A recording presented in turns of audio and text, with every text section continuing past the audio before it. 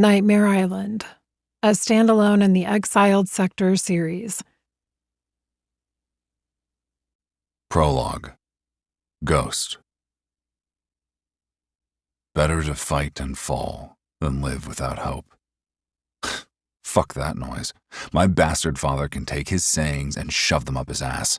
I'm not here to fall. I'm here to fucking conquer.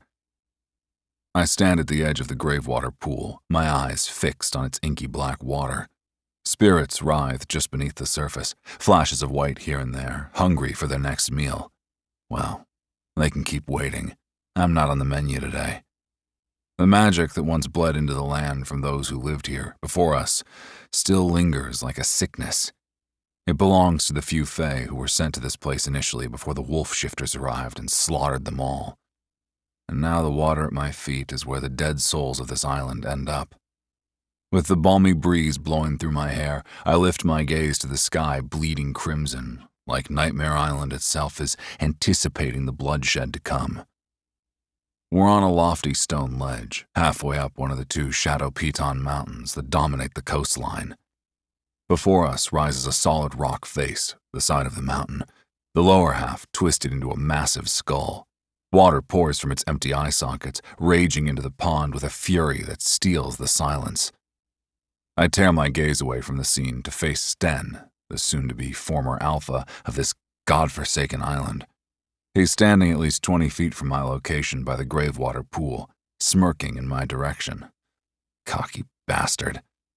His dark blonde hair sits in a mess around his round face.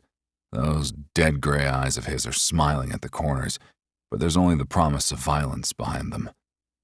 Good. I'm in the mood for fucking brutal violence. You dared to challenge me? He growls gravelly, his tone filled with dark amusement. Then show me what you're made of. Squaring my shoulders, I lift my chin higher.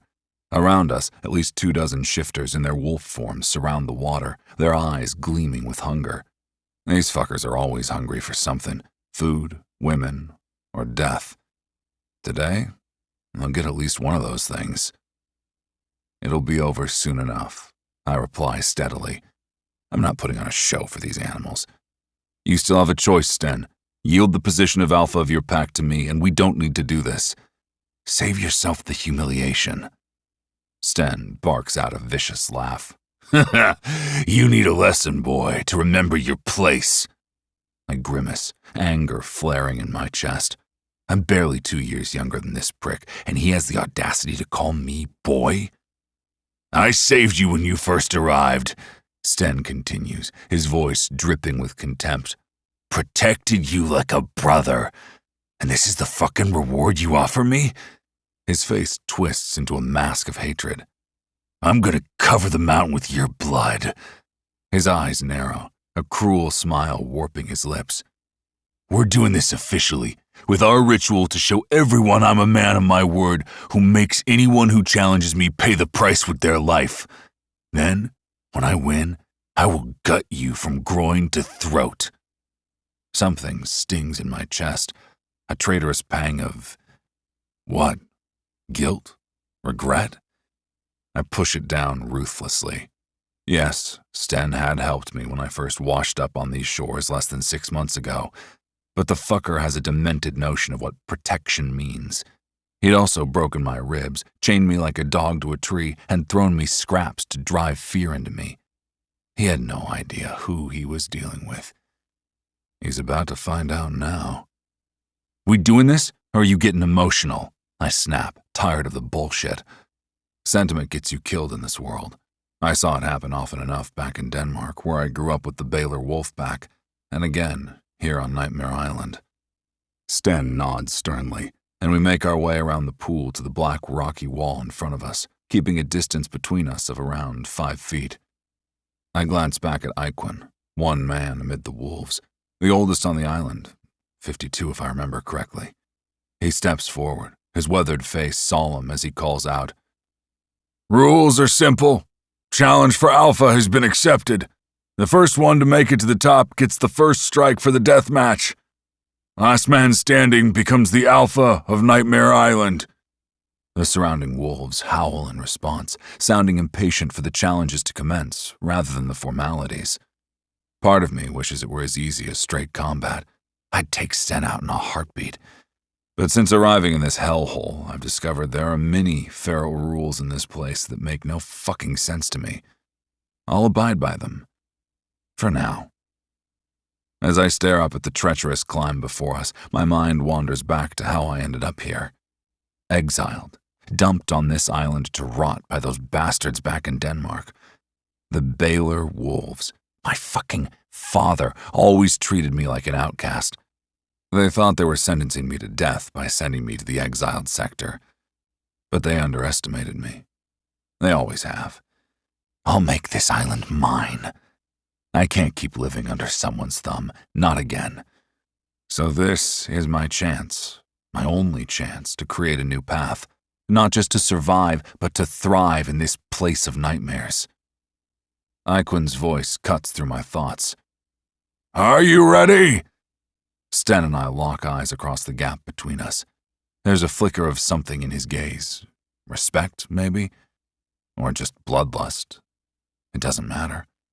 I give a curt nod, and Sten does the same.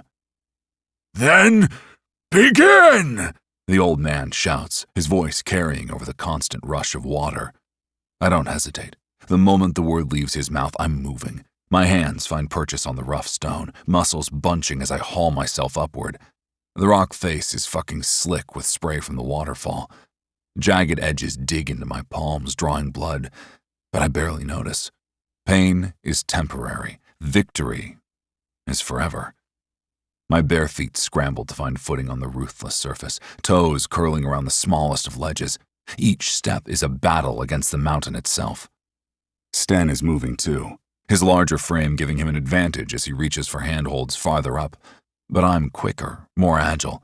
I scramble up the initial incline, ignoring the burning in my muscles. The wolves below us howl and snarl. To them, this is entertainment, the best kind. Blood sport. I tune them out, focusing on the climb and on Sten's progress beside me. We're neck and neck as we reach the first major obstacle, a sheer rock with barely any handholds. Sten grins at me, feral and wild, before launching himself at the wall. His fingers dig into tiny crevices, his boots scraping against the stone as he hauls himself upward. I grit my teeth and follow suit, finding fingerholds to pull myself up. The muscles in my arms scream in protest, but I push through it, heaving for breath.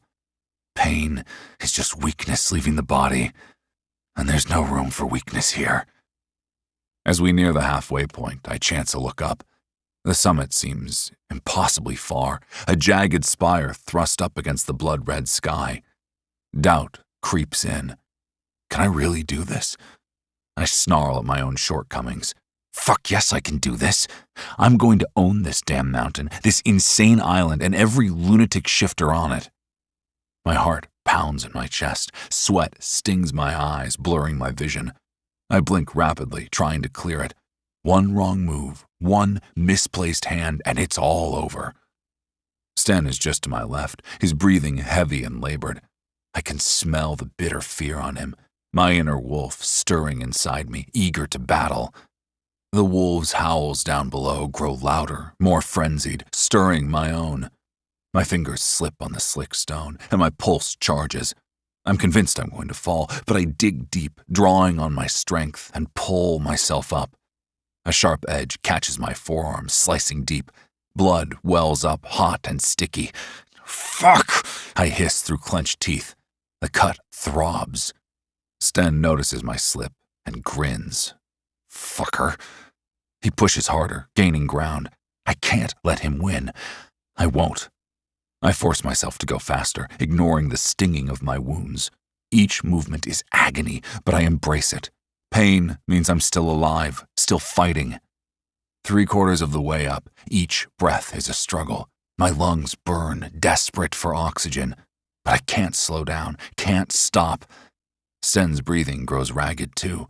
Our gazes meet for a brief moment. There's a wild desperation in his gaze that sends a chill down my spine. Suddenly, Sten's hand darts out. He's holding something, a loose rock, jagged and deadly.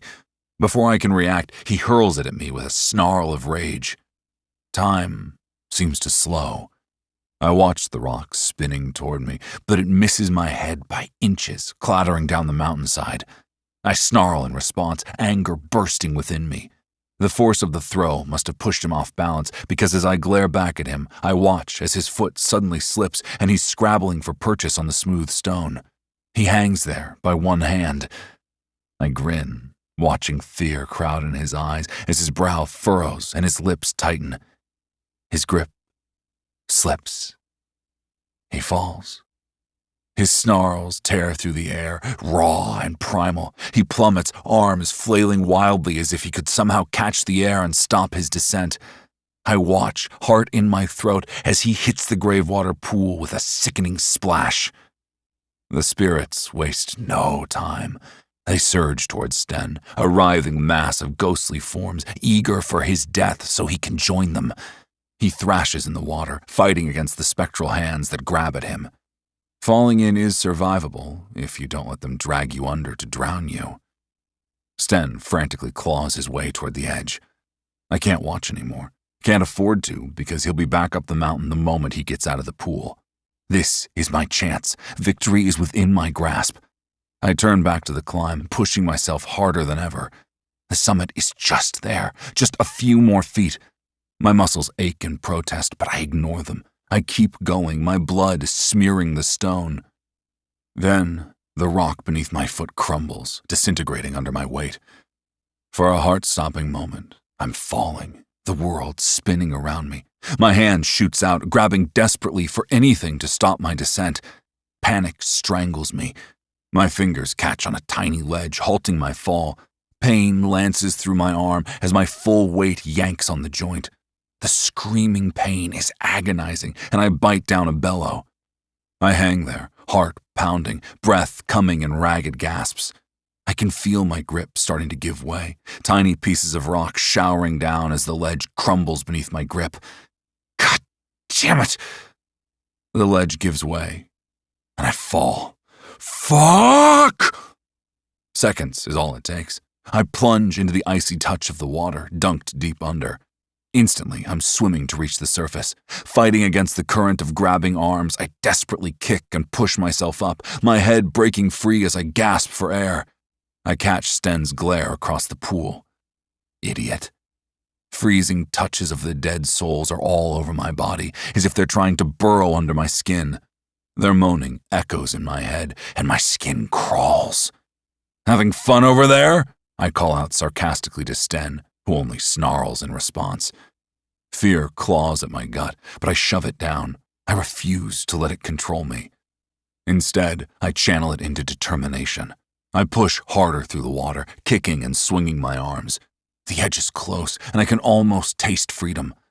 A smirk tugs at my lips as I near the edge. That's when a shadow looms over me from behind. Stiffening in response, I whip around, my body protesting in aches from the sudden movement. The glint of a blade catches my attention, and I'm stunned. Sten's expression screams desperation and rage as he slashes the knife at me. I jerk back, but the blade catches me, slicing from my forearm down over my eye. Pain explodes through my head, white-hot and blinding. A scream of agony tears from my throat as I instinctively cover my face. Fuck! I shout, blood pouring between my fingers. My vision dances in my good eye, the other completely useless now. Sten's vicious laugh cuts through the haze of pain. That's your payment, you piece of shit, for daring to think you could be an alpha. Is that all you've got? I snap back, my voice heavy with a thunderous growl, even as the spirits tug harder at me, more frantic than before. My skin pinches at their touch, but I force down the revulsion. I'm already drowning in agony, my skull pulsing. I'm just getting started, Sten growls, raising the blade again from the water. Rage fuels me as I lunge at him in the pool, but he moves faster and drives the blade into my chest, right over my heart. I feel it sink in, a cold shock that quickly blazes into searing agony. Pain. Fuck, so much pain. It steals my breath, making the world spin. Is this how it ends? Rejected by my family for being different, for my mistakes, only to die in this shithole? This isn't how it was supposed to go. As darkness creeps at the edges of my vision, a last burst of fury surges through me. With a roar, I shove Sten with all my remaining strength, driving my hands against his shoulders that bob out of the water. His gaze widens in surprise as he's shoved, and his head flings backward, slamming into the sharp stone edge of the pool with a horrid crack. Blood pours from the back of his head as his body convulses, then goes limp. The spirits swarm over his body like fucking insects going to town on a corpse. My gut turns. The howls of the wolves around us fall silent. As Sten slips beneath the surface, the spirits start swarming toward me. My last coherent thought is a grim satisfaction that if I'm going down, at least I'm taking that bastard with me. The taste of copper floods my mouth. My lungs ache, each breath a struggle. Around me, the wolves and the old man stare in shock, but I don't have time to worry about them when my strength fades fast, the sharp ache rattling through my head and my chest. I feel myself slipping away, yet I keep fighting to get out of the pool. Still, I ponder about why I have no regrets, even on my dying breaths. Only hatred, only anger. Faces flash before me, my so-called family back in Denmark. The sneers, the disgust, the final look of contempt as they exiled me out of our home. They never saw me as a son, only as a mistake. I have no regrets because there was nothing to regret. No love lost, no bonds broken. They threw away a wolf who could have been loyal, who could have been strong for them. Instead, they'll live with the knowledge that they created the very monster they feared. Chapter 1. Hell. My husband, Jarl, is dead. Those words echo through my head, but I feel nothing. No grief, no heartache, just confusion, and a bubbling anger about everything he put me through. I shift in my seat on the jet as the lights flicker. Around me are other Omegas, all of us lost and being taken to freedom. I'm finally going to Savage Sector in Romania to meet up with my brother Ragnar. I'm ready to put the past behind me, yet my husband's sudden death doesn't leave me. 1 minute, Jarl and I had arrived in Bariloche Sector because he decided he'd had enough of my smart mouth. Enough of me.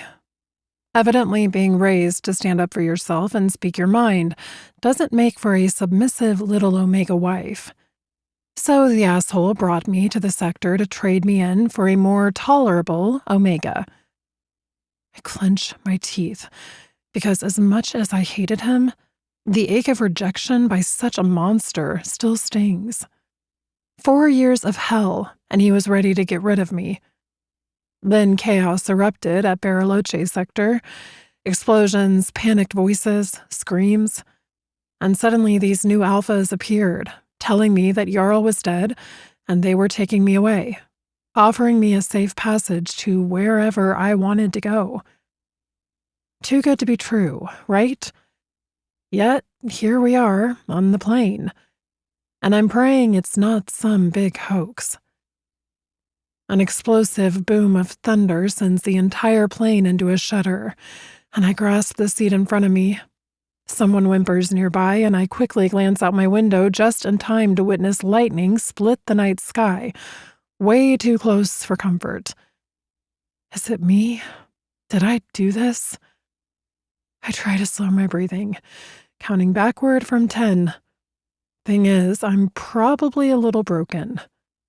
Okay, a lot broken. And I have an ability where my emotions can influence and sometimes straight up ignite storms. When we took off, the sky was clear of clouds. Now look at it. It's hell out there. Great job, hell. Get angry while you're thousands of feet in the air and you can plummet to your death. The plane drops suddenly, and my heart launches into my throat. More gasps and cries echo through the cabin. Then things are calm again, yet my knees are bouncing wildly. Another lightning strike illuminates the sky, brighter this time, and images of my past flash back to a stormy night in Denmark. I'd baked for Jarl once, early on in our forced marriage, when I still thought I could make it work, like some stupid fairy tale. He came home in one of his moods, face thunderous. The cake hit the wall first, then me. I woke up hours later with a splitting headache and found him waiting for me with his belt in hand. It seems that rather than living a fairy tale, I'd ended up marrying the devil. My hands curl into fists when the plane bucks again. At the front of the cabin, Enrique, one of the alphas who rescued us, emerges from the cockpit, looking decidedly unhappy. Great. That's exactly what you want to see on one of your pilots' faces. I hate storms. The honey blonde across the aisle whispers, her knuckles white on the armrest. I reach across, barely able to touch her in this tiny jet, placing my hand over hers to comfort her. It's going to be all right, I'm sure. You don't sound too confident yourself. I shrug, drawing my hand back, and stare at the rain hitting the window sideways. Another massive crack of thunder drowns out my thoughts. The plane shakes so violently that my teeth rattle. Enrique's voice carries from the front, something about a storm appearing out of nowhere. That earlier guilt that it might be my fault twists in my stomach. The plane dips sharply, and my insides try to relocate somewhere around my ears.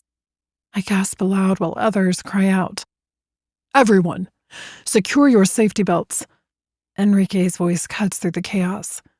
I fumble with the buckle, finally getting it latched just as another violent tremor rocks the cabin. He's talking to one of the girls at the front of the plane, while I'm being jostled about, trying to calm my breathing. All right, Storm, you've had your fun. You can leave now. Look how calm I am. My muscles strain to a breaking point as the lie threatens to strangle me. Enrique moves down the aisle, all-powerful grace and barely contained urgency.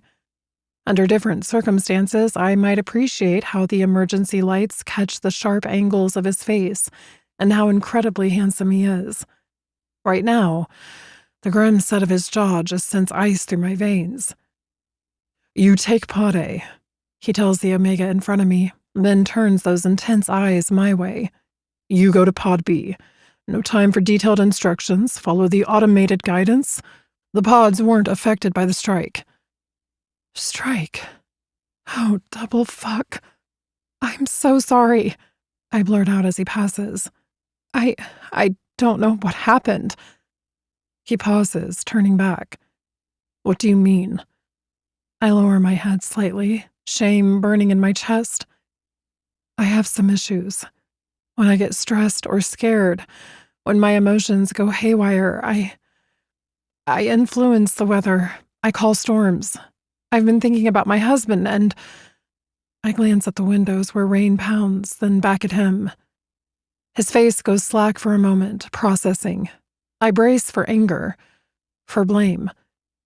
Can you control it? He asks in a low voice. No, I've been trying, but it's not working. It never works, in truth. My grip on the belt tightens until my fingers ache. He straightens his posture, staring at me for a bit too long. Then you're going in Pod A, he says firmly. We can't risk another bolt to the jet. You need to be far from the others to give them a chance. He leans over to the Omega in front of me, saying, Change of plan. You're in Pod B now. The guilt hits me hard, but I can't argue. He's right. He waves for me to move now. Every eye is on me and my cheeks burn with embarrassment. I want to apologize, but the words never come. Minutes later, I'm strapped into a tiny pod. It's barely big enough for my seat, with a wraparound window. Screens flash with instructions I have to read 3 times before my panic-scrambled brain can process them. It's all automated. Follow the instructions and leave quickly. Enrique adds, then shuts the door, leaving me alone with my fear and the storm I am certain I created. I hit the first black button, and everything hums to life, lights zipping across the dashboard. The second one, as per the instructions, is just as easy to push, and suddenly I'm dropping, my stomach left somewhere in the jet above. For a heart-stopping moment, I'm in the pod, hovering in the air, out of the plane. Then I'm moving. The jet continues onward, smoke trailing from one side. I'm sorry, I whisper, hoping the others make it to safety. My pod's navigation system has us going in the opposite direction, and fast. The flashing lights on the flight map on the screen reveal a landmass nearby, but right now all I see is darkness and lightning outside. My hands grip the curved walls that feel like they're closing in. Just when I think I can't take any more, thunder booms and a streak of light illuminates the world. Down below, I spot a beach, fringed with palm trees and mountains rising behind it. The pod instantly starts descending, and I scream, seeing my own death at this rate. Something's wrong. Instead of the land, we're heading for the beach. Impact into the water comes with a shock, my whole body rocking in the seat, shaking all over. Water crashes against the windows as the pod bobs. Fuck this! I don't want to drown inside this thing! Frantically, I search for the emergency release. A dim blue light reveals the panel, and I slam my hand on the latch. The door hisses open. Low waves crash around me as I tumble out of the escape pod. Aching all over from the rough landing, my legs sink into the cold water, which reaches my waist. I drag myself to shore, my heart still racing, and collapse onto my back, gasping for air as the rain pelts into me. For a moment, I just lie there, letting the cool water lap at my legs. Am I dead? Did I crash land in some weird heaven? The deafening crack of thunder answers that question. Nope, definitely still alive. Lucky me. I push myself up, blinking rain out of my eyes. The dark beach stretches out before me, a strip of white sand between the water and a wall of palm trees swaying in the wind. Their fronds whip back and forth as though they're trying to flee the storm. Can't say I blame them. Well, hell, I mumble to myself. You wanted a tropical vacation. Wish granted. My stomach twists with guilt. Did I cause the storm? The plane to lose control? My ability has always been more of a curse than a blessing, but I've never brought down a whole plane before. The smell of salt and rain fills my nose, mingling with the earthy scent of wet sand and vegetation. Waves crash against the shore, drowned out only by the rumbles of thunder. It would be peaceful if it weren't for, the whole stranded on a mysterious island thing. The moon comes out from behind the storming clouds, giving me some light to help my wolf eyes see better. Movement in the water nearby catches my attention. Two dark fins cut through the waves, really close to shore, chasing something. Great. Sharks. Because this situation wasn't exciting enough already. Sorry, boys, I call out to the sharks. This little Omega isn't going swimming today. I scramble to my feet, noticing my escape pod being dragged out to sea. There goes any link to the plane, though I feel as if I've landed right in the fire. As I watch the pod sink, a thread of worry hits me. Did the other Omegas make it out? Or did they end up... I can't finish that thought. I turn toward the island, taking in the explosion of trees before me. I can't see far beyond that from the night and storm. Another crack of thunder shakes the ground and the rain comes down even harder.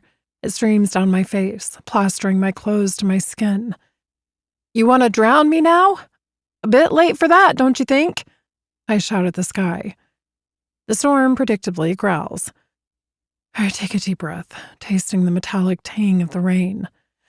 Okay, hell, you survived 4 years of being married to that asswipe Alpha. This is just a little unplanned vacay. No big deal. Once I find a way off this place, I can finally track down my brother Ragnar in Savage Sector. He'd promised me that once he took that territory as Alpha, he'd find me. That hasn't happened, so I'm going to find him. Hopefully he's still alive. So first, work out where exactly I am and how to leave this island. I trudge toward the tree line, my boots squelching with each step. Sand cakes the sides, making them feel 10 pounds heavier. But hey, at least I'm not barefoot. As I enter the forest, the rain lessens slightly, the canopy providing some cover. I'm on a small, worn path. Animal trail? Or signs of other people? Not sure which option is more terrifying right now. Dead palm leaves crunch under my shoes. Fallen coconuts, brown and decayed, litter the ground at my feet. Every now and then, I spot a crab scuttling away into the detritus faster than I can blink. Don't worry, little guys, I say. I'm not here to steal your homes, just borrowing the neighborhood for a bit. The path winds through the trees, gradually sloping upward. My thighs ache from the effort, reminding me that since getting married, I'd fallen out of shape and even put on a bit of weight because of my now-dead husband. A memory flashes through my mind. "Where do you think you're going?" Jarl's words are cold and sharp, freezing me in place. I turn slowly, my hand still on the doorknob. Jarl looms in the hallway, his 6'4" frame blocking out the light. At 47, he's more than 2 decades my senior, but age hasn't softened him. If anything, it's made him harder, meaner. His thinning blonde hair is slicked back, emphasizing the harsh angles of his face. Deep-set eyes, the color of mud, glare at me from beneath bushy brows. They've always been cruel, those eyes, never showing a hint of warmth or love.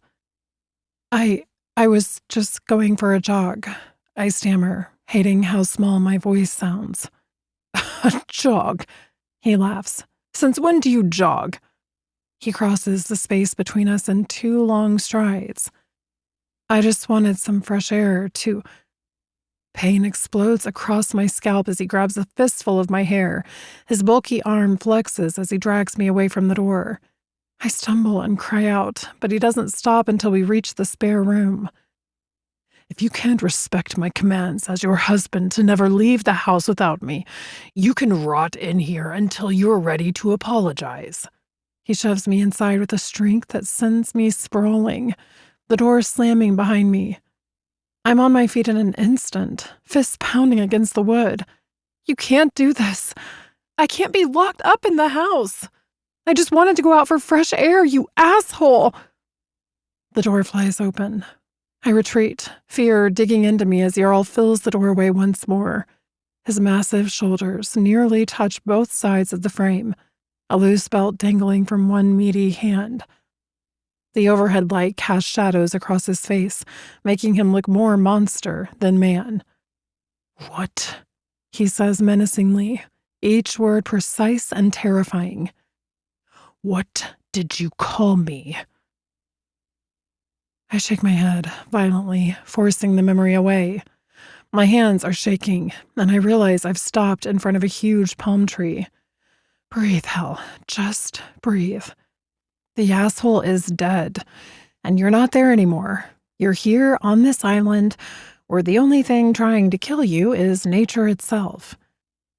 I force my legs to move again, putting one foot in front of the other.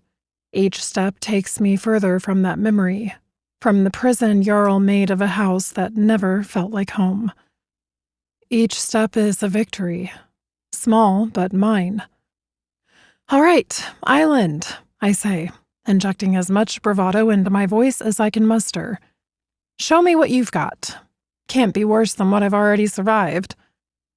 As I continue up the slope, I silently pray I haven't just jinxed myself.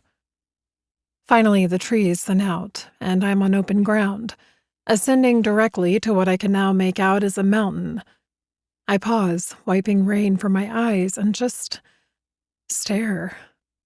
Even in the midst of the storm, The island is breathtaking and overwhelming. In the distance, a waterfall thunders down a cliff face, its spray fusing with the rain. Wow, I breathe. If this is how I'm being punished for not feeling remorse for my husband's death, sign me up for more. Yet the beauty doesn't quite quell the fear gnawing at my insides. I'm alone, lost. As the adrenaline from the crash fades, the reality of my situation starts to sink in. I wrap my arms around myself, suddenly colder, hoping those men who took me from Bariloche sector might return to save me. Get it together, hell, I whisper. Find shelter first. Freak out later. Scanning the slopes, I look for a cave or overhang, but I'm too far. Somewhere dry where I can catch my breath and figure out my next move. I refuse to die here, not after everything I've been through. I think of my father, of the cold look in his eyes as he wed me to our enemy, Jarl from the Baylor pack. It's for the greater good of our Ulf pack, Father had said. Greater good. The words echo in my mind, bitter and mocking. What about my good? What about my life, my dreams, my future? But those things didn't matter, not to him, not when there was a war to be stopped. I remember the day he told me, his gaze never quite meeting mine. You'll marry Jarl of the Baylor pack. It will end the bloodshed. At that moment, I realized I had never been a daughter to him, just a bargaining chip to be played when the stakes were high enough. And Jarl, the monster I was sold to, he sent his younger brother Nikos to serve my family. A fair exchange, they all said, nodding and smiling as if they hadn't just shattered my world into a million pieces. Fair.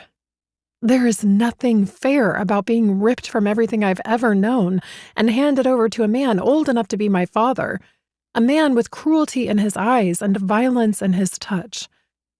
Rage burns in my chest, hot and fierce. Fuck them. Fuck all of them. My father, who saw me as nothing more than a means to an end, Jarl, who took sadistic pleasure in breaking me down day after day, the elders of both packs, who nodded and smiled and called it peace, while I paid the price in blood and tears. I clenched my fists, nails digging into my palms. The pain helps, gives me something to focus on besides the ugly memories. 4 years of fear and agony, of gritting my teeth and surviving day by day. I've come too far to let a little thing like a plane crash on a deserted island take me out. I'm finally free of him.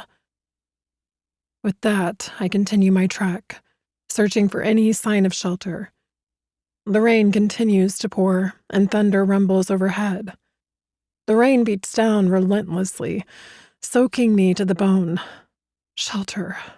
I need shelter. The mountains loom ahead, promising the possibility of caves. It's my best bet. There's no way I'm building a palm leaf hut in this downpour. A bird's harsh cry cuts through the storm, making me glance up. That's when I see him. A man is standing at the edge of the tree line, maybe 200 yards away.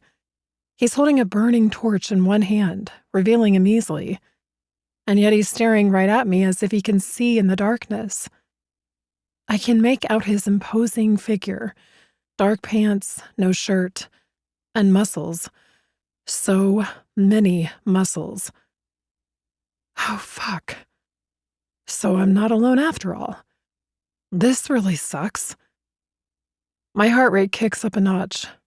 In this fucked up world, where most humans died out after the virus spread across the globe and shifters took control, females, especially omegas like me, became in short supply.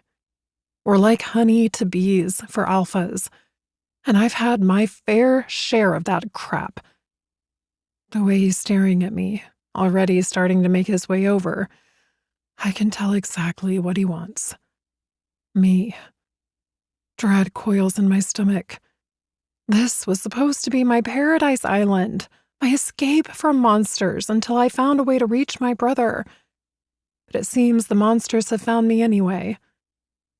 I turn and run for the mountains, praying there's a cave, a crevice, anything I can hide in. I keep my human form. If I shift to wolf, he'll track me even faster by my scent. My legs burn, my lungs heaving as I push myself harder than I have in years. Heart pounding wildly in my chest. I know I'm panicking, but I've encountered enough men in my life to know they're all the same. They want to control, to rut, to breed us. So if I can just hide, I can spy on who else lives on this island, if they're dangerous, and plan my next move. I risk a look behind me and nearly trip. He's right there, so close. I can see the individual raindrops on his skin. True fear slams into me, stealing my breath. Well, well. His voice is a deep growl that sends shivers down my spine. What do we have here? A little Omega, all alone out at night. I try to dodge faster ahead of him, but he's too fast and keeps up. As I stumble and glance over my shoulder once more, he's there, so damn close. His face is round, framed by light hair plastered to his head by the rain. Scars all over his arms and chest. A horrid grin. But it's his eyes that terrify me most. There's a hunger there that tells me everything I need to know. To him, I'm just a meal to sate his savage alpha desires. Not bothering to answer him, I sprint away. His mocking laugh follows me. Come on, little Omega. Don't you want to play? I promise to keep you safe from the others on the island. I turn once more, desperate to know how close he is. Then something red catches my attention from the inside of his left arm. It's a tattoo. 2 half circles pressed close with a gap at the top and bottom made of red flames, and in the middle a straight line of more leaping fire. I know that mark. I've seen it before. A cry catches in my throat as the awful truth hits me.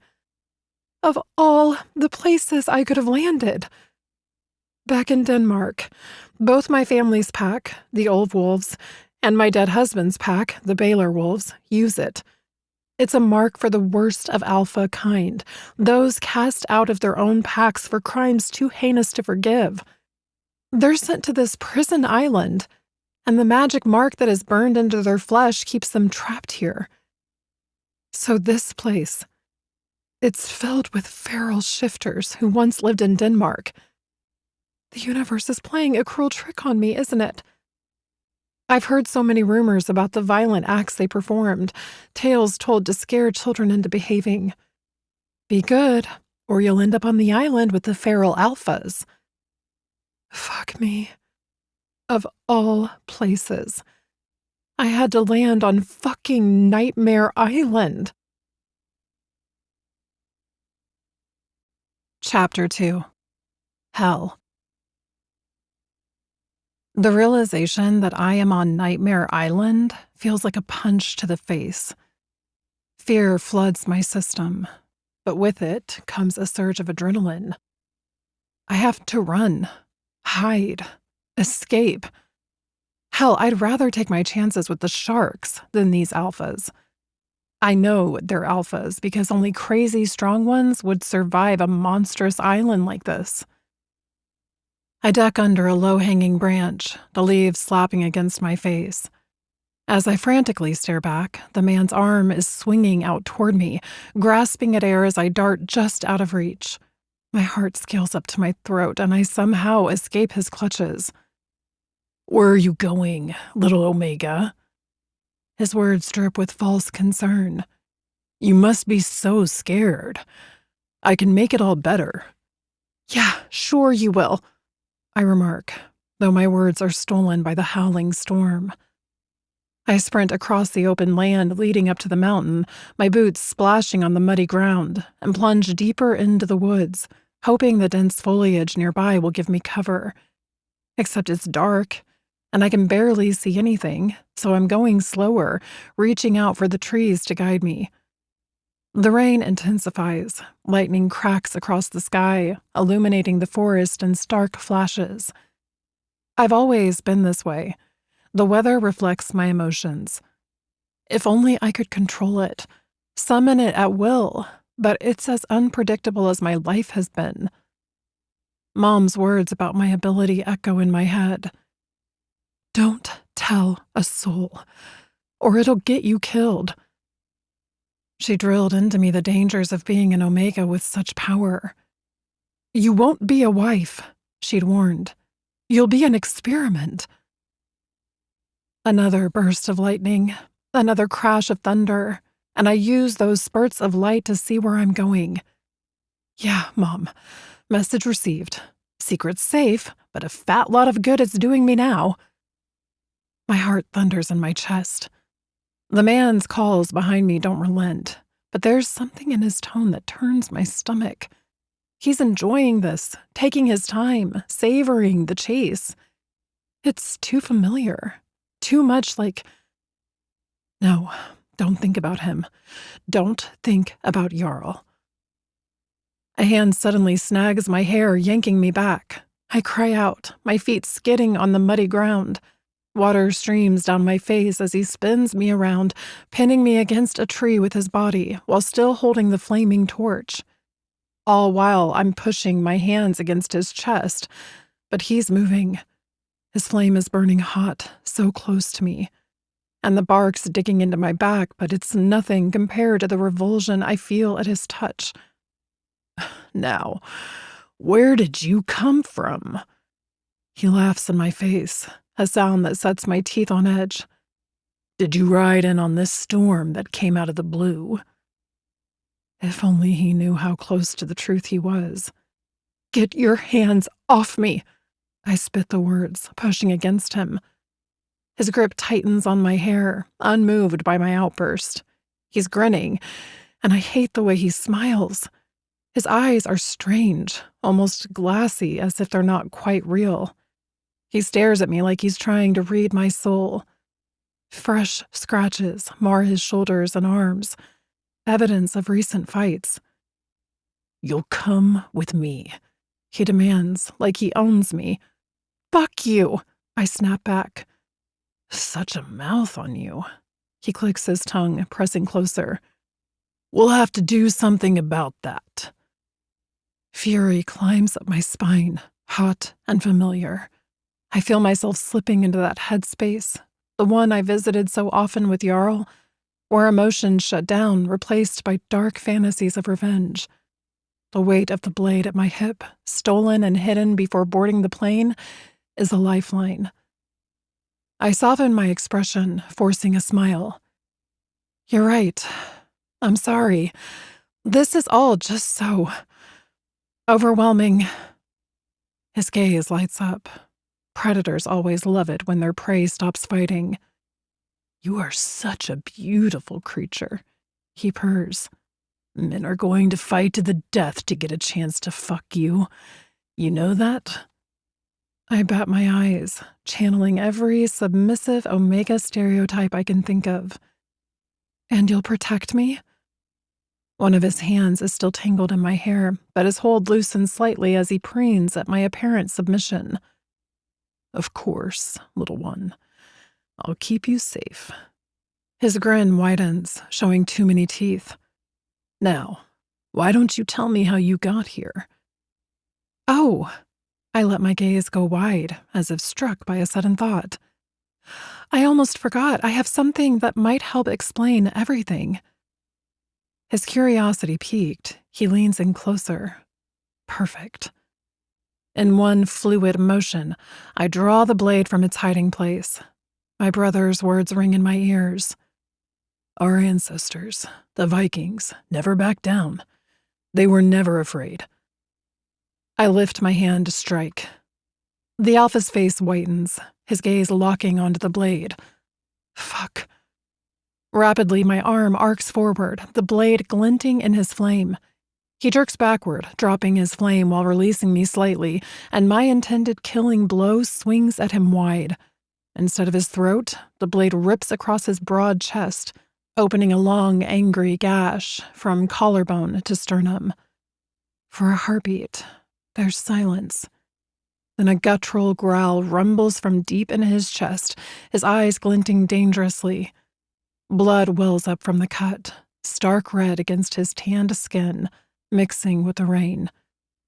"You whore!" he snarls, his hand darting out faster than I can react. The back of his hand connects with my face with a hard crack. Pain explodes across my cheek and nose, bright spots dancing in my vision. The metallic taste of blood fills my mouth, and I feel a warm trickle running down my upper lip. I stagger back, my free hand instinctively going to my face. When I pull it away, my fingers are smeared with red. My nose and cheek throb, a sharp, insistent pain that makes my eyes water, but I blink back the tears, refusing to show weakness. My insides are trembling, but I don't back down. I won't give him the satisfaction. Instead, I straighten, meeting his gaze defiantly. I can feel my nose swelling, but I ignore the pain. I've endured worse. I'll endure this too. "Is that all you've got?" I spit, along with a mouthful of blood. He lunges for my hand, his meaty fingers grasping for my blade. I twist away, but his hand clamps around my wrist like an iron vice, squeezing until I fear my bones might snap. I gasp at his aggression while tugging my arm against his hold. His blood smears across my skin, hot and slick. The storm escalates around us, trees and the wind thrashing wildly. With a roar of effort, he slams my arm against the tree trunk. I scream out as fire-hot pain bursts through my wrist and hand. The blade slips from my numb fingers, dropping away into the underbrush. His grip on me loosens, just for a moment, as he glances at his wounded chest, at so much blood. It's all the opening I need. I drive my knee upward, catching him right between the legs. He wheezes, doubling over, and I seize my chance. I shove him with all my might, sending him staggering backward. My feet barely touch the ground as I dash deeper into the forest. The storm rages around me, my heart racing just as fast, wishing I still had my knife. I don't know where I'm going, but anywhere is better than here. The alpha's enraged roars fade behind me, but I don't slow down. I can't. On Nightmare Island, stopping means death. Or worse.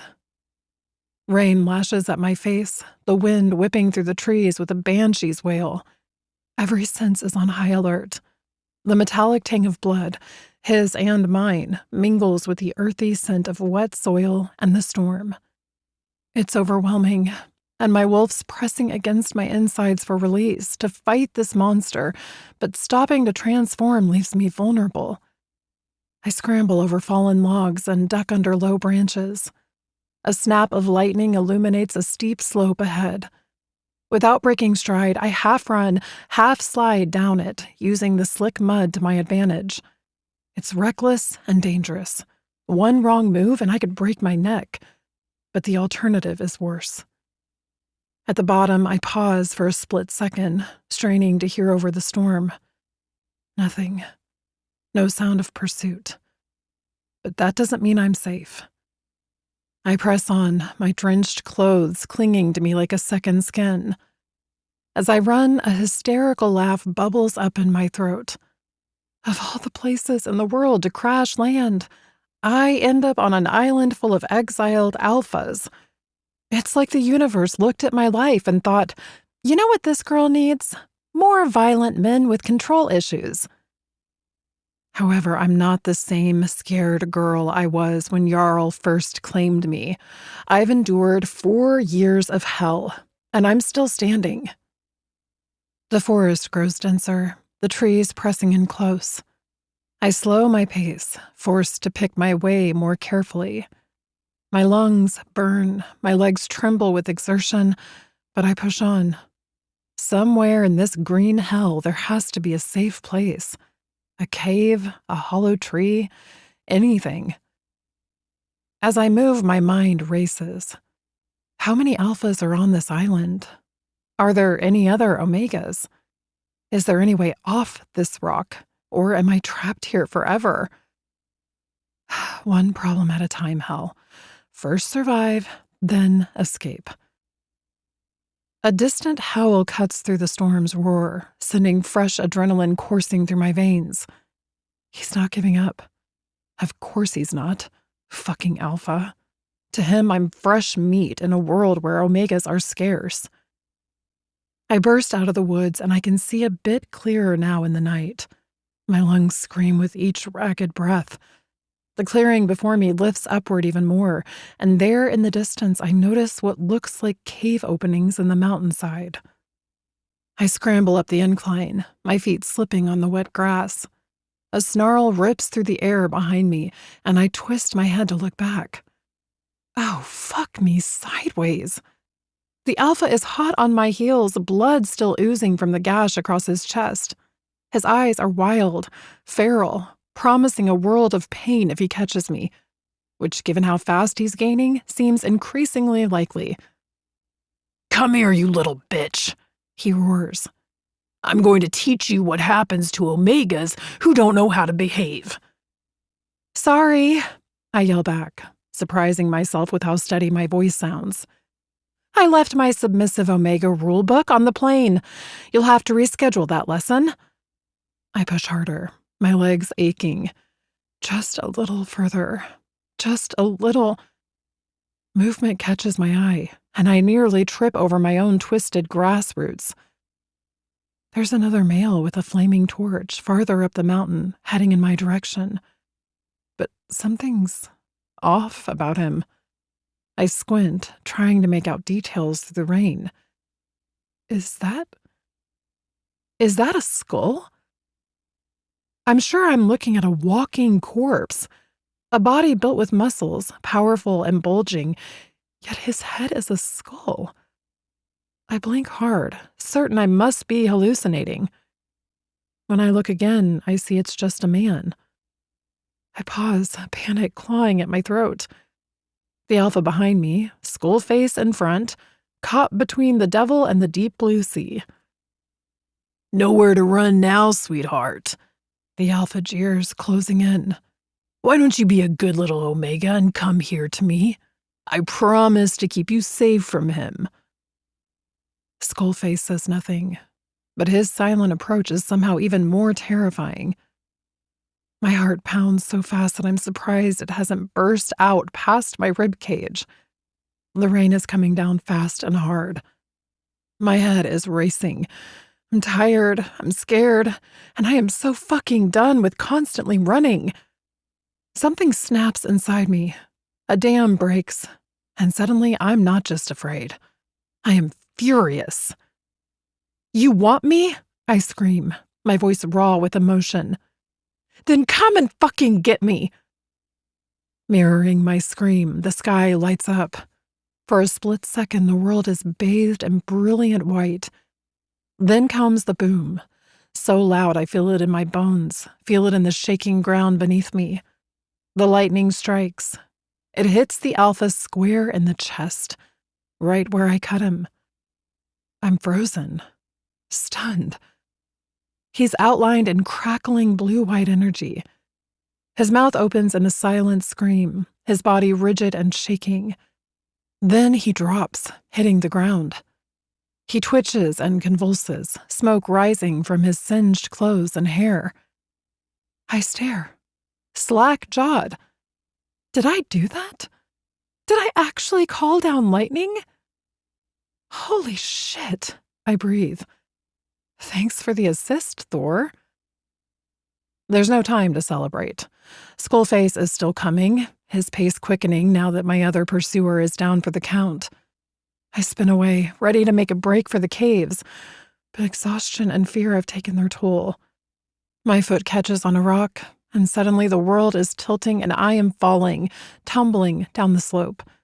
Pain explodes through my skull as it connects with something hard. A rock, a root. Who knows? The world spins, darkness creeping in at the edges of my vision. No, I can't pass out. Not here. Not now. I try to push myself up, but my arms feel like they're made of stone. The heavy darkness is closing in fast. The last thing I see is that skull-like face peering down at me.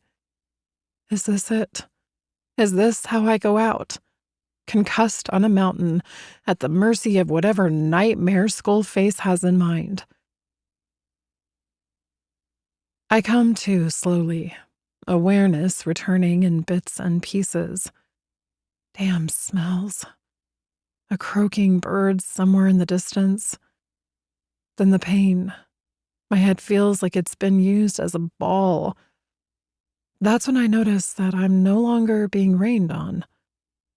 I crack one eye open, then immediately shut it again as the dim light sends daggers through my skull. Okay, hell. Take it slow. Deep breath in, deep breath out. I try again, this time managing to keep my eyes open long enough to take in my surroundings. I'm in a cave. The rough stone walls are illuminated by flickering firelight, casting dancing shadows that do nothing to calm my nerves. I'm lying on something soft.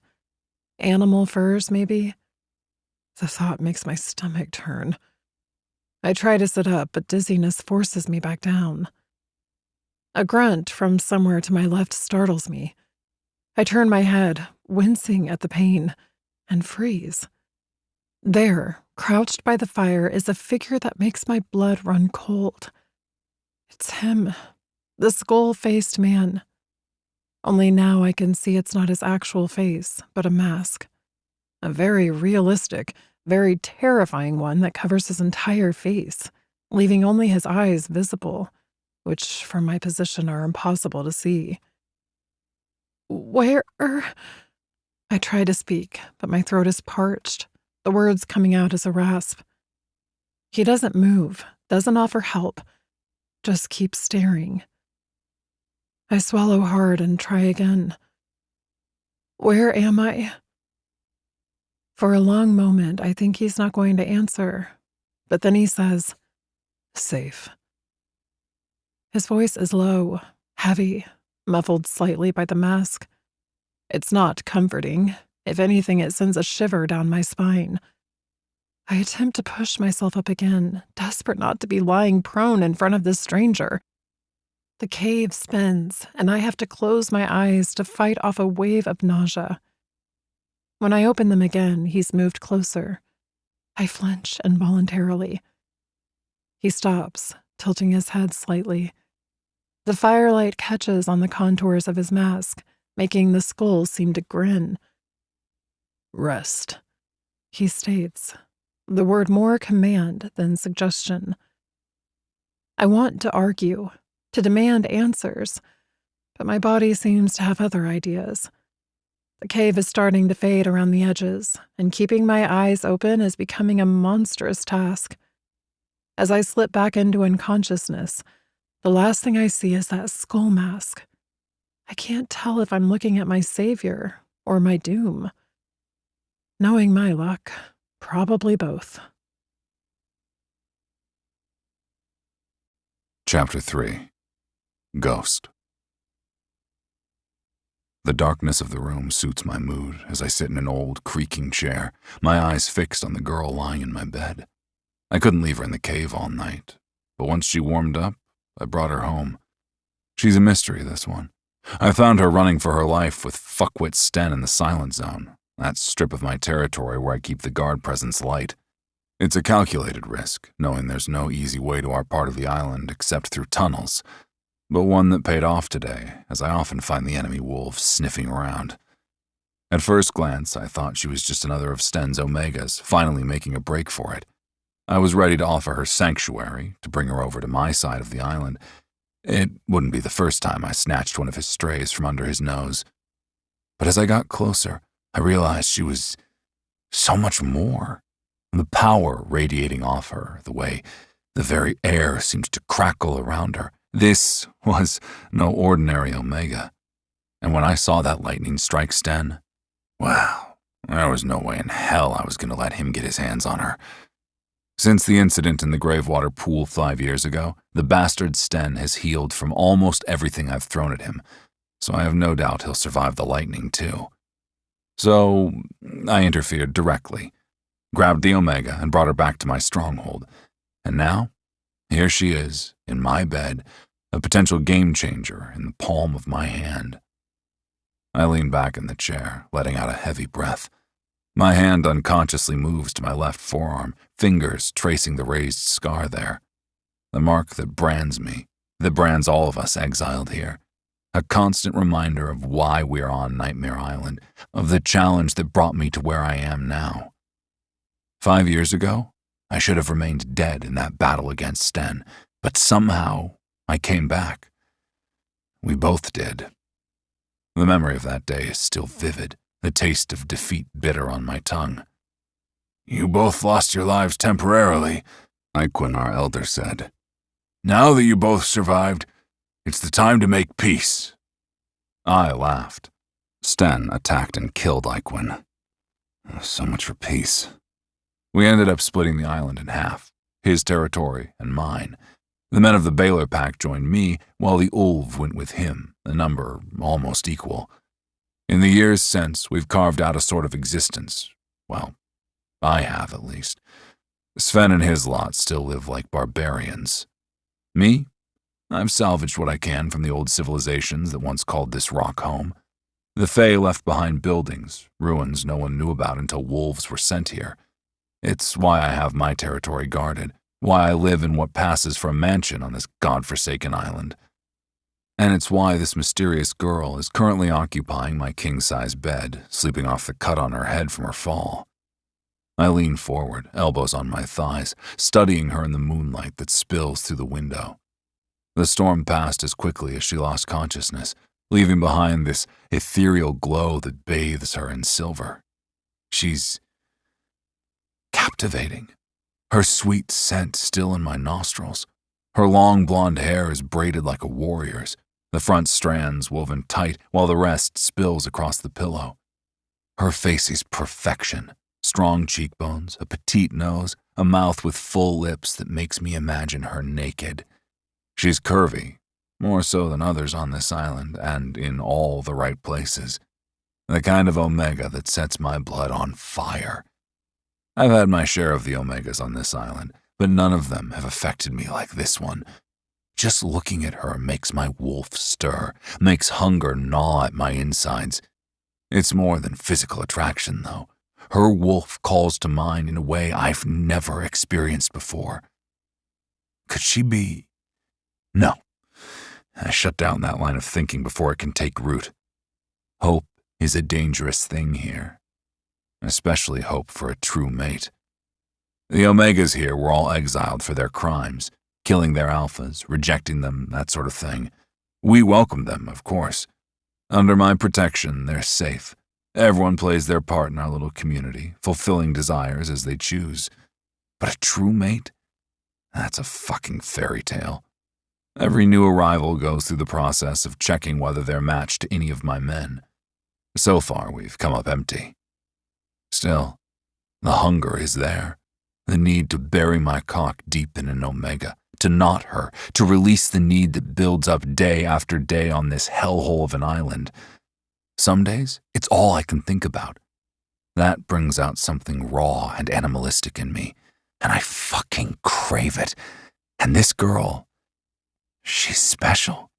The power she holds, the leverage it could give me to finally unite both sides of the island. Well, after fucking Sten's 6 feet under, of course. Her scent is like heaven, doing things to me I can't even begin to describe. Every inch of her calls to my wolf. My heart races, my palms sweat. She's a wolf, obviously, but there's something else there, a hint of humanity and the metallic tang of electricity. Most wolves don't carry magic, except for a few from Denmark that I'm aware of. So where did this little firecracker come from? I inhaled deeply, letting her scent wash over me. Pine and wild roses, with an undercurrent of ripe berries. It screams Omega, something that tightens my balls. It takes me a moment to place it, but when I do, a growl rumbles in my chest. Heat. The faint beginning stages of an Omega's heat. Fuck me. I rub a hand across my mouth, my mind racing. This complicates things, makes them infinitely more interesting, but also dangerous. Silence. I can't take my attention off her, but I try, staring around the room to distract my obsession. The room is sparse. Wooden floorboards are weathered but solid. A sturdy wardrobe against one wall. There's even a door leading to a bathroom with running water, one of the perks left behind by the Fae. Their magic keeping the old plumbing functional long after they were gone. A soft sound draws my attention back to the bed. She's stirring, making little noises that go straight to my cock. I sit back in my seat, forcing myself to remain still as she slowly opens her eyes. She glances around, confusion evident on her face. Sitting up, she touches the back of her head where I bandaged her wound, then looks down at her now dry clothes. When she goes to scramble out of bed, I clear my throat. Her head snaps up, gaze wide as she peers into the shadows where I sit. The moonlight washes over her face, and fuck if she isn't captivating. She's all legs, this one. Probably hits about 5'8", which means she'd fit just right under my chin. Her hair's a mess, tangled and wild, as if she's been through hell. It's the color of wheat fields back in Denmark, all golden and shit, with darker streaks running through it. Makes me want to grab a fistful and see if it's as soft as it looks. Her face? Odin, it's the kind that could start wars.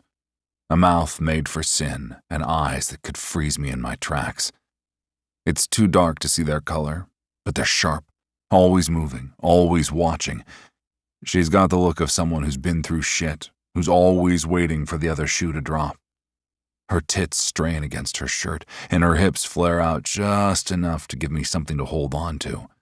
She moves like a predator, all coiled energy and grace, and I'm fucking intrigued. It has my wolf pacing, itching to chase, to claim.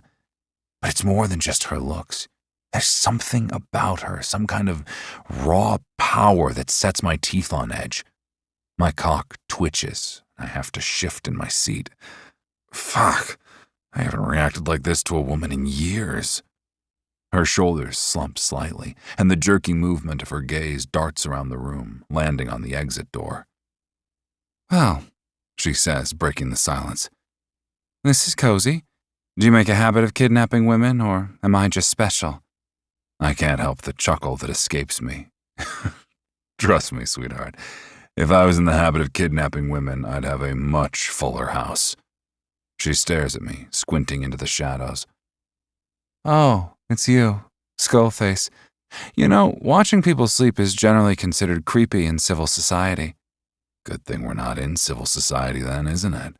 I lean forward, letting the moonlight illuminate my mask. Besides, I had to make sure you didn't die on me. That would be inconvenient. Gods forbid I inconvenience you with my death, she retorts. I'll try to schedule any future near-death experiences at more suitable times. I laugh again. I like this girl. She's got fire. Since we're exchanging pleasantries, I say with a low tone, mind telling me who you are and how you ended up on my island? Your island? Her gaze narrows. Funny, I don't remember seeing your name on the Welcome to Paradise sign. Must have missed it while I was running for my life. I stand, moving closer to the bed. She tenses, but doesn't retreat. Brave little thing. Let me rephrase, I growl, letting a hint of alpha command seep into my voice. Who are you? She meets my gaze, holding my stare. I'm the girl who's wondering why she's in a stranger's bed instead of dead in a ditch. Your turn. Who are you, Skullface? I can't help but chuckle. The man who saved your ass from becoming Sten's new chew toy? You're welcome, by the way. My hero, she deadpans. I'll be sure to send a thank you note. Now, if you'll excuse me, she starts to get out of bed, but I'm not done with her yet. Not so fast, sweetheart. You still haven't answered my question. Where did you come from? She sighs dramatically. Would you believe me if I said I fell from the sky? Cute, I growl. Almost as cute as that little lightning trick you pulled out there. Want to tell me how you managed that? She laughs, but it sounds forced even to my ears. You think if I controlled the weather, I'd let myself get captured by alphas like you? I take another step closer. I said lightning. But you can do the whole weather thing, can't you? She glares up at me, her jaw set. You're delusional, and you're a terrible liar, I counter. Well, thanks for not leaving me in the woods. She stands up from the bed. I'd better go. I'm blocking her path in seconds. She has to crane her neck to look up at me, and I hear her swallow hard. Yeah, sweetheart, I'm not some runt you can push around. Where will you go? I ask, my voice deceptively calm. Is someone waiting to pick you up from the island? That has me intrigued if it's the case. She scoffs, but reins it in quickly. It tells me everything I need to know. She's stuck here, just like the rest of us poor bastards. So, I continue, what did you do that was so bad you got thrown onto Nightmare Island? She shrugs, aiming for nonchalant, but missing by a mile. Wouldn't you like to know? She tries to sidestep me, making her way across the room. I take a few long strides backward, easily cutting her off again. You never answered my question, I say in a darker tone. Deep in my chest, my wolf rumbles, curious about the new toy in front of us. She stares at my mask, her gaze tracing the contours of it. Why do you wear that? Why are you avoiding my questions? We stand there for a long, silent pause. Finally, she breaks the silence. Look, I appreciate the save, really, but I don't know you and you don't know me. Let's keep it that way. I lean in close enough to catch the faint scent of her impending heat. It takes every ounce of self-control not to bury my face in her neck right then and there, to lick her, taste her, bite her. Here's the thing, sweetheart, I growl. On this island, there are no secrets, not from me.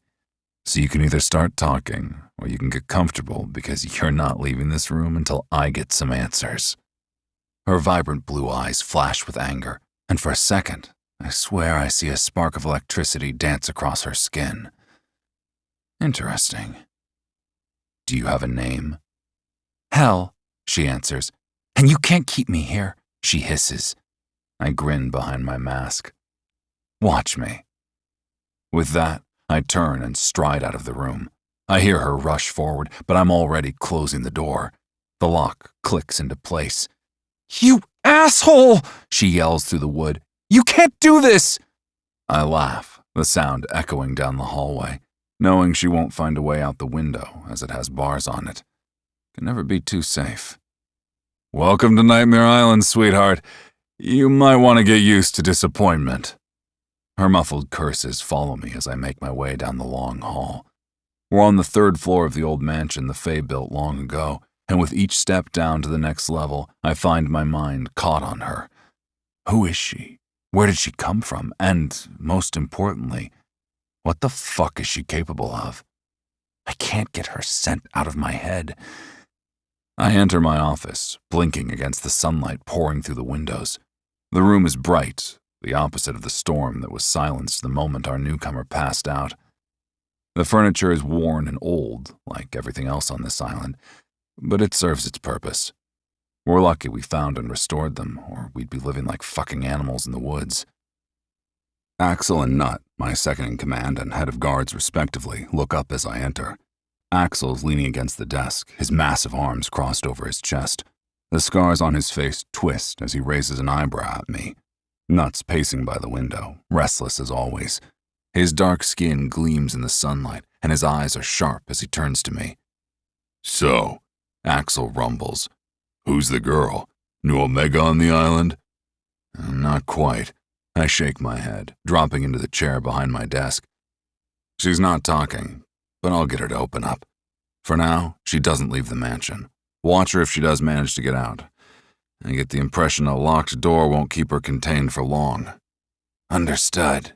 Nut nods, his hand unconsciously moving to the knife at his hip. But Ghost, there's something else. We've spotted Sten's men on the north perimeter, near our foraging woods. I growl under my breath. Did you catch the fuckers? They both shake their heads. Damn it. Not even in the traps? No response. My gut tightens as I refuse to share our provisions with those fuckers unless they pledge loyalty to me. Double the guards, I order, knowing Sten will be on our doorstep to take the girl the moment he heals from his lightning strike, because that bastard doesn't stay dead.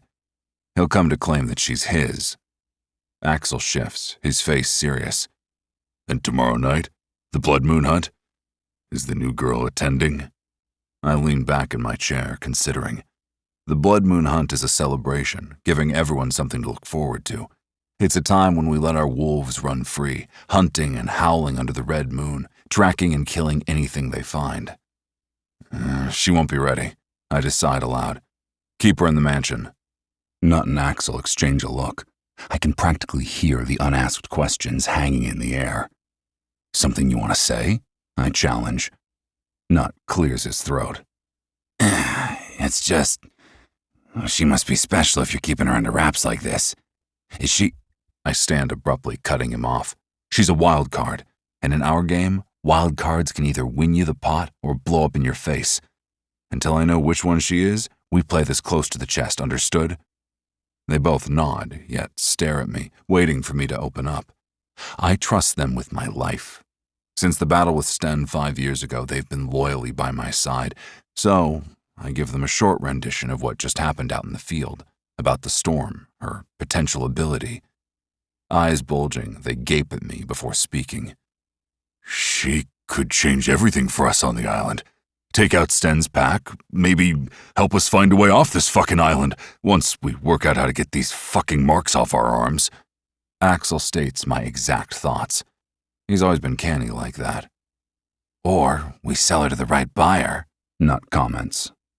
Someone as powerful as her would easily be in demand and buy us freedom from our marks.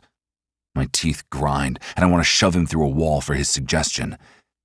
Except, I school my features because she means nothing to me.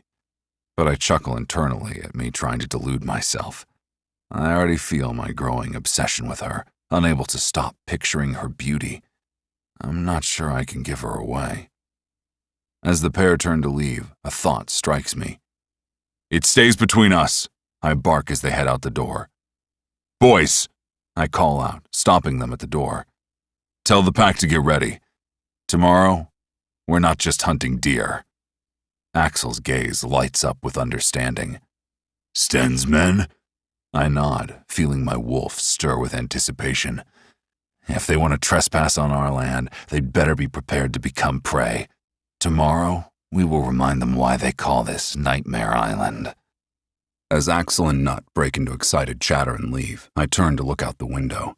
The forest looms in the distance, promising blood and violence tomorrow. But my mind's still upstairs, fixed on the blonde wildcat who jokes about falling out of the fucking sky. She's the key. I can feel it in my bones. That lightning, her scent, the way she carries herself. She's not like any Omega I've ever met. And if she can control the weather, well, that changes everything. I grip the windowsill, my knuckles turning white. For years, we've been scratching in the dirt, fighting over scraps. But her, she could be our ticket out of this hellhole. I feel feral on the inside and hungry to discover her secrets. Oh yes, little Stormbringer, you and I are going to have a long chat. By the time we're done, you'll give me everything I want. After all, there's more than one way to break an Omega. I'm going to have fun trying them all. Chapter 4. Hell. I jolt awake, my heart pounding like crazy in my chest. For a terrifying moment, I swear I see Jarl standing by the bed, his hulking frame silhouetted against the dim light. He's glaring at me with that familiar mix of contempt and anger, his eyes cold. I flinch back instinctively. I'm sorry, I didn't mean to. I hate how quickly those words pour from my mouth. But he's gone. Nothing more than a ghost conjured by my sleep-addled brain. I rub my eyes furiously, willing the remnants of the nightmare away. My hands are shaking, and I can feel a chilling sweat on my skin. Just breathe, hell. As my heartbeat slowly returns to normal, I take in my surroundings. Right, Skullface's room. I must have dozed off after he left. Smart move, hell. Fall asleep in the lair of the beast. Real survival instincts you've got there. But honestly, can you blame me? This bed is ridiculously comfortable, a far cry from the hard, lumpy mattress Jarl forced me to sleep on. And the sheets. Gods, the sheets. They smell incredible. Like a forest after a thunderstorm, with hints of cocoa and something uniquely alpha. It's intoxicating, and I hate how much I love it. I'm practically rolling around in his scent like a pig in mud. Pathetic, hell. Real pathetic. But after everything I've been through, don't I deserve a little indulgence? Even if it's just burying my face in some admittedly delicious-smelling sheets. I glance at the window, trying to gauge the time. The light filtering through the curtains is dimming, casting long shadows across the room. Early morning, maybe? I yawn, feeling as though I've slept for a week. When was the last time I was allowed to just rest? Without fear of Jarl barging in, without the constant tension of waiting for the next blow to fall. Right. Enough lazing about. Time to get my bearings. Swinging my legs over the side of the bed, I grimace at my clothes. They're dry now, but stiff and uncomfortable, clinging to my skin in all the wrong places. A quick scan of the room reveals another door, probably leading to a bathroom. When I push the door open, the place surprises me. It's like a rougher version of back home in Denmark. Everything's a bit older, more worn, but still civilized. The dark wood paneling gives the room a cozy feel, despite the faint, musty scent that lingers in the air. Since when do feral alphas have interior decorating skills? I snort at the mental image of Skullface fussing over throw pillows and color schemes. The bathroom is all dark wood and faded tiles, with a large window covered by blinds. Faint sunlight streams in at the edges, catching dust motes in its beams. A small wooden rack holds towels and, on top, clothes? I unfold them curiously. A navy-colored t-shirt and patched jeans, about my size. The fabric is soft and well-worn, but clean. There is also a pair of sneakers. Looks like Skullface has a heart after all. I move my fingers over the clothes. Or at least a basic understanding of hospitality. I begin to unbraid my messy hair, then I head into the shower. If you can call it that. It's a hose-like contraption hanging from the wall. I eye it skeptically, memories of ice-cold baths at Jarl's command flashing through my mind. However, beggars can't be choosers, and I feel grimy from yesterday's ordeal. I strip down, shivering in the cool air, and then turn the tap. Shit! I leap back as ice-cold water sprays out, a startled laugh escaping me. Teeth chattering, I glare at the shower. One temperature, huh? Sadists, the lot of you. Gritting my teeth, I dive in for the world's fastest shower. The cold is shocking at first, but as I scrub away the dirt and sweat of yesterday, it becomes almost invigorating. I grab a brand new soap that smells like coconut, with little flakes in it that gently exfoliate my skin. Probably homemade, like Mom used to do back home, with animal fat and fire ashes. The familiar scent brings a lump to my throat. I push the homesickness away, focusing instead on getting clean. Fresh, freezing, and slightly impressed by their soap-making skills, I towel off vigorously, trying to bring some warmth back into my limbs. I pull on the new clothes, relishing the feel of soft fabric against my skin, and step into the black sneakers. No mirror, but I feel like a new person. Back in the main room, I peer out the window. The light's different now, dimmer, with a golden quality that speaks of late afternoon rather than morning. Wait a second. That's not morning light. That's evening. Did I sleep the whole damn day?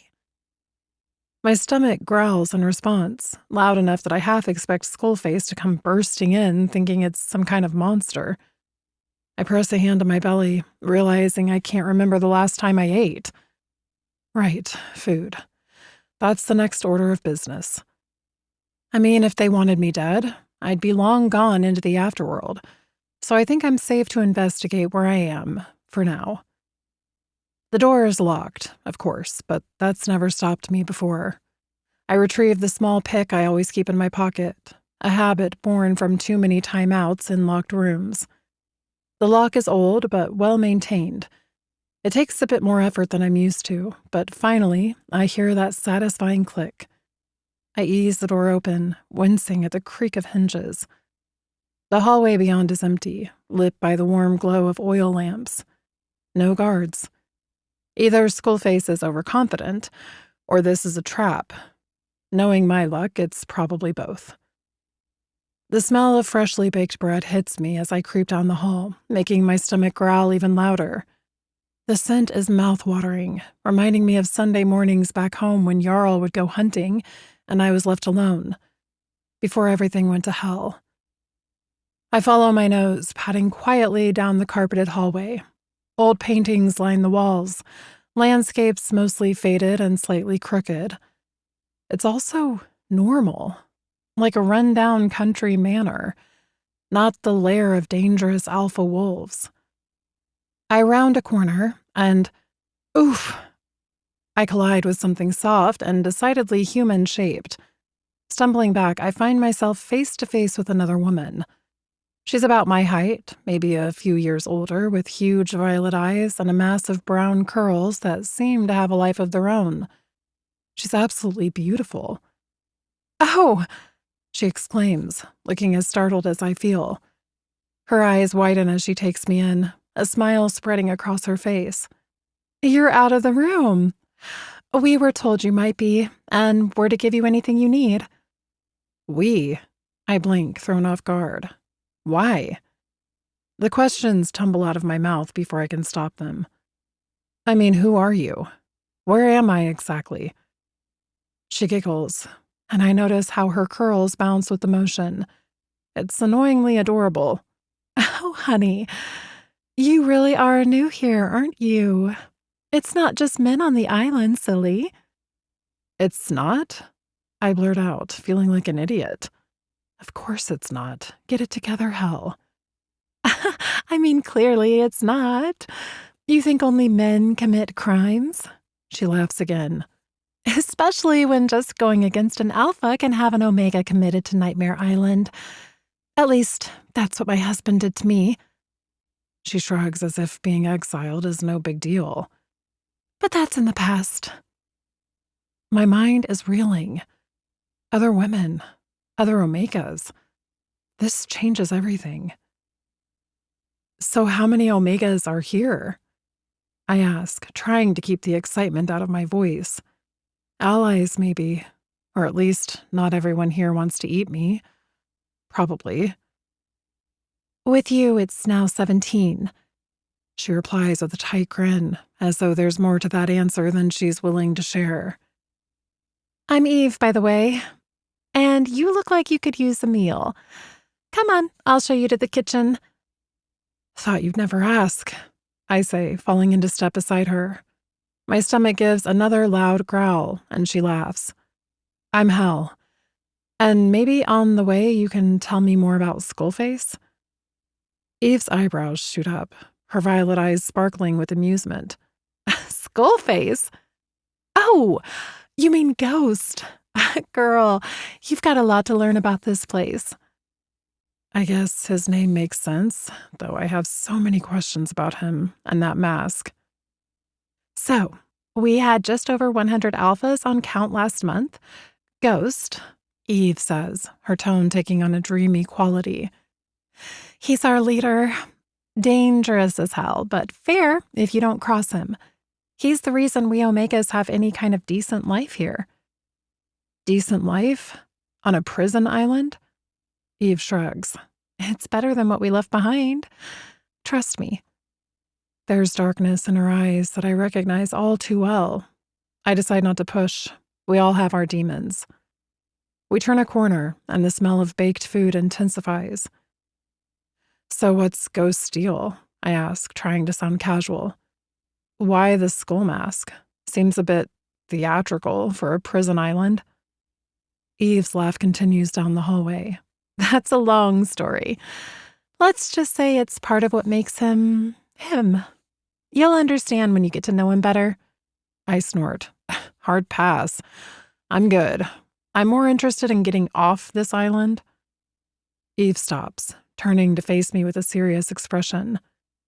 Hell, listen to me.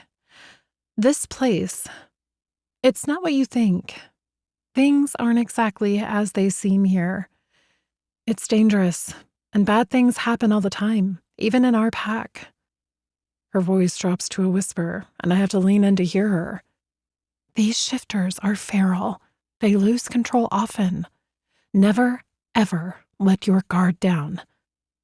A shiver runs down my spine as Eve's words sink in.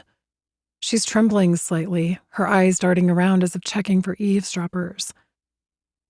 But I thought you said, I start, confused by her sudden change in demeanor.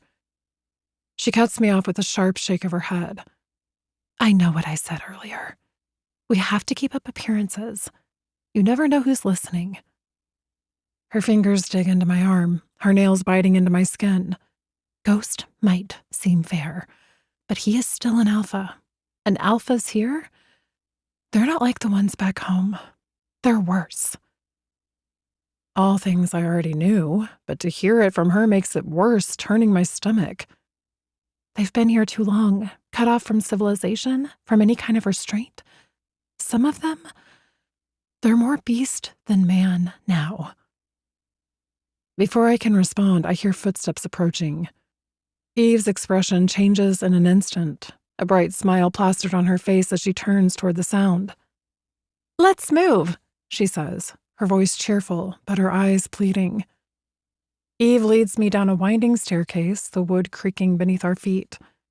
The farther we descend, the stronger the aromas of spices, freshly baked bread, and something earthy and wild. My stomach grumbles embarrassingly loud, and Eve shoots me an amused glance. We round a corner, and I'm covered by a wave of warmth and light. The kitchen is nothing like I expected. It's all worn wood and gleaming copper, bathed in the golden glow of a massive fireplace. A cauldron hangs over the flames, something fragrant bubbling inside. To the side, there's an oven with a sturdy wooden door, and I watch transfixed as an older woman pulls out a loaf of bread so perfectly golden, it looks like it belongs in a painting. The smell hits me like a physical force, and my mouth waters. I trail off, struggling to find the words. It's like stepping into a fairy tale kitchen, not a prison island galley. I wonder if I had it all wrong. Maybe it's just being out there with the men that's the issue. But then I remember Eve's warning. Beauty can hide danger, after all. A large wooden table dominates the center of the room, covered in a basket overflowing with fruits I've never seen before. Their skin's a mix of colors. Loaves of bread, some still steaming, are piled high. There are pots of what looks like jam or preserves, their contents glowing like jewels in the firelight. This is not what I expected, I admit, taking it all in. Eve grins. Wait till you taste it. Mara's baking is legendary. The older woman only smiles at us as Eve cuts 2 thick slices of bread. You bake incredibly, I say, but Mara nods at me. She doesn't talk, Eve explains. She leans in closer, her words barely above a whisper. Her husband, He cut out her tongue before dumping her here. But her baking skills are exceptional. The blood drains from my face for her suffering. That's horrific, I whisper back, fighting the urge to reach out to Mara to offer some comfort. But what comfort could I possibly give? Eve slathers the bread with what looks like butter, but when I take a bite, a strong taste of coconut fills my mouth. It's delicious, creamy, and slightly sweet. I finish it faster than I'd like to admit, licking my fingers without thinking. As I eat, I can't help but notice fresh scratch marks on Eve's arm, partially hidden by her sleeve, along with faint bruises on her neck. She catches me looking and tugs her sleeve down. All alphas are the same at the end of the day, aren't they? Eve places a bowl of stew in front of me. Steam rises from the thick, rich-looking broth, carrying with it a scent that makes me almost drool. Chunks of meat float alongside vegetables. I take a cautious bite, and the flavors explode on my tongue. It's savory, with a hint of something wild and gamey. It tastes like chicken, I guess, though I know it can't be.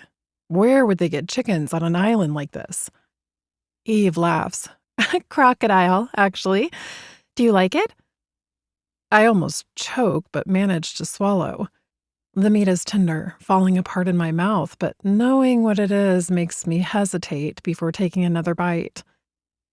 It's delicious. After the meal, Eve stands. Let me show you a great view of the island. I'm guessing you'll be here with us now. I shrug, trying to seem nonchalant. Well, until I can find a way off this place. Yeah, wouldn't that be nice? She says. She pulls up her sleeve, showing me a burned mark on her arm. Not unless a miracle happens. I instinctively pull down my own sleeve, not wanting her to know I'm here by accident and bear no mark. Right now I want to blend in, then find my own way out without anyone hating me for having a chance they don't. Eve guides me out of the kitchen, up steps to the third floor to a balcony, not far from my room. Even with the descending sun, the view steals my breath away. The island spreads out before us, vibrant, lush forest and flowing mountains cradled by the bluest sea. It's paradise, or it would be if it weren't a prison with wild alphas. This is our side of the island, Eve explains. Sten rules the other half. Sounds like a charming neighborhood, I murmur sarcastically. You just have to abide by a few simple rules and you should survive, she says, emphasizing the last word in a way that sends chills down my spine. Well, that sounds ominous. What's next? Don't feed the alphas after midnight? Never go into the woods alone late at night. If you must go, don't travel alone. If you're about to come into heat, for God's sake, tell us and stay away from the men. I swallow hard. Anything else? I ask. Eve's gaze meets mine, deadly serious. Never, ever challenge Ghost's authority. The last Omega who did? Well, let's just say the crocodiles ate well that week. A chill runs down my spine, and in a flash I'm back with Jarl, feeling small and powerless and so afraid. But I'm not that girl anymore. I force a smirk, even as my heart races. Got it. Don't poke the bear. Or the wolf, in this case. Any other fun island activities I should know about? Volleyball with severed heads, maybe? Eve doesn't smile at my joke. Instead, she tugs at my arm, her grip just shy of painful. Come on, she says, her voice urgent. I need to get back to my chores, and you're expected to attend the celebrations tonight. You can help them set up the tables down behind the mansion. I will join you as soon as I finish helping Mara. She grins, and I join her down a hallway leading away from my room until we reach the end, where there's a dark, descending staircase. At the bottom and down a long corridor, head out the door. Then you'll be outside. I'll be in the yard. With a small shove in the back, she rushes back the way we came from the kitchen. Strange girl. I turn and take my first steps down when a faint murmur of voices reaches me from behind. Turning back round, I catch a glimpse of Eve pressed up against Ghost. Her hands are all over his chest. He tilts his head to the side, staring at her, that damn skull mask making it impossible to read his expression. Eve's saying something I can't hear, but when Ghost drags his hand down her hair, bunching it at the back of her head, a pang of something strikes my chest. I feel like I'm witnessing a private moment, yet I can't look away. I have no feelings for this man. Sure, he saved me, but Eve has scars. Did he do that to her? He leans in, whispering in her ear, and as Eve gasps, I quickly pull back. A wave of... is that jealousy? No, it can't be. Who the hell cares what Ghost does, or who he does it with? As the voices die away, followed by footsteps coming my way, I slip into the shadows and rush down the stairs, not wanting Ghost to think I'm spying on him.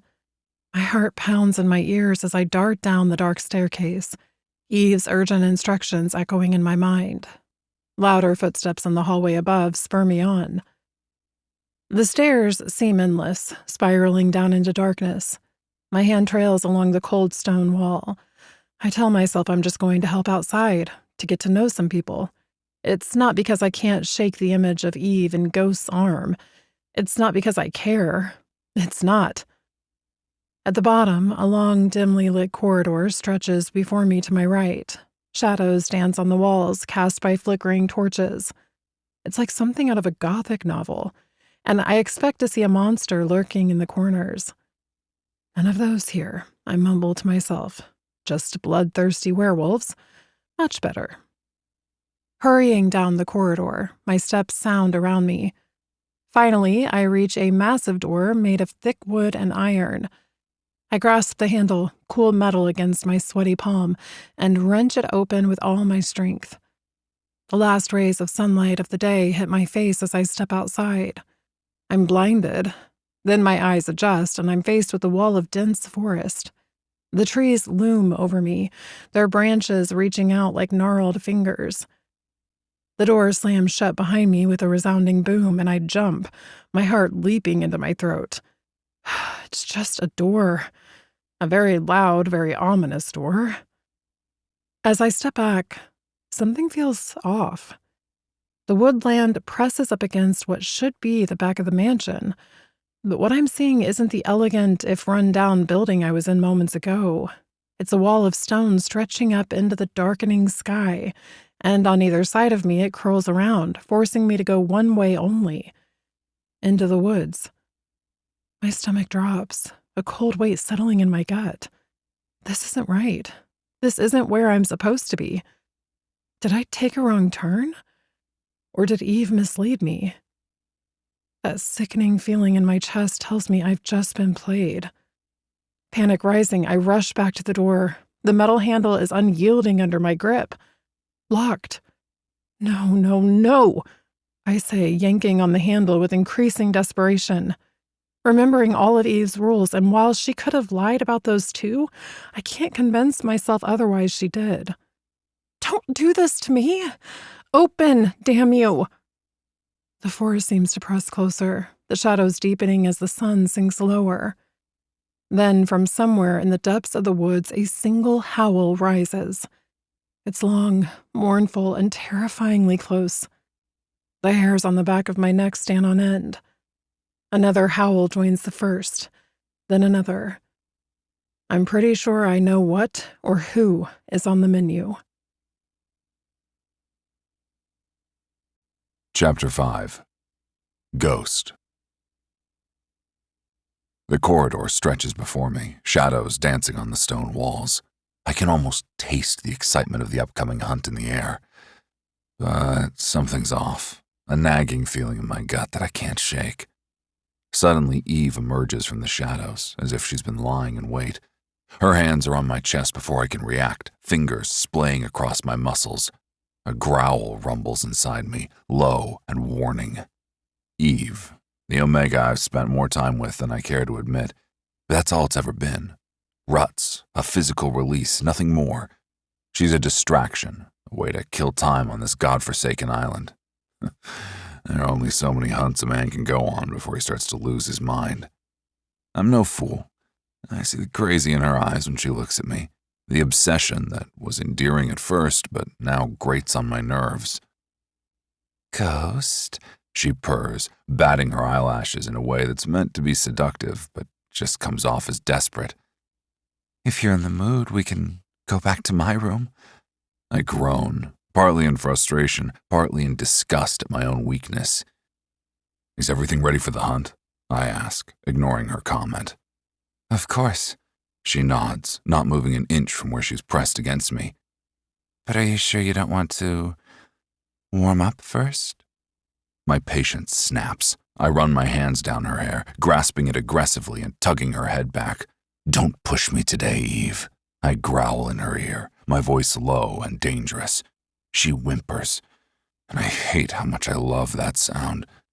She's prey, helpless and afraid, and I consider it, then shove the idea away. "I'm sorry," she whispers, her voice trembling, but she doesn't move away. Instead, her chin quivers, and she looks up at me with those big, manipulative eyes. "Ghost, there's something you should know about the new Omega." I stiffen, my mind instantly going to the blonde Spitfire I rescued. "What about her?" Eve's voice drops to a whisper, as if she's sharing some dark secret. "She's dangerous, Ghost. She controls the weather. What happens if she gets really angry at us, or if someone hurts her? Will she bring a hurricane down on us, killing us all?" I blink, anger bubbling in my chest like lava ready to erupt. "Who told you she has abilities?" I growl, feeling Eve tremble against me. "She did," Eve squeaks. "She was proud of it, almost bragging. Or, no, more like a threat. I don't think she belongs with us. Maybe we should feed her to the alphas in the hunt. There are worse ways to go." She shrugs nonchalantly. Her brutality shouldn't surprise me. Eve has always had this dark anger in her, a residue from her past. Most days I don't give a shit about it, but today, that side of her infuriates me. The thought of hell being torn apart by feral alphas, it does something to me. Something I'm not ready to examine too closely. My hands fall to Eve's shoulders, and I shove her off me, harder than necessary. "Listen to me," I snarl. "You don't breathe a word of this to anyone, not a single fucking soul, or I'll feed you to the others myself. Understand?" Fear blanches her face, and she nods frantically before slipping away, disappearing back into the shadows she came from. The hunt suddenly seems less important. "Ghost, need your help!" Nut's voice echoes down the hallway, interrupting my thoughts. He waves a hand for me to join him, an expression of urgency on his face. I sigh, pinching the bridge of my nose under my mask. "What the fuck now?" I state, more to myself than to him. After helping Nut with a brawl that broke out between 4 alphas, I've been in my study. Instead of joining the hunt, I'm here, trapped within these walls by my own racing thoughts. My fingers trace the edge of my mask, the bone-white skull smooth under my touch. It's a reminder of who I am, what I've become. Howls pierce the night as the hunt has started in the woods. But fuck, I'm distracted. The new Omega hasn't left my mind. I've kept my distance since yesterday to give her time, but hell if she doesn't invade my thoughts every second of the damn day and night, and the constant hard-on isn't helping matters either. Finally, I can't take it anymore. I stride out of the room and head toward my room, her room now. My pulse thumps in my veins as I approach the door. The need to get her out of my thoughts wars with the memory of her impending heat. That sweet scent, it's making me damn near obsessed. I knock, the sound sharp and demanding in the quiet hallway. The door swings open with a slight creak at my knock. I shove it the rest of the way, only to find the room empty. The bed is untouched, the sheets still messy. Her scent lingers in the air, teasing me, mocking me. "Hell?" I call out, my voice gruff with frustration. I cross to the bathroom, my steps quick and agitated. Empty. Fuck. I make a beeline for the kitchen, hoping she's there for a meal.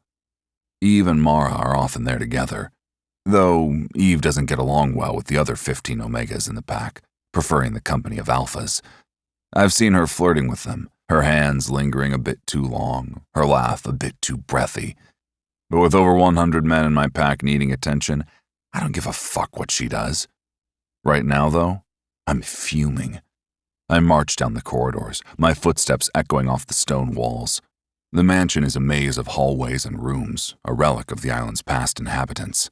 Tapestries, faded and worn, line the walls, depicting hunts and battles long forgotten. The air is thick with the scent of old wood, dust, and the faint metallic tang of blood that never quite fades.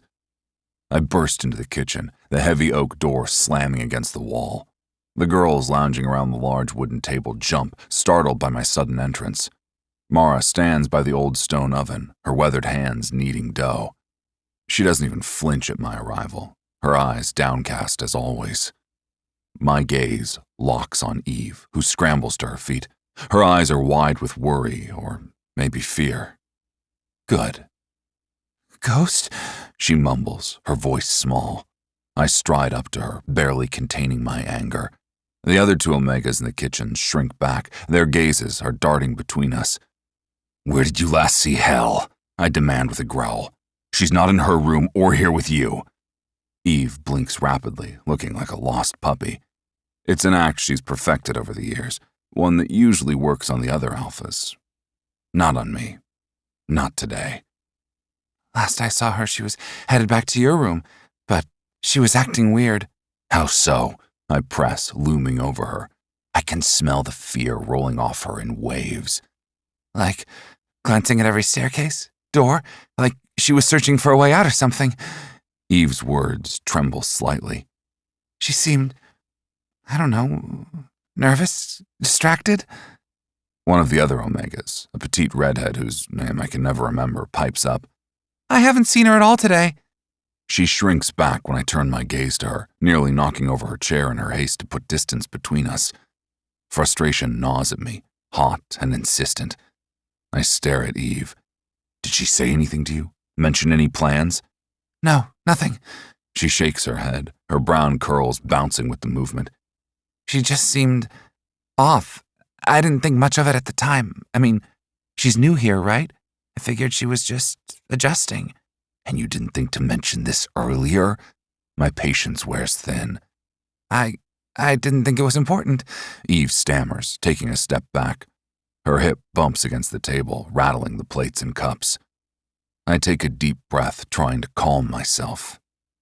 It doesn't work. "The moment you see her, take her to her room and stay with her until I return. Understood?" "Of course." Eve nods, a hand to her chest in a show of sincerity that doesn't quite reach her eyes. I march out, my mind racing. Where could she have gone? The mansion is huge, but it's not infinite. There are only so many places she could hide. Her scent had been strong in the bedroom, but I can't pick it up here at all. I check all the stairways leading from my room, questioning the guards posted at each entry point. They all give the same answer. No one has passed through or seen her. She's bound to have used one if she tried to escape. All entries are guarded, and the underground way out is locked from the inside. She has to be in the mansion. She has to be. I search frantically, moving from room to room. The Omega quarters are on the second floor, a series of rooms with shared common areas. I throw open doors, ignoring the startled cries of the Omegas inside. Some are alone, some in pairs or small groups. None of them are hell. The few Alphas who report directly to me have rooms on the third floor. I burst into their quarters without warning, met with growls and challenging stares. But one look at my face, at the fury barely contained behind my mask, and they back down. The rest of my pack lives outside in huts scattered around the mansion grounds, but she couldn't have made it past the guards. Could she? As I round a corner, I nearly collide with Nut. He's dressed for the hunt, shirtless with intricate war paint covering his muscled torso and face. He's one to go completely wild on hunt nights. When he sees me, his eyes widen. "What's going on?" "She's gone," I growl, the words tasting bitter in my mouth. "I can't fucking find her." Hell? Nut asks, his brow furrowing. Yes, fucking hell, I snap, my control slipping. Who else would I be talking about? Easy, Ghost. Nut holds up his hands, palms out. We'll find her. Where have you looked? Everywhere, I spit out, running a hand through my hair in frustration. Her room, the kitchen, the common areas, it's like she fucking vanished into thin air. Could she have used the underground passage? He suggests, an eyebrow arching upward. I shake my head, the movement sharp and angry. I locked those myself last night. There's no way. But even as I say it, a nagging doubt creeps in. What if I missed something? What if she found a way? Go search for her in the mansion once more, I command. Take whoever you need. I want every inch of this place turned upside down. You got it, boss. Nut nods, already turning to go. We'll find her. As he marches off, barking orders to the nearest alpha since most are in the hunt, I stand there, indecision gnawing at me. Then, on an impulse, I head for the staircase leading to the underground passage. The stairs are narrow and steep, carved directly into the bedrock. At the bottom, a heavy iron door blocks the way. It's always locked from the outside, preventing unauthorized entry, but it has a separate lock that can be controlled from the inside, allowing me to decide whether anyone can leave the mansion. I keep the master key back in the study. I reach for the handle, my heart pounding. It turns easily, the door swinging open with a groan of protest. What the fuck? I mutter, examining the lock. I know I locked it from the inside. It doesn't look tampered with. I step outside, the door shutting behind me, the cool night air hitting me like a slap. The soil is still soft from yesterday's rain, and fresh footprints lead away from the door. They're small, delicate. Definitely hers. Smart girl didn't shift. She knows she'd be harder to scent in human form. But of all the times to escape, she chooses now, with the ferals out hunting? Fuck! I growl, plunging into the woods. The forest is alive with sounds, rustling leaves, distant howls, and the scurrying of small animals. The blood moon casts a red glow through the canopy, turning familiar shapes into twisted shadows. I sniff the air, trying to catch her scent, but there's nothing. Just the earthy smell of damp soil and vegetation, the sharp tang of pine, and something else, something old and musty, which is mostly this island. I push deeper into the woods, my eyes scanning the ground for signs of her passage. Every now and then I spot another footprint, half hidden under fallen leaves or partially washed away by lingering puddles. Each one spurs me on, a breadcrumb trail. The farther I go, the denser the forest becomes. Ancient trees loom overhead, their gnarled branches reaching out like grasping fingers. Roots snake across the forest floor, threatening to trip me with every step. But I press on. The sun has almost set, the last streaks of orange and pink fading from the sky. Soon it will be fully dark, and even my enhanced vision will struggle in the gloom. Howls echo from all directions, sending a chill down my spine. My pack is out there, hunting, their bloodlust fueled by the blood moon. And hell is out there, alone and in danger. I push myself faster, worry and anger warring inside me. I should have watched her myself. I should have known she'd find a way out. But something still feels off about that lock, about this whole situation. Branches whip at my face and arms as I run. Finally, I burst into a small clearing. The blood moon hangs low in the sky, huge and ominous. Its red light bathes everything in a surreal glow. I pause, chest heaving, and scan the ground. There, a footprint leading to the right, away from the mansion and the hunting grounds. My gut tightens as I realize where she's heading. Wreckage. The old ghost town where humans once lived, back when humanity still existed in this world. It's a place so haunted by the past that none of my pack will set foot in it.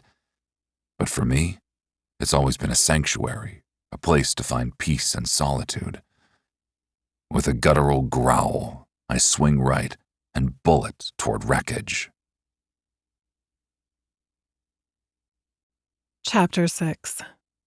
Hell. My lungs sting as I tear through the dark woods out of pure panic from the numerous howls, the damn branches whipping at my face and arms. I'd started my trek by following the mountain of stone carved into the woods, hoping it would bring me back around to the mansion. But with the darkness and the fact that I'm moving fast, I've lost track of the wall. And now I swear I'm lost. The sound of my ragged breathing fills my ears while the distant howls of wolves have me moving faster. And all I can think about is how much I really hate Eve. How I don't think she sent me down the stairs by accident. She doesn't even know me, yet she pulled this stunt. But I'm tenacious, and I'll return to the mansion for the simple act of confronting her. The forest is a blur of shadows and moonlight, each tree looking like a potential predator ready to pounce. Roots seem to reach up from the ground, trying to snag my feet. I stumble, catching myself against the rough bark of a massive oak, using that second of rest to catch my breath. I really need to take up jogging and improve my fitness. Just keep moving. Don't stop. Don't look back. I push off from the tree, leaves crunching under my sneakers as I resume my frantic pace. The air is thick with the scent of earth and pine trees. Something rustles in the underbrush to my left, and I instinctively veer right, not wanting to find out if it's a harmless rabbit or something with far sharper teeth. Suddenly, the woods spit me out as if I'm an unwanted morsel. I stumble, momentum carrying me forward onto a stone path that appears out of nowhere. My hands scrape against rough stone as I catch myself, preventing a face-first meeting with the ground. As I regain my balance, I realize I'm standing between two decayed stone walls, their jagged edges reaching toward the sky like broken teeth. Well, this isn't ominous at all, I murmur. The constant background noise of the forest, buzzing insects and rustling leaves has disappeared, leaving behind a stillness that has my skin crawling.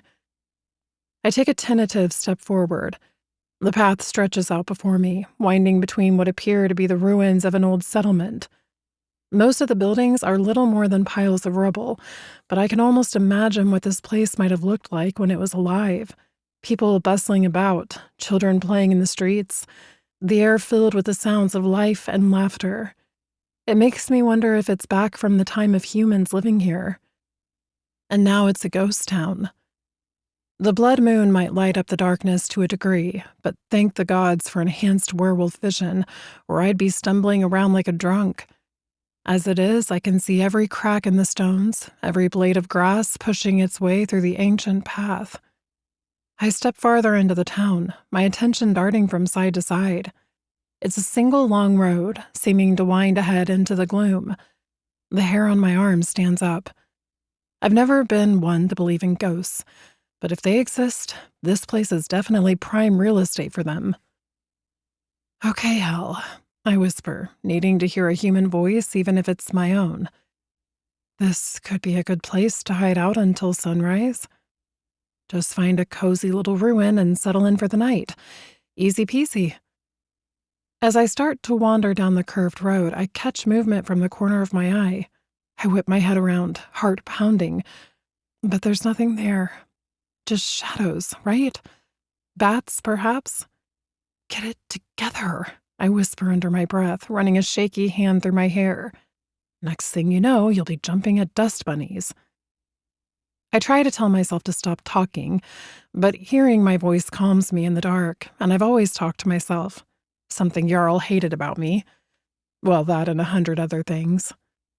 I continue on, trying to ignore the way the shadows seem to move when I'm not looking directly at them. The ruins loom on either side of me, some barely more than foundations, others still reaching the sky with broken walls and gaping windows. Rubbing the chill out of my arms, I listen for any sounds, for anything to indicate that someone followed me here. A sudden snap echoes from the woods behind me, and I nearly jump out of my skin. My heart, which had just started to slow down, kicks into overdrive again. Without thinking, I break into a run, pelting down the curving road. The wind picks up, whistling through the ruins and carrying with it a musty scent of decay. Finally, I spot a building that's mostly intact, which is surprising given the state of everything else. It's a 2-story structure, though the upper floor is partially missing, open to the sky. The forest has begun to claim this one too, with small trees growing through cracks in the walls and grass threading its way along the path leading to the door. Another snap from the woods has me moving closer to the house. I pause at the open doorway that yawns with darkness, my stomach churning with dread. Part of me screams that this is exactly the kind of place in which people die in horror stories I've heard.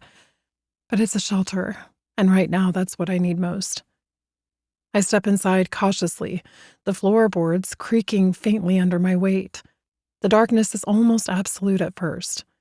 I freeze, letting my eyes adjust. The musty smell of old wood fills my nostrils, and I can taste dust on my tongue. Silence. Slowly, shapes begin to emerge from the gloom as my vision improves. Moonlight filters through the windows and the hole in the roof, casting long shadows across from the broken furniture that remains in what must have been the main room. The building is larger than it looked from the outside, with 3 doorways at the back leading to who knows where. Eeny, meeny, miny, mo, I whisper, eyeing the doorways. Catch a wolf by his toe. If he hollers, run like hell and hope you don't die. Not my best rhyme, but I'll cut myself some slack. I'm under a lot of stress here.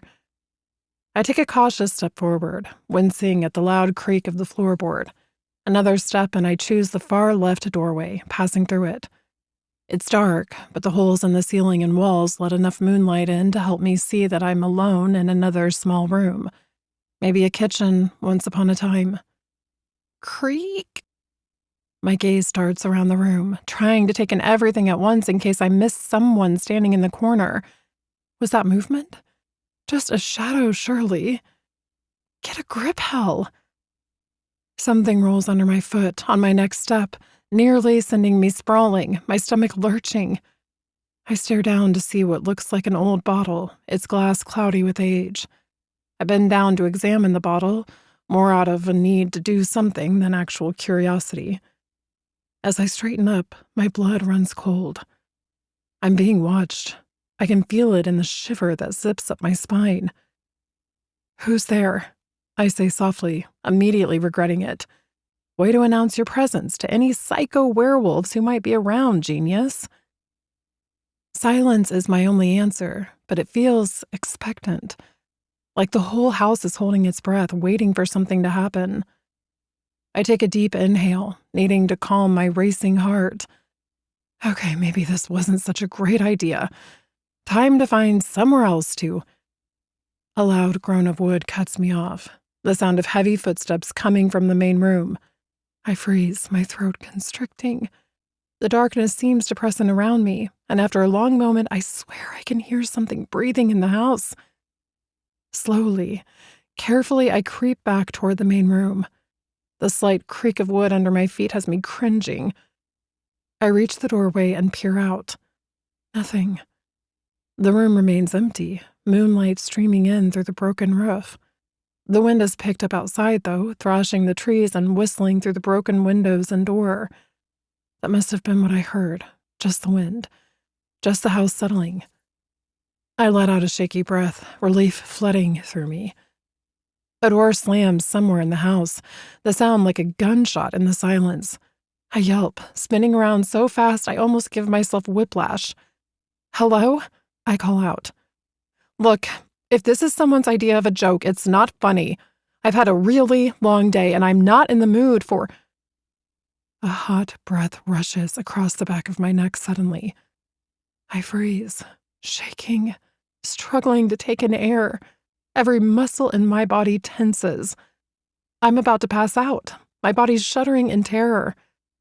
Slowly, so slowly, I turn around. But there's nothing there, only darkness.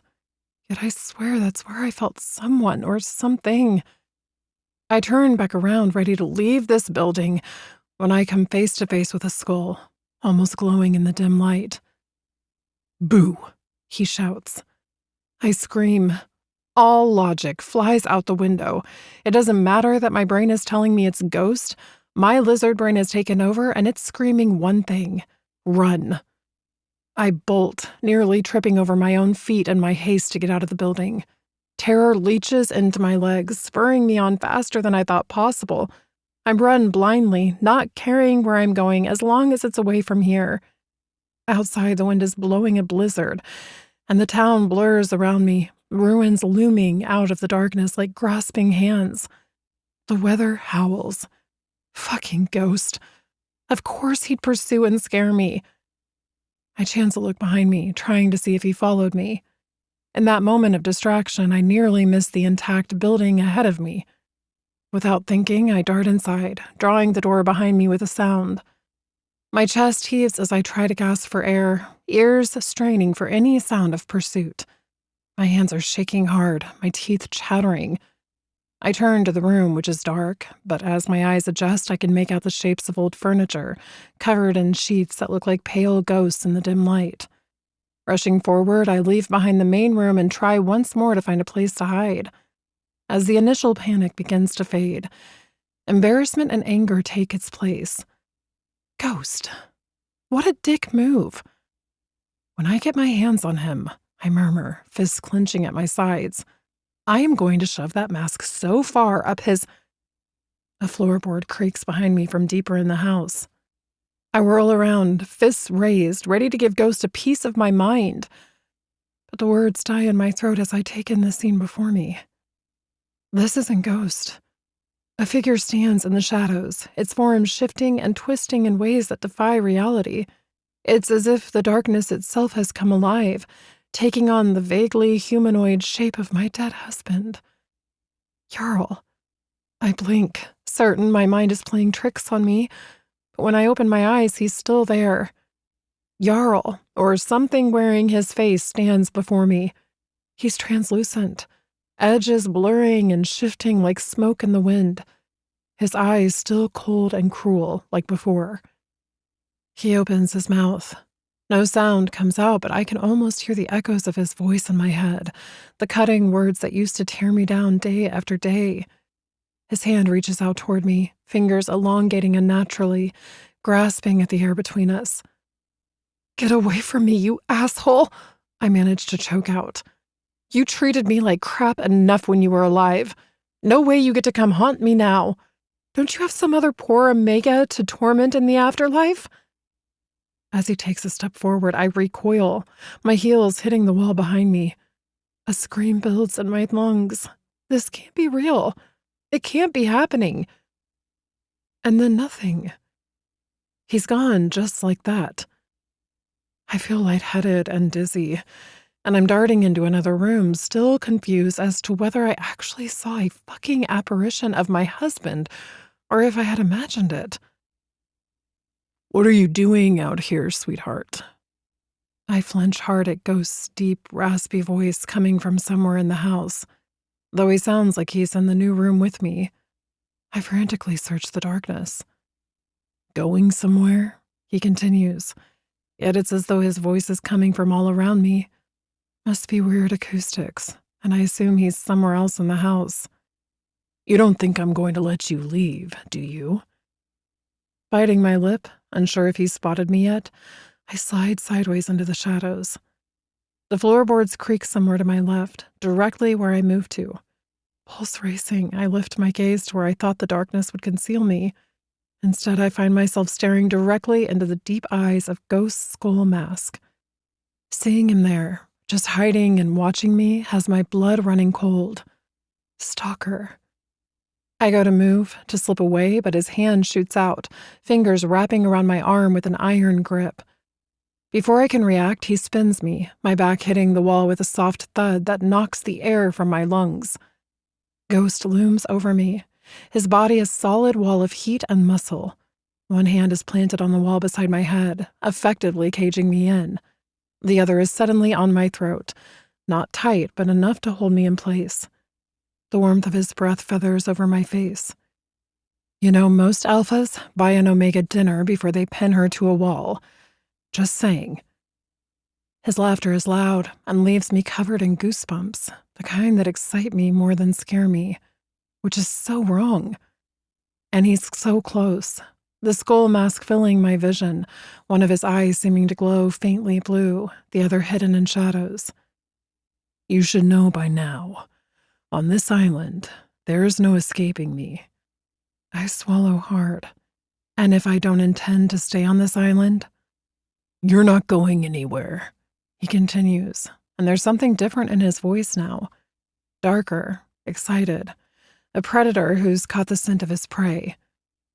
This is my domain, sweetheart. Every shadow, every creaking board, they all answer to me. He reaches down from his hand on the wall and curls a lock of my hair around his finger.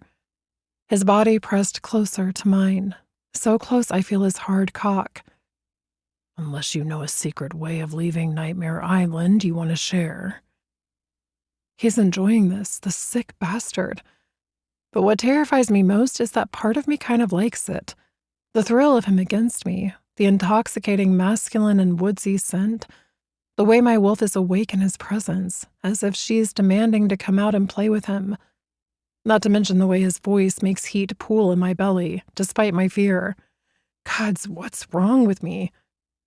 Wish I had a crystal ball for you, but I don't, I say, aiming for sarcasm but hearing the tremor in my voice. I'm just a desperate Omega trying to escape a dangerous island, doing my best not to fall victim to a tempting alpha. Ghost chuckles, the sound low and rich. His grip on my arm and neck loosens slightly, but he doesn't step back. You find me tempting. It's called sarcasm. You're quick with those quips, aren't you? I admire that. A sharp mind to match that fiery spirit. I shrug, smirking. I try my best. His hand leaves my hair and traces a feathery touch down my jawline. I suppress an excited shiver at his fingertips. Watch what you say, he murmurs. It's been a long time since such a delicious Omega caught my attention, and I am a possessive bastard. You might not like what you're inviting. The deepness in his voice makes my breath catch. Fire burns off him, his scent drowning me. He leans in closer, his mask nearly touching my cheek. I am the darkness, sweetheart. And you're the flame. Bright, beautiful, and oh so tempting to extinguish. When he speaks in my ear, his voice rumbles through me, vibrating in my very bones. A gasp escapes my lips before I can stop it. Damn him. His words are doing things to me, having me imagine myself beneath him as he makes me scream. As I squeeze my thighs together, the intensity of the tingling escalates through me. I'm going to lose control at this stage. I picture his hands on me while I'm surrendering to the darkness he offers. I want it so badly it hurts. I shake my head, needing to come to my senses. The image of him with Eve flashes through my mind, stealing my resolve. I'm just another Omega to him. I'm not here to stay. I don't need you, so you can leave, I state. I'm going to make you mine, Ghost confesses, pulling back. And anything that's mine stays with me, doesn't run off. Anyone who touches you will die. The possessiveness in his voice should repulse me. Instead, it sends a thrill through my body, my traitorous Omega instincts responding to his alpha dominance. You're crazy, I shoot back. He chuckles, the sound curling shivers between my thighs. Of course I am, little flame. Sanity is overrated, especially on an island full of monsters. But I'm the monster you want, sweetheart. The one you need. I glance around, noticing that behind him is a door that heads into another room where I can directly see the missing back door leading outside. My way out. I don't need any monsters, thanks. I've had my fill. Oh, but you've only just met me. Ghost purrs, and I swear my wolf is whining in response, desperate for him. What is wrong with me? What makes you so special? I ask, proud of how steady my voice sounds. You're just another alpha with delusions of grandeur. I've dealt with plenty of those. I'm not like the others, little flame. I'm the thing they fear in the dark, the monster under the bed, the shadow that swallows the light. His words should terrify me, and they do, but not in the way they should.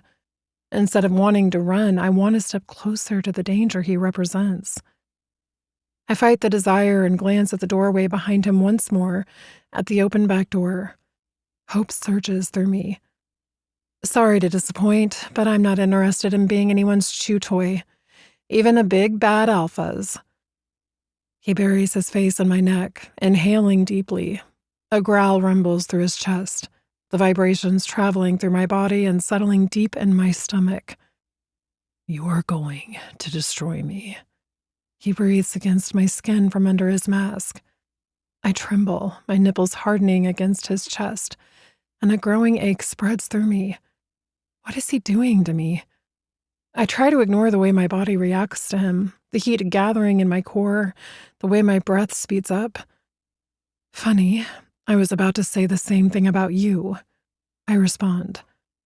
Ghost pulls back slightly, his grip on me loosening. Even through the mask, I can feel the intensity of his gaze, leaving me curious as to what he really looks like. He's laughing again, so I use that moment. I throw myself from under him and bolt to the back exit door while he just laughs. You better run now, little flame. I'll give you a head start, and you'd better use it. There's a hunger in his voice that makes my skin prickle. Because when I catch you, and I will catch you, all bets are off. Something in his tone and the predatory stance of his body tells me he means it. So I turn and run, hating how I respond to his voice, how this macabre game he's playing awakens a hunger inside me. I'm terrified, I'm turned on, and I'm so fucking confused. Outside, the wind hits me like a physical force, nearly knocking me off my feet, seeming to push against me as if it's trying to force me back into Ghost's direction. Are you insane? I call up to the sky. In response, the wind howls, the trees swaying violently, branches reaching for me like grasping fingers. I race around the back of the house, curving down its side. I scan the surrounding area for an escape route, then spot an old metal basement door near the house, the kind that leads down to an underground shelter. There's even a rusted lock on it, glinting in the moonlight, which I find strange. Ghost's words echo in my head. I'm the darkness. Going underground seems like playing right into his hands. Besides, the idea of being trapped down there in the dark with him hunting me, it's not going to work. So I keep going. On my next hurried step, the earth suddenly gives way beneath me. A scream tears from my throat as I fall, and I'm plunging into darkness. Chapter 7. Hell. One moment I'm running for my life, and the next I'm falling. The world tilts and spins, my stomach lurching as gravity takes hold. I claw at the air, desperate for purchase, panic biting into my skin. But there's nothing to grab onto, just empty space and the rushing air. I hit the ground hard, the impact knocking the wind out of me. Sharp pain spreads through my body, centered on my hip where I landed. I can't breathe, can't think, can't do anything but lie here as agony pulses through me in waves. Dust and broken planks of wood rain down around me, filling the air with a choking cloud. I cough, struggling to catch my breath as I blink away the grit in my eyes. As the dust settles, I find myself in near total darkness. The air is thick, heavy, with the scent of mold and decay. It presses against me, almost a physical presence, reminding me of old blood and forgotten places. What a fucking night. I glance up, squinting in the dim moonlight. The hole I fell through is a good 10 feet above me. A jagged mouth of broken wood beams in the ceiling. Groaning, I push myself to my feet, wincing at the throb in my hip. Each movement sends a fresh wave of pain through me, reminding me of how close I came to serious injury. Or worse. I take stock of my body, bruised all over, probably some cuts, but nothing seems broken. A sound comes from deeper in the darkness, something guttural and wrong. I'm rooted to the spot. Ghost, I call out, hating the tremor in my voice. That had better not be you, or I swear I'll... The sound comes again, louder this time, closer. I am not alone down here. Oh, fuck, I whisper, backing away slowly. Something is shuffling toward me, a dark shape in the gloom. Ragged breathing and a wet, gurgling sound turn my stomach. The smell hits me next, the stench of rotting flesh, overwhelming and nauseating. The odor is so strong I can almost taste it. Ghost! I scream, panic overtaking me. My word echoes in the confined space, bouncing back at me mockingly. Ghost! Fuck, you'd better help me out of here. I'm still staring into the dark, where the sounds are coming from. Suddenly, there's a form there, stepping forward out of the shadows and into the moonlight. Where there should be eyes, there are only black holes. And its mouth... Oh gods, its mouth is a gaping maw filled with teeth that seem to go on forever. It staggers toward me, each step accompanied by the sound of bones cracking and flesh tearing. The air grows cold, so cold I can see my breath misting in front of me. The thing reaches out a hand, if you can call it that, toward me, fingers elongated. Are you kidding me? A fucking zombie? We have them back home, and we barricaded ourselves into our secure town, a way to deal with them. So what the hell is this thing doing down here when the island doesn't seem to have any? Well, as far as I've seen. A scream builds in my throat. Suddenly the thing lunges at me, and I see it clearly for the first time. Flesh hanging in rotting strips and patches of its skull are visible, with yellowed bone peeking through decayed skin. Its mouth hangs open. I scream, the sound tearing from my throat as pure terror takes over. My mind goes blank, all thought obliterated by the desperate need to survive. The zombie slams into me, its weight surprisingly light, but its strength terrifying. We crash to the ground, the air rushing out of my lungs. Its face is inches from mine, jaws snapping as it tries to bite. The stench of its breath makes me gag, a rotten meat smell that clogs my nostrils and makes my eyes water. I manage to get my arm up, pressing it against its throat, my whole body trembling. My other hand shoves at its bony shoulder, feeling flesh slough off under my fingers. The sensation makes me want to vomit, but I can't afford to give in to the nausea. Its skin is cold and slimy, like touching raw chicken left out too long. Get off me, you rotting piece of shit! I yell, my tone high-pitched and panicked. The zombie's strength is relentless, though. Its teeth snap inches from my face, and I can feel its fetid breath on my skin. My arms tremble with the effort of holding it back. I know I can't keep this up for long. I manage to knee it in the stomach, but the thing doesn't budge or even seem to feel pain. I can't die in this fucking basement. This can't end here. In a flash, something yanks the zombie off me. I gasp, frantically drawing backward and scrambling to my feet. There's a blur of movement in front of me, and suddenly Ghost is there ripping the creature in half with his bare hands, as if it's made of paper. I'm about to say something when movement behind him catches my attention.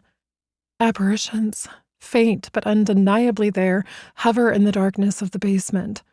Translucent figures flicker in and out of existence, their faces twisted. And for a moment, Ghost looks like one of them.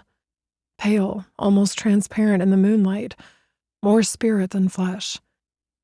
A gasp falls from my lips as I back away, trembling. Fear, real fear, floods through me. What is he? Ghost tosses the twitching halves aside, dust and bones everywhere. But impossibly, horrifyingly, the thing is still moving. Its upper half drags itself toward me. Oh shit, I gasp. With a growl that sounds more animal than human, Ghost pulls a blade from his boot and rams it into the zombie's skull. The crack of bone is sickeningly loud. Finally, it goes still. There's silence, broken only by my ragged breathing and the hammering of my heart. Then Ghost turns to me, his mask gleaming in the dim light. Even with his face hidden, I sense the intensity of his gaze on me. "Did it bite you?" he demands.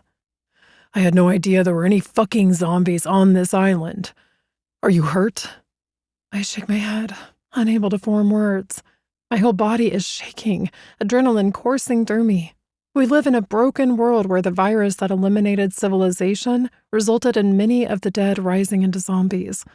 Because living with dominant wolf alphas isn't challenging enough. Ghost strides toward me, and I flinch involuntarily, my body reacting before my mind can process that he's not a threat. "Easy," he says, his voice softer than I've ever heard it. "You're safe. I've got you."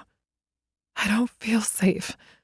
I scan the darkness around us, ready to jump out of my skin. He reaches for me, and suddenly I'm clinging to him, my face pressed against his chest. I can feel the solid muscle beneath his shirt and smell his scent, earthy and masculine, with hints of cocoa and something wild. It grounds me, pulling me back from the edge of hysteria. "I've got you," Ghost repeats, stroking my hair. The gentleness of his words is not what I expect from him. "But we need to get out of here." Without warning, he lifts me fast toward the gaping hole in the ceiling, powerful hands gripping my hips like I weigh nothing. The strength in his arms, the power coiled in his body, comes through his touch. Suddenly, I'm at the hole in the ceiling of the basement and frantically scrambling up, pulling myself free into the open air. He's out in seconds, too, having leapt to grab the edges and hauled himself up. My eyes lock on those flexing thick biceps, and I'm admiring him way too long. When he glances up and notices me staring, I quickly lift my gaze to the moon. That's when I feel a difference in the air. Or maybe it's the moon, full and blood red in the sky, or the distant howls that echo through the night. Whatever it is, it's awakening something primal in me. Adrenaline courses through my veins, but it's more than that. It's a need, an instinct so powerful it threatens to overwhelm me. My wolf, usually a quiet presence in the back of my mind, surges forward. She's stronger than I've ever felt her.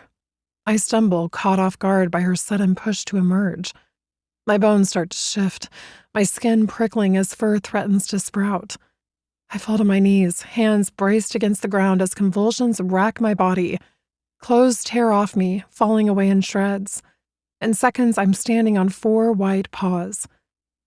Ghost takes a step closer, his hand outstretched. "It's okay," he reassures. "You don't need to be afraid. I'll keep you safe." A growl rips from my throat, surprising even me. My lips pull back, baring teeth that are already sharpening into fangs. Ghost freezes, his body tense. The change is faster than I've ever experienced before. "Hell," Ghost says, his alpha command in his voice. "Don't run.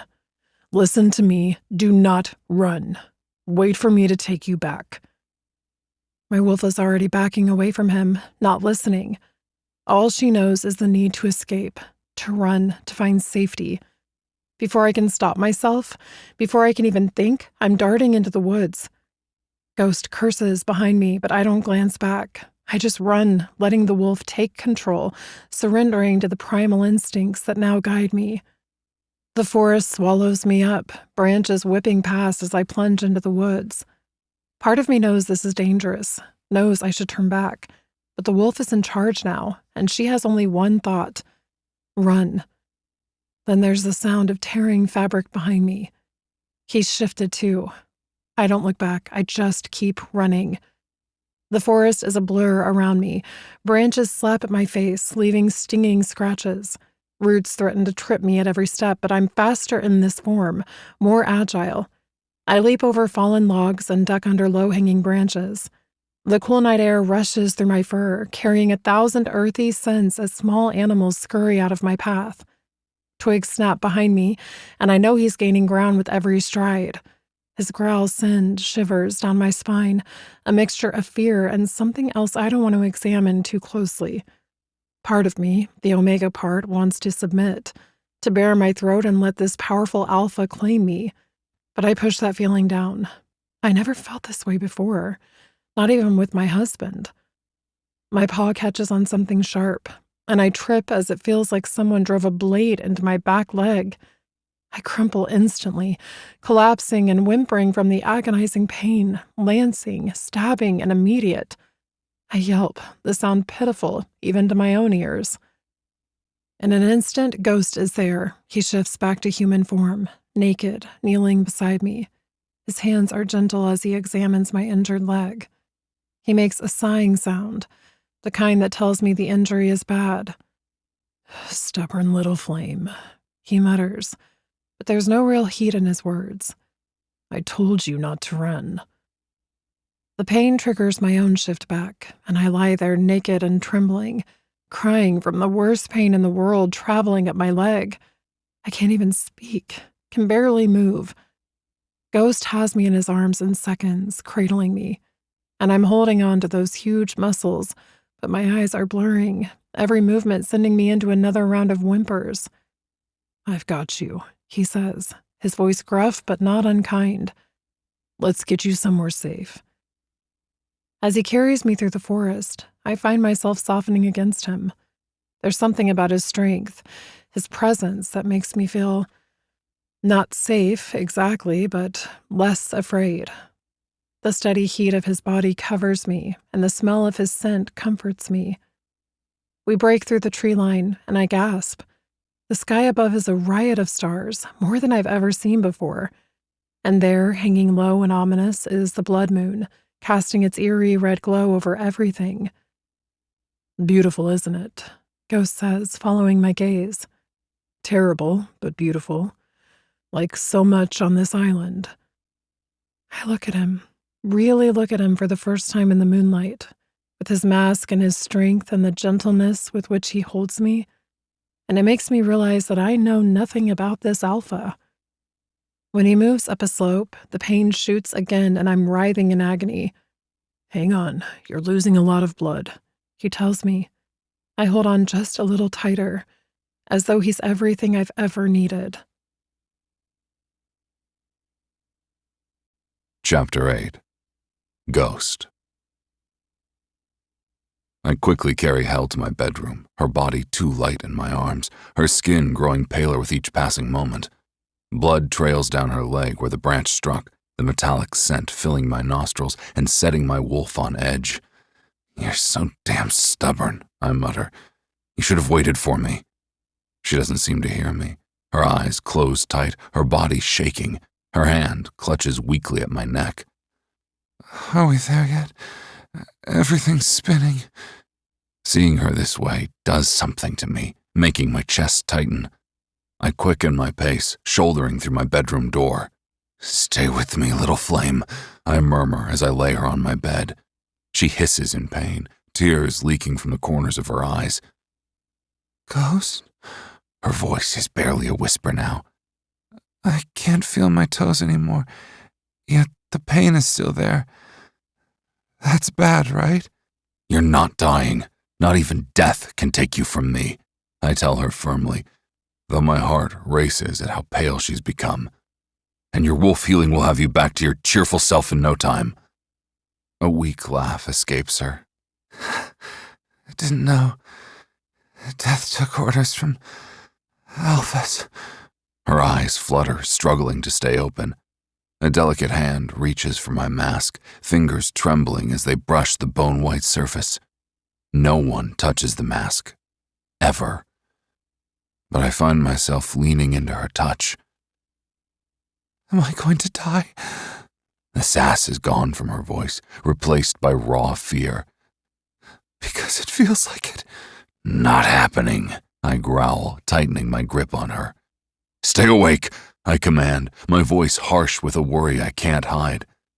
I need to get bandages and clean the wound, but the thought of leaving her makes my wolf snarl in protest. He knows there's so much more between Hel and me that I suspect I'll have to confirm with her soon enough. There's only one way to determine if she's my true mate, but now's not the time to bite her. "I just need to close my eyes for a minute," she whispers, drawing me from my thoughts. "Hel!" I bark, using my alpha voice. Her eyes snap open. "Talk to me. Keep talking." She tries to focus on my mask. "About what?" "Anything. Tell me about your favorite food. What about how you got to the island?" "Muffins and cake. That's easy. She gives me a weak smile, then stares at me. Why do they call you Ghost? Focus on staying awake and tell me more about your favorite muffin flavor. Mara makes the best banana muffins. She calls them Banana Claw Crunch. Her eyes light up, then she winces. I will need to taste them if I survive. I laugh. Hold, 2 moments. I dart into the bathroom and grab towels. When I return, I begin cleaning the injury carefully, checking for any remaining splinters, but the blood continues flowing, rich and insistent. Without thinking, I lean in, drawn by something deeper than thought. Her eyes meet mine, her brow pinching between her eyes. Slowly, deliberately, I run my tongue along the gash. Ghost, don't... What are you...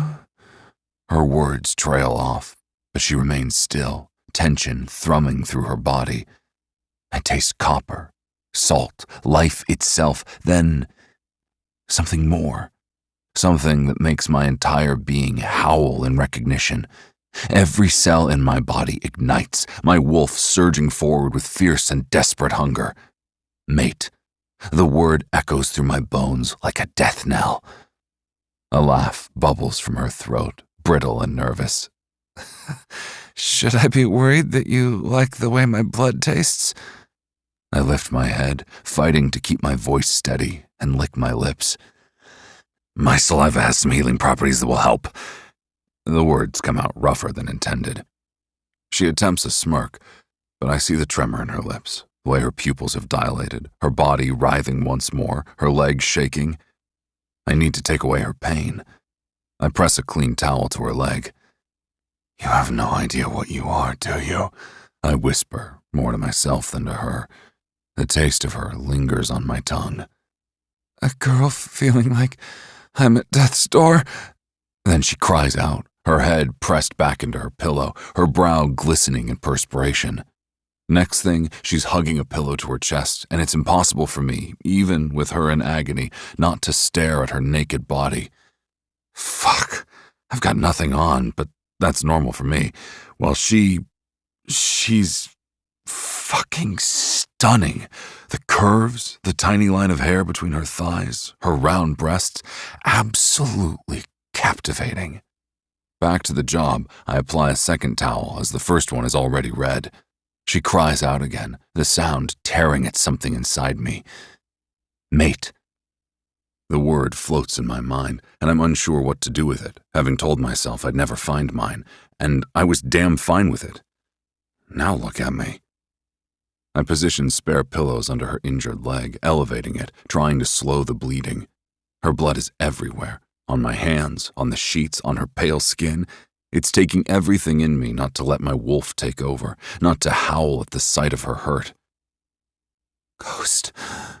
Her voice is smaller now, frightened. Don't leave me. Please. Everyone always does. Something in my chest cracks at her words. I lean down, pushing sweat-dampened hair from her face. I'm not going to do that, but I need to get help. Our healer can stop the pain and bleeding. Promise you'll come back? Her hand catches my wrist, surprisingly strong for someone losing so much blood. I always keep my word, little flame. The endearment slips out again, feeling right on my tongue, despite everything. Why do you call me that? She asks, her blue eyes struggling to focus on me. Because you're the flame in my darkness, I find myself saying.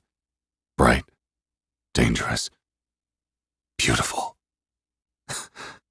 Now I know I must be dying. A faint blush colors her cheeks, the first shade of life I've seen on her face since her fall. You're almost being nice to me.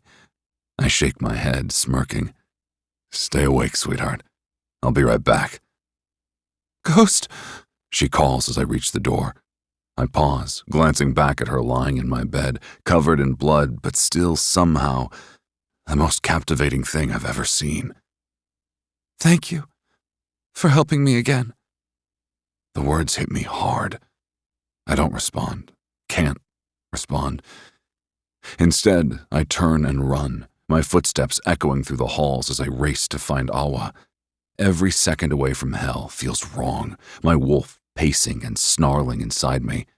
My mind charges with every step. Images of hell's pale face, her blood-soaked skin, the way she looked at me as though I was her only lifeline. They drive me faster, harder. The wolf in me wants to howl, to tear apart anything that stands between me and getting her help. Her voice echoes in my head. Everyone always leaves. That resonates a bit too close to home. Maybe we have more in common than I thought. Making a fast detour to my temporary room, I grab a pair of black cargo pants and drag them on. Then I dart down the halls once more. I crash through Awa's door without knocking, the wood at her lock splintering under my force. She leaps from her chair, her book tumbling to the floor. The scent of fear spikes in the air. "Ghost!"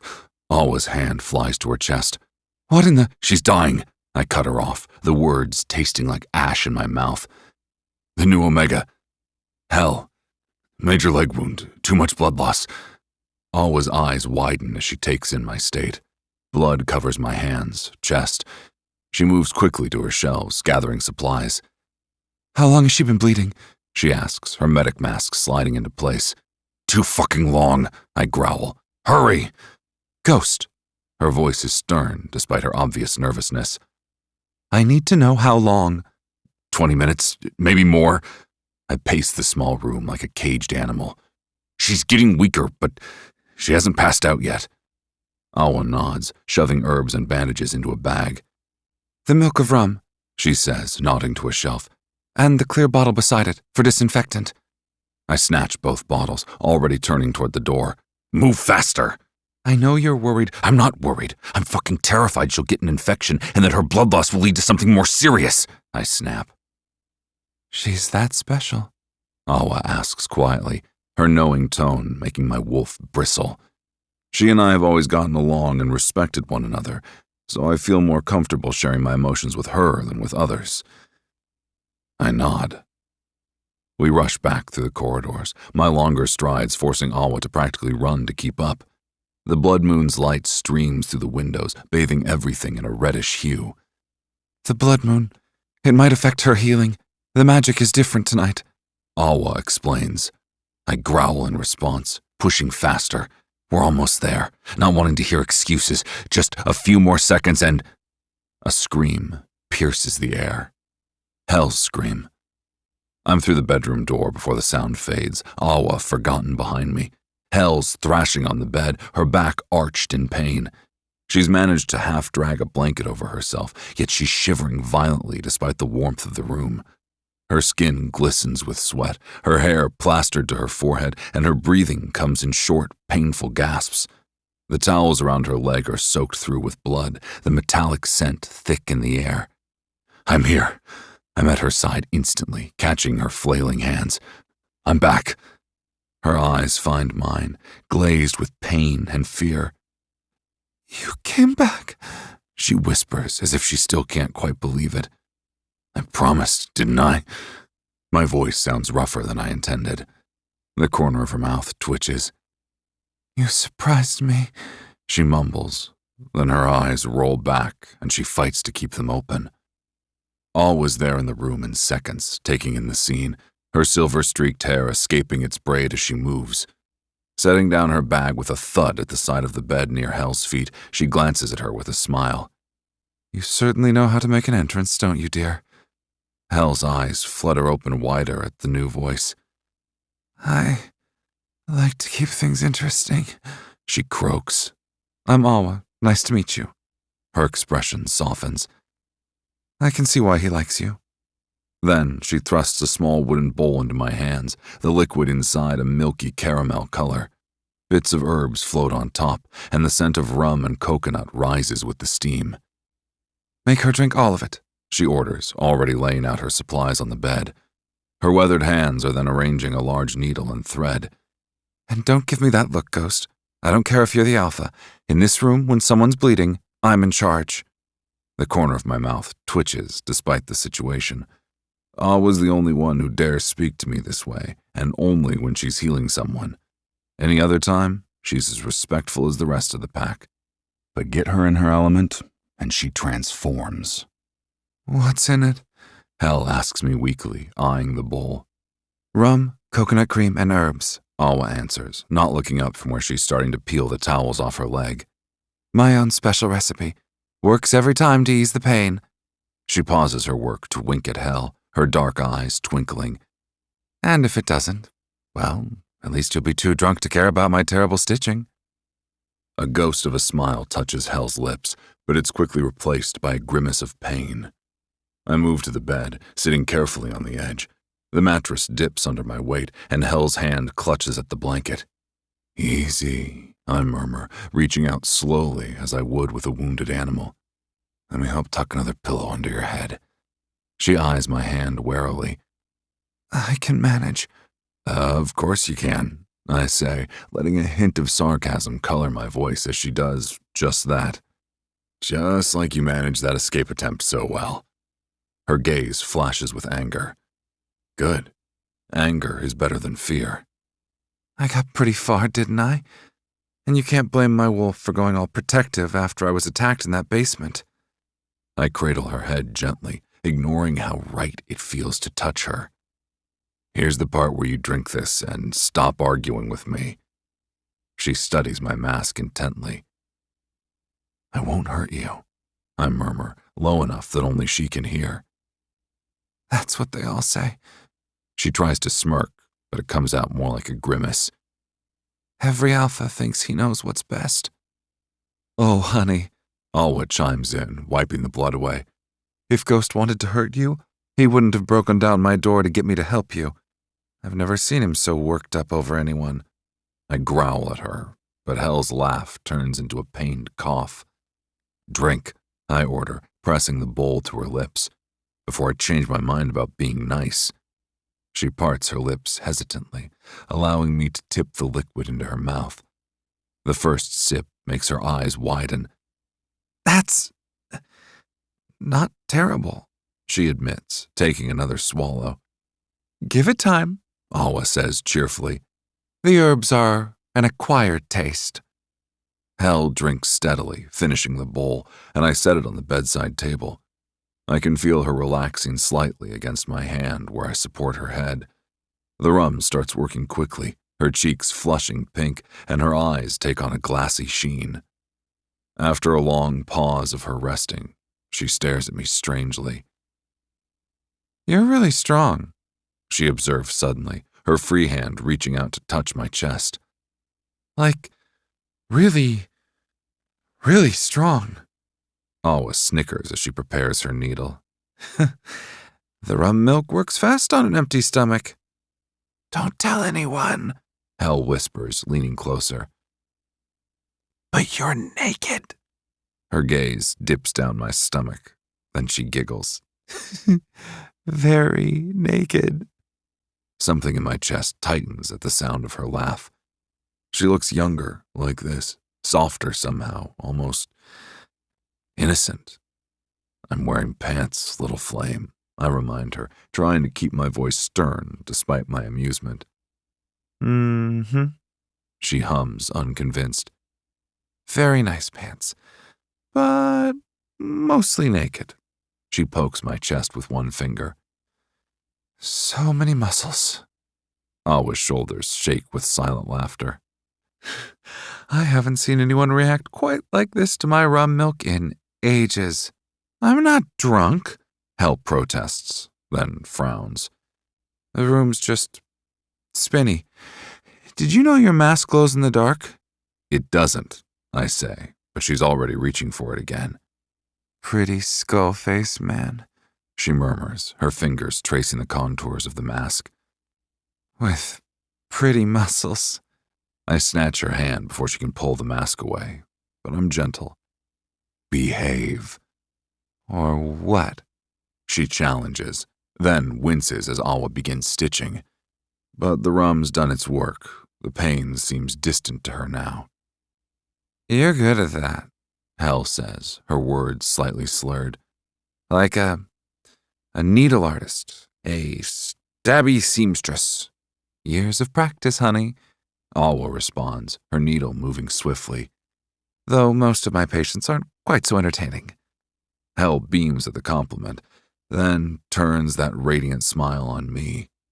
It hits me like a physical blow. You're still here, she says, sounding surprised and pleased. I promised, didn't I? Mm-hmm. Her eyes are getting heavy. You smell good, like forest, cocoa, and danger, and something else. Can't put my finger on it. She tries literally putting her finger on it, poking my chest again. I catch her hand again, holding it still. Her skin is soft against my calloused palm. All done, Alwa announces, tying off the last stitch. Hell barely notices, too busy studying our joined hands with fascination. Thank you, I tell Alwa quietly as she packs up her supplies. She gives me a knowing look that I choose to ignore. Keep her still for the next day or two at least, she instructs. I'll come and change the bandages tomorrow. Then, as Alwa slips out the door, Hell's face lights up. Oh, she exclaims, we're all done now. Just the big bad alpha and little old me. She attempts to waggle her eyebrows suggestively, but the effect is somewhat ruined by her increasingly unfocused gaze. Sleep, little flame, I tell her, trying to sound stern despite the warmth spreading through my chest. Don't wanna, she murmurs, even as her eyes drift shut. Might wake up and you'll be gone. I'll be here, I promise. She smiles faintly, already mostly asleep. Liar, she whispers. But you're a pretty liar, with pretty muscles. I watch her fighting sleep, her eyes fluttering like butterfly wings. Each time they open, she looks at me anew, a soft smile touching her lips as if discovering me all over again. Something about that smile makes my chest tighten. Her hand keeps reaching for me in the dim light, fingers grasping weakly at the air between us. The torchlight in my room plays across her skin, and that's when I notice it, or rather the absence of it. Her inner arms are bare, unmarked by the prisoner's mark that brands every exile on this island. I frown, scanning what I can see of her skin. I hadn't seen it anywhere else when I helped her, unless it's on her back, which I haven't seen, but everyone else's is on the arm. The truth hits me. She's not supposed to be here. Who are you, sweetheart? I ask. I'm Hell, she answers, her voice dreamy and distant. Just Hell. Nobody special. The lie in those words makes my wolf growl. I push hair from her forehead, letting my hand linger longer than necessary. Her skin burns under my touch. Tell me why you're really on this island. It takes her several moments to focus on my mask, her pupils dilated from the rum milk. Told you, she slurs, then giggles. I fell out of the sky, like a shooting star, except less graceful, and with more screaming. Her eyes suddenly go wide with alarm. Oh, you shouldn't know that. She tries to press a finger to my mask where my lips would be, missing completely and poking my chest instead. Shh! The damaged plane I escaped from is a secret. I can't help but laugh. And why's that? Because, she whispers, suddenly serious, then you might try to sell me like everyone else has done in my life. The raw pain in her voice cuts through her drunken haze, making my wolf snarl with the need to hunt down everyone who's ever hurt her. Many in this fucked up world are in the business of selling omegas, trading them. When something is in small supply but huge demand, there's a damn market for it. I've seen it firsthand back in Denmark. Families who had female children would sometimes sell them for wealth, and I fucking hate the practice. Hate it because I know what it's like to be taken from my family, to be treated as a nobody and sent away. That shit right there, where your family rejects you, fucks you up for life. Look at me, I command softly, waiting until her glassy eyes meet mine. No one is selling you. Not here. Not ever again. She studies me. Promise. I put my life behind my vow. The words come easily, even if promises are dangerous things, especially on this island. And where are you from then? I ask, trying to distract myself from the way she's looking at me, as if I'm something worth trusting. Denmark? She giggles, the sound light and carefree. Land of Vikings and very grumpy wolves. Her nose scrunches up adorably. So many grumpy wolves. I stiffen. Denmark. The coincidence is too great. My mind races through possibilities, through connections I haven't thought about in years. Which pack? You ask too many questions.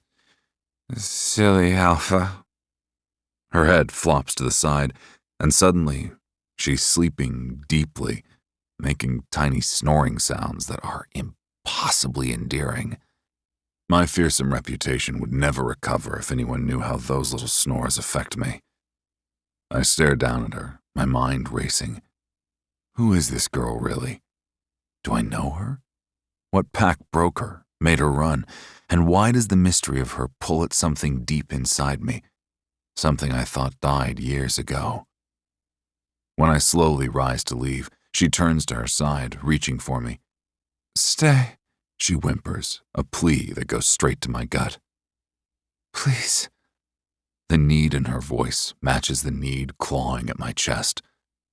That's when I spot something red on the back of her forearm, a scratch with dried blood around it.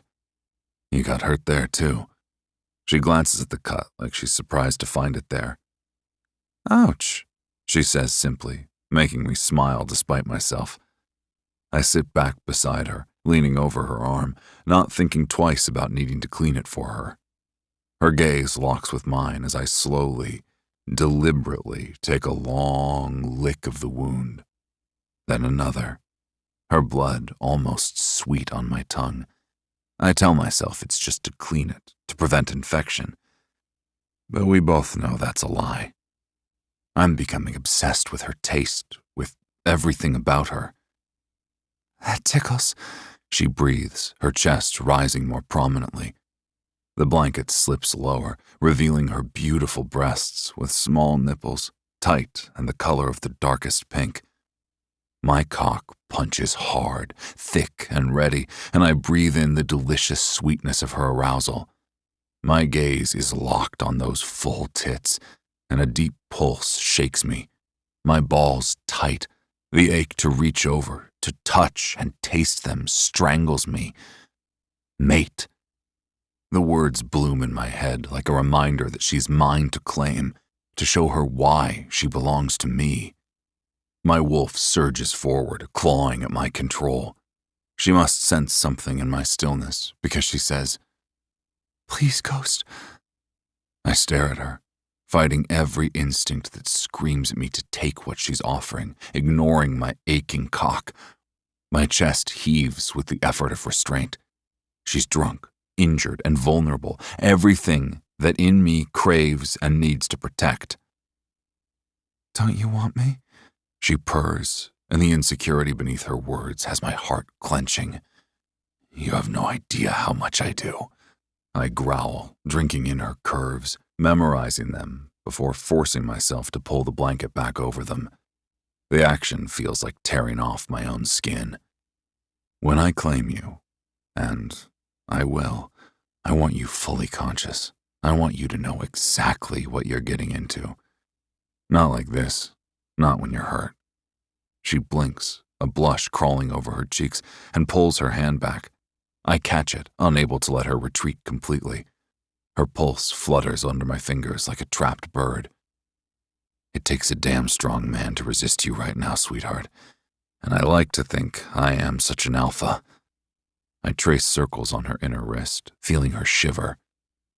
But I can only resist so much when you're everything I I pause, the weight of unspoken words heavy. "It's okay," she whispers. Then she goes silent, tugging the blankets to her chin. My chest aches with words I can't say, promises I shouldn't make. My wolf is singing with what I tasted in her blood, with the knowledge that fate or chance or this cursed island has given me what I never thought to find. She's mine for eternity, my mate, my salvation, my damnation. She just doesn't know it yet, but she'll find out soon enough. The only issue is her ability to leave the island. If she escapes my clutches, I can't follow. The brand on my arm ensures that. The thought makes my wolf rage, makes the darkness in me rise up with plans and schemes I shouldn't contemplate. Heart thundering, frustration boiling in my veins, I lean over to whisper, "Sleep, little flame. I'm not going anywhere." Her eyes are closing, her breathing heavy. I move to the corner of the room, settling into a chair before shutting off the torch. In the darkness, I watch her breathing even out. She looks peaceful now, unaware of how much she's upended my world. My thoughts are obsessed with her, my to-be mate, all while images of her bare breasts, of her offering her body to me, keenly suffocate me with need. She shifts in her sleep, mumbling something that might be my name. As I settle in for my watch over her, I know one thing with bone-deep certainty. Whatever game fate is playing with us, I intend to win and not lose my fated mate, no matter the cost. Chapter 9. Hell. I wake with a fuzzy head. The morning light streaming through the window is too bright, making me squint as memories from last night start trickling back in fragments. Eve's betrayal, that creepy ghost town, being chased, falling over, my leg. As if the thought summons it, a dull ache throbs in my shin. Not nearly as bad as last night, though. More memories surface hazily, mostly about ghosts being near me, him making me drink something bitter. Something to help with the pain, they'd said. Something to make me forget. That explains my foggy brain. When I manage to lift my gaze, my breath catches. Ghost is slumped in a chair by the window, head bent forward, sunlight pouring over him like liquid gold. He's only in black pants, and my gaze shoots to his bare chest, stomach rippled with muscles, and how uncomfortable he looks in that seat, like he's about to spill out. Why does he have to be so damn muscular that all I can think about is running my hands over him? I haven't even seen his face, yet here I am drooling over him being half naked. Scars crisscross his torso, some silvery with age, others still pink and angry, the kind of marks you get from war or something worse. And he's still wearing that ridiculous mask, even while sleeping. He stretches his arms above his head with a low groan that does things to my insides I refuse to acknowledge. "Morning, sweetheart. How are you feeling?" He rises from the chair in one fluid motion. I clutch the blanket to my chest, suddenly very aware of my own vulnerable state, of my nakedness. "I'm feeling better," I answer quickly. A low chuckle rumbles from behind his mask. "You're suddenly shy. Unlike last night." My heart stops. "What exactly are you saying? Did we, do something? Gods, what did I do? And why can't I remember?" Giggled quite a bit, mostly, and touched my chest. "You seem to enjoy that a lot," he admits with a grin. Fire burns my cheeks to think that I groped him while high on painkiller medication. He's just standing there, staring at me, and for the first time I can properly see his eyes in the clear morning light. They're not the same color. One is a milky pale green, while the other is a deeper bottle green. He sits on the edge of the bed next to me, close enough that the heat radiating from his skin pours over me. I reach for his mask. My fingers brush against his jaw, feather light, seeking the edge. His hand catches mine, yet he doesn't push me away, just holds my hand there, his thumb brushing over my knuckles. Why do you wear it? The question comes out barely above a whisper. I hate getting attention and people staring at my injury. I can't help but snort. Right, because a skull mask is totally inconspicuous. Nobody ever stares at the guy in the creepy mask. Better they fear me than pity me. His voice is light, but there's steel underneath. Something in my chest tightens. Can I see? His thumb stills on my hand. Be careful. You may not like what you see. I doubt that. The words come out softer than I meant them to, more honest. There's a long pause as he just looks at me, his gaze searching mine for something. Then, slowly, he reaches up with his free hand and pulls the mask to the top of his head. My breath catches, but I force myself not to react. A brutal scar cuts down across his pale green eye, the skin puckered and raised like a ridge of angry flesh. The eyelashes are missing in a stark line where the scar passes, and that ghostly eye seems to have a diagonal scar too. It seems to stare right through me. His jaw is clenched tight. I keep my face carefully neutral, even as my heart aches for the pain he must have endured. I am blind, out of that eye, he confesses with a rough voice. What happened? His good eye darkens. Remember that fucking dickhead you met when I first found you on the island? Let's just say we had a huge disagreement. After that savage fight, we split the island in half, but I vowed to destroy the son of a bitch for what he did to me. And, well, he's got the same vendetta against me. Before I can stop myself, my hand comes up to cup his cheek, fingers gentle against the scarred flesh.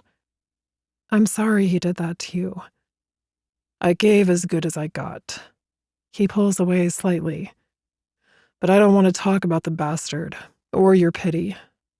The mask goes on, and I let my hand fall back to the blanket. What about you? He turns those mismatched eyes on me again. Seeing as we're sharing, your turn. I notice you don't have a bonding mark on your arm, so you weren't sent here as a prisoner. You mentioned something about a plane crash. I did? I squirm internally. Gods, what else did I say last night? But he did save my life, and he's shown me something deeply personal. He deserves at least part of the truth. I was on a plane to Romania, going to my brother. The words come out slowly. There was a storm suddenly. You're doing? His response is casual. Too casual. I fix him with my flattest stare, but my heart is racing. He doesn't even guess, but is convinced of my abilities. Or did I reveal that too in my drug-induced haze? If I could control storms, do you really think I'd still be stuck on this island? He leans in, and I have to fight the urge to get closer to him. His presence is like gravity, pulling at something deep in my core. So you don't have control of your ability, then? I narrow my gaze on him, unsure how much I can trust him yet. What's with the Inquisition? He shrugs. It's important to know who I bring into my home for the safety of my pack, and you're still not being forthcoming. And I think you're not exactly an open book yourself. I meet his gaze steadily, even as my pulse thunders in my ears. A slow smile spreads across his face. I can see it in his eyes, even if the mask hides his mouth. Touché. The morning sun catches his good eye, turning it to sapphire, and for a moment I forget to breathe. There's something magnetic, dangerous, and alluring about him that makes me want to trace every scar on his body and learn their history. But there's also something dark there, whispers of violence and anger, something that says this man is not meant for happy endings. I should be trying to get away from him, not trying to resist the desire to touch him again. Then his hand finds mine once more, his thumb resuming that maddening stroke across my knuckles, and I know I'm already in too deep. Did your ability to control storms cause the plane to crash? His words rattle me, and I press a hand to my chest in mock offense, though my heart is hammering so hard I wonder if he can hear it.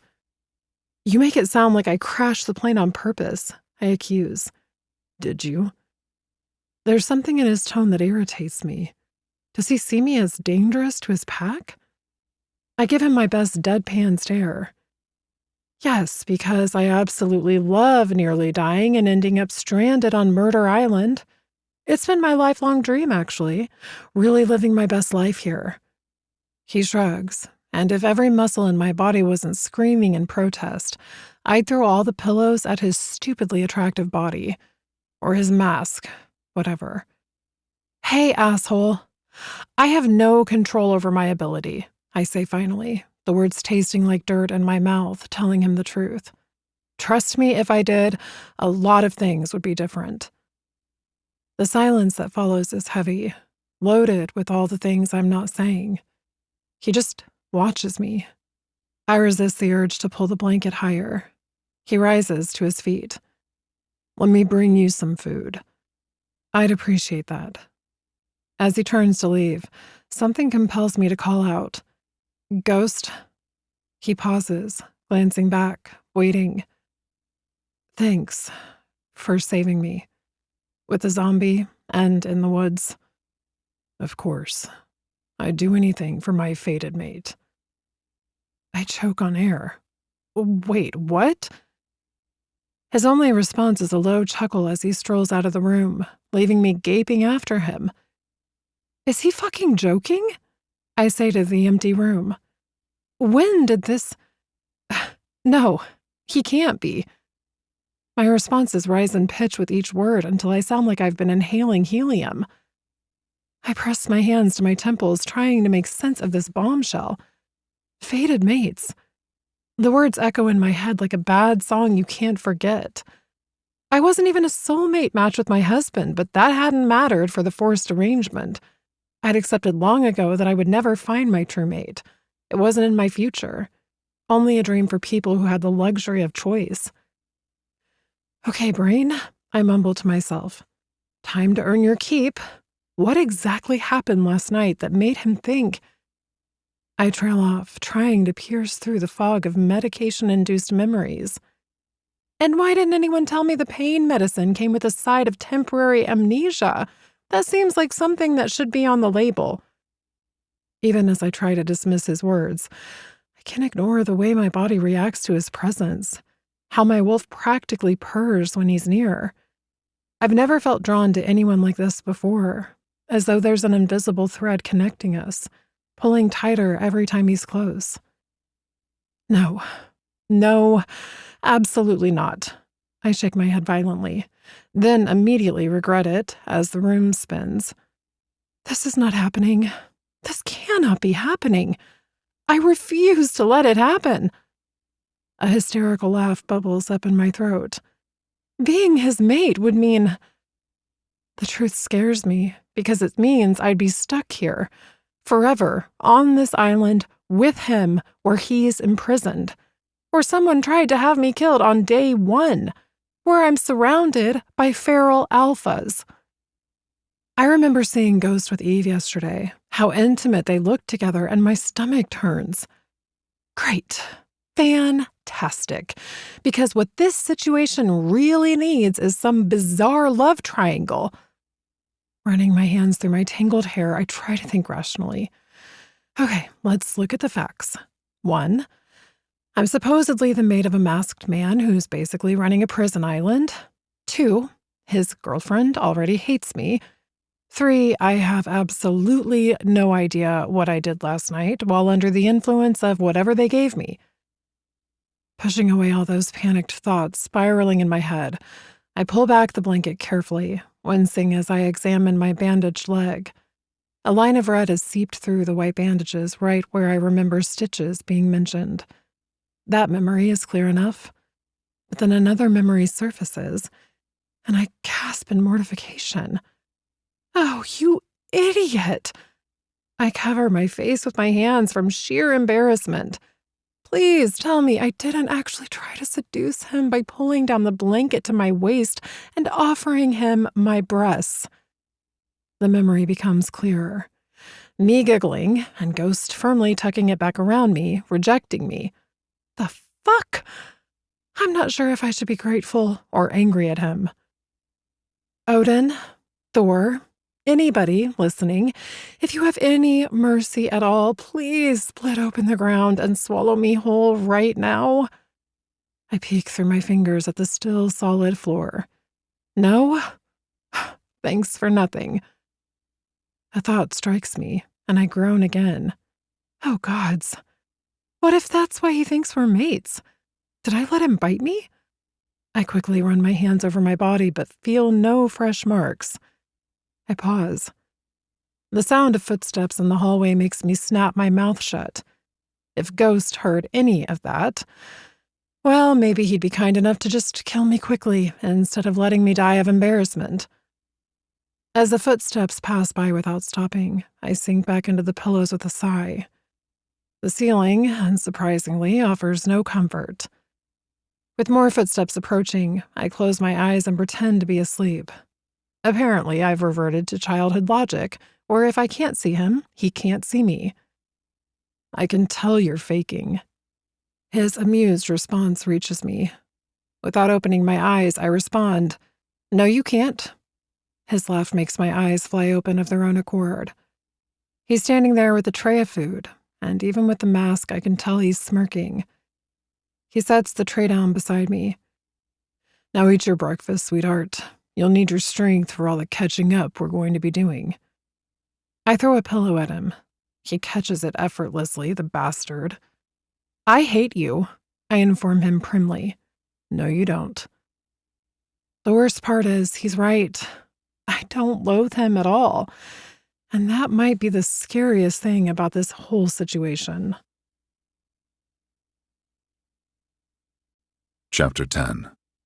Ghost. She scared the fuck out of me last night. Not that I'd admit it to anyone, but finding her in wreckage, seeing that zombie coming after her, watching her struggle with the savage fall, my heart hasn't stopped racing since. If this is what having a fated mate feels like, I won't have to worry about anyone taking me out. My damn heart might do the job. She's only been with us less than a week, and I'm already growing damn infatuated with her, crazy obsessed. Here I am, watching her sleep again after she dozed off with a belly full of breakfast. Even now, watching her chest rise and fall with each breath, I can't shake this overwhelming urge to protect her, to keep her close. It's foreign to me. I'm not used to feeling this vulnerable. When her eyes finally flutter open, she fixes me with that defiant stare I'm starting to look forward to. You're not gonna give up, are you? She croaks. I shake my head, fighting a smile behind my mask. Come on, you need some fresh air. I'm taking you outdoors. I retrieve clothes for her from a chest of drawers. One of the Omegas donated some things. When I turn back, she's sitting up straighter, chin lifted in that stubborn way of hers. Turn around, she commands, as if she's the alpha here. It's amusing enough that I comply, though I can't resist glancing back when I hear her grunt with effort. Don't look, she snaps. It's nothing I didn't see the other night, I remind her. And with all those sounds, you need my help. I don't need anything. She comes back at me fast, but I hear the strain in her voice. And if you peek again, I'll find a way to make that mask a permanent fixture. Such violence, I drawl, but keep my eyes forward. And here I thought we were becoming friends. Okay, fine. I'm decent. I turn, and my breath catches. She's managed to slip into a simple cotton dress that falls past her knees. The pale blue fabric makes her eyes look stormy. Her blonde hair is mussed from sleep, falling in soft waves around her face. Something in my chest tightens. Without warning, I scoop her up into my arms. She lets out a squeak that she'll probably deny later. I can walk! Sure you can, sweetheart. Just like you could dress yourself. She mutters something that sounds suspiciously like smug bastard, but settles against my chest. I carry her through the mansion and out onto the grounds. Other pack members are scattered around, trying to look busy while obviously staring. I feel her tense in my arms. They've all been talking about you, you know, I tell her, heading for the pond behind the mansion. The mysterious woman who crashed onto our island. Her head snaps up. They have? You're the most interesting thing that's happened here in years. I settle her carefully on a wooden bench overlooking the water. Palm trees surround us, and the sun turns her hair almost white. The way she lifts her head, closes her eyes, and takes in the warmth has me grinning. Fuck. I don't know what's wrong with me. I haven't smiled this much in my whole life. Now look at me. I'm a fucking clown. I grab a partially cut palm tree trunk. Heavy son of a bitch, but worth it to see her expression when I set it in front of her as a footrest. She lifts her legs to rest them on it. My very own throne, complete with palm tree ottoman. Her lips twitch. You sure know how to spoil a girl. Only the ones who crash land on my island. I flop down beside her, close enough to feel her warmth. Speaking of which, what pack in Denmark are you from? Straight to business, then. She hesitates, and I see walls going up behind her eyes. Why does it matter? You're stuck here. What are you still protecting? Fine.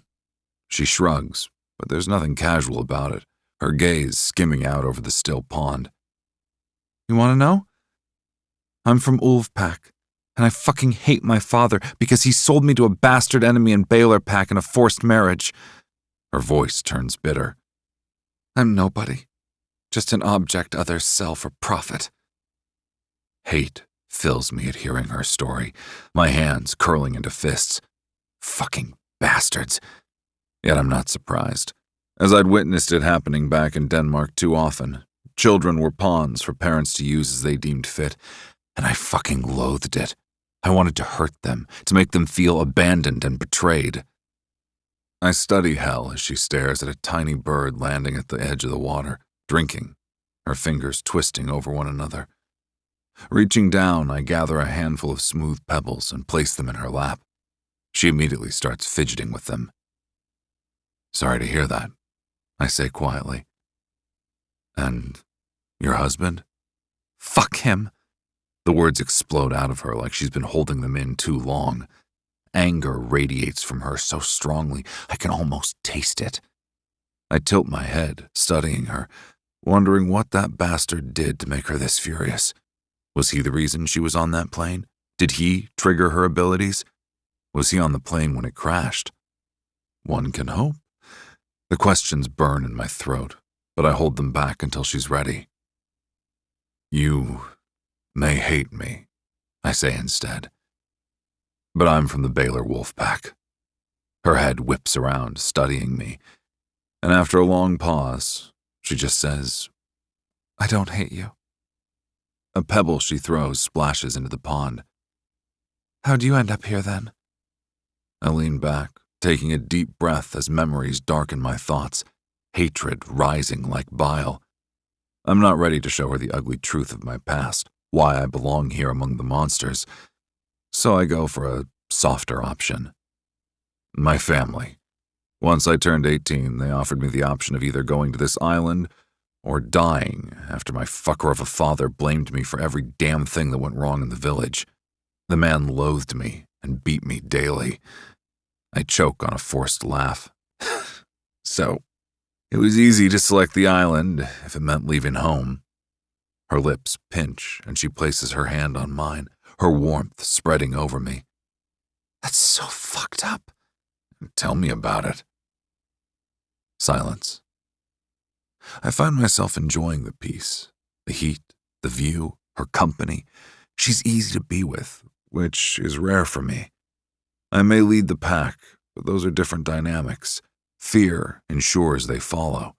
It's not my preferred option, but when dealing with monsters who don't know any other way, sometimes it's necessary. See? My shit's just as crazy and broken, I admit as she tosses another pebble into the pond. She reaches down to scratch around her wound, and I remember something from a few nights ago. When we were in wreckage, the ghost town? She glances at me, her head bending to the side, and in a adorable look. Is that what it's called? I nod. I sense something around you. She blinks. Not sure what that means. Well, I shift, uncomfortable with sharing this part of myself, but I want her to trust me and not take off again or try to escape. I can sometimes sense spirits. Wreckage is full of them. I clear my throat, unable to believe I admitted it out loud. Wait, Her eyes go wide. you can see ghosts? Her shoulders are square, and she's alert and super interested. Sometimes, I mutter, and it's not a big deal. Are you kidding me? She stares at me like I've grown a second head. Okay, go on. You sense something on me? Yeah, energy lingering near you. Did you see it? Nope, only sensed it. She studies me for a long pause, her expression unreadable. Is that why? After you destroyed the zombie in that basement, I thought I was seeing things, but I swore I spotted white figures behind you in the dark. Even you looked partially ghost-like. She shakes her head. I figured I'd just hit my head. Or, the normal reaction to being attacked by a zombie. Sometimes I drift into their world. I fucking hate it, as I can see them clearly while our world goes blurry. It doesn't happen often, thank fuck for that, because it sets me on edge.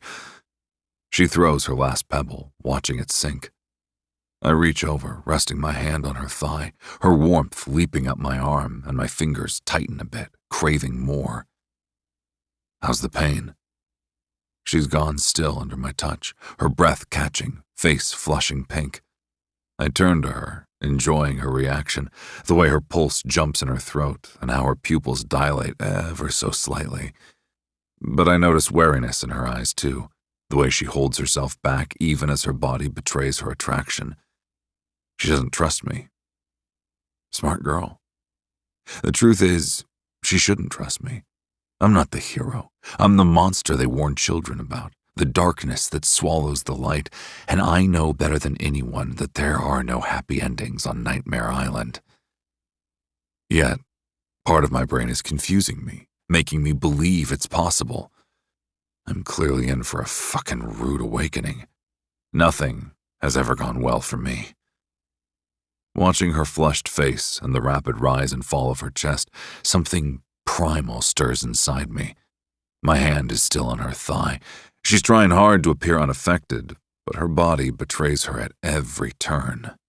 In my mind, I'm picturing my hands sliding under her cotton dress, spreading her legs, and pushing my fingers between her folds, finding her drenched and ready for me.